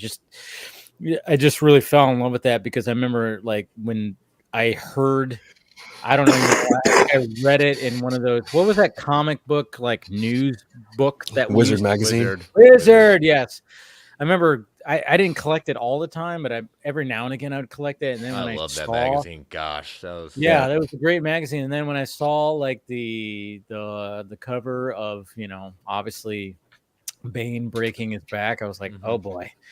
It was one of those things where you just went, okay, what's happening? And then of course with the new Batman that came out, the Azrael Batman, As-Bats, which I thought was like, what the fuck? Wait a minute, what's going on here? And then I thought that was cool, and I was collecting those books. And then of course when finally Bruce was coming back and doing that whole thing, Lady Shiva and all that, and that whole story, and just getting back into it, and then the way that they spread that story out with like their big fight and everything, and Catwoman and Robin and everybody being involved, I was like, Jesus Christ, this is just, I want to see this live action, but that's a tall order. That literally is a trilogy amongst itself. Yeah, it is. Yeah. It's too much. It's too much, but it's such a cool like redemption story kind of thing, and it's such a interesting story too, especially when the Asbat starts losing his mind. God, could you imagine seeing that kind of suit in live action? That Dude. would be wild. Right. Especially like at first the suit wasn't as crazy and as elaborate, and then it got pretty fucking crazy. Just like John Paul Valley got crazy. Yes, yeah. I mean, like at first it was like, all right, he's a Batman, he's got a full-on cowl, covered mouth, and it was like different kind of colors. It was cool, but he had a normal cape. Kind of normal cape, and then all of a sudden it got to the point where it was like, oh, he's got like a fucking helmet on, and his fucking cape was literally like made of blades. It's like it got to the point where it was like, Jesus Christ, don't touch his cape, you're gonna get fucking cut. I mean, it got to the point where it just got so insane. Everything was just so insane. It almost like it was a sense of like a normal Batman can't beat Bane, you know, just where he was, and so you got to meet him on a different level. And you almost thought for an instant when he did quote unquote break Bane in that issue where you got the full costume there. It's like, okay, when him and Robin said thanks kid and stuff, like, all right, he's gonna nope, he's gonna go full cray for a while. Knight's Quest where he lets Abattoir die and all that kind of stuff. Yeah, we go off the deep end a bit. Well, the fun there would also be something similar to how like the thing posited in the Batman, like, Batman says, I can't be everywhere at once. How do you get around that? Well, simple. You give him a bunch of bat caves all around underneath Gotham City connected by a subway system like he had in Nightfall. Yeah. It'd be a fun idea to play with, but probably expensive as all fuck. Yeah. Yeah. I just the whole idea of like letting his life's quote unquote his life's work, letting him all out. That was probably the most the thing, like saying, oh, what's the way you basically run Batman down? Just destroy his life's work and put him all back out there. It was kind of one of those things I always had a problem with Bane. It's just like, really? You want to prove you beat him by in the sense of like when he's down to his lowest moment, you beat him? Oh, come on, man. You're the whole psychological thing. You were great until you're saying, oh yeah, I beat him when he was at his lowest point. Think, no, did you really? Did you really? Did you? That'd be a fun trilogy to make animated.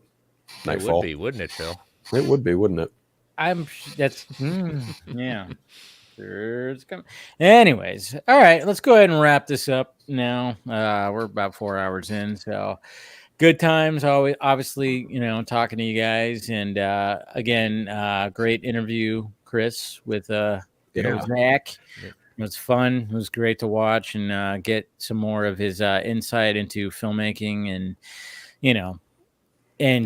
getting into like the process of just things that he was doing. And I love it's always just, especially like when in a setting like this, when Zach's not like sitting in a chair at a press junket and he's just got to answer questions.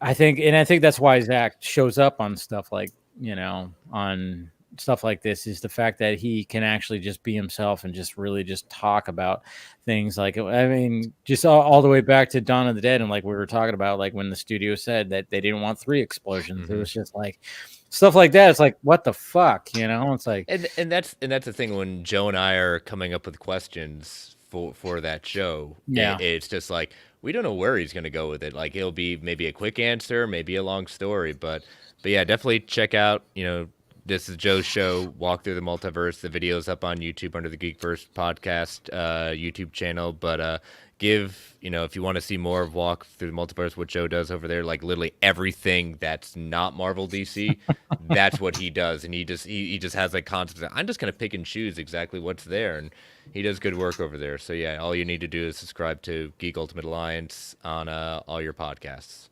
There you go. Check it out, guys. And Phil, you had your show tonight too, right? I did, yeah. Every Friday, Phil, just on my channel at Unfiltered. I'm currently working on another episode of The Eternal Night with an alum from the Geek Ultimate Alliance Network, funny enough.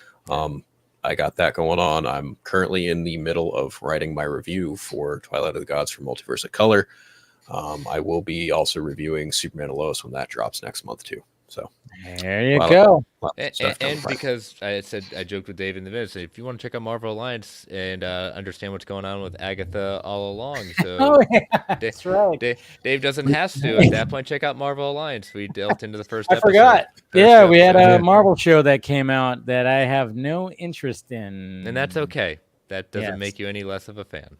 Yep. Yeah, I'm just like, as much as I love Catherine Hahn and Aubrey Plaza, I'm not going to reactivate my Disney account for that show. I was like, I'm just going to pass. But hey, Chris has watched it.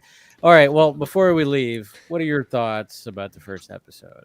At first I was like, the first episode I said, okay, I'm kind of feeling this, and the second episode was like, until the ending it was like, but I gave it a second watch, and I think what saves it right now, and I'm not saying it's like Catherine some Hahn. people are like really good, some people are like it's really bad. I'm like, it Catherine Hahn does kind of save this show in the sense of like her she really does fall well into this character, but it's jury's still out on where I'm putting it, and it's just 2 episodes, and I feel like I'm okay in saying that it's okay right now. It is okay. Thing. It's like I've had a crush on her since what? Step Brothers. No, she gets naked at one point, but you're not going to see it.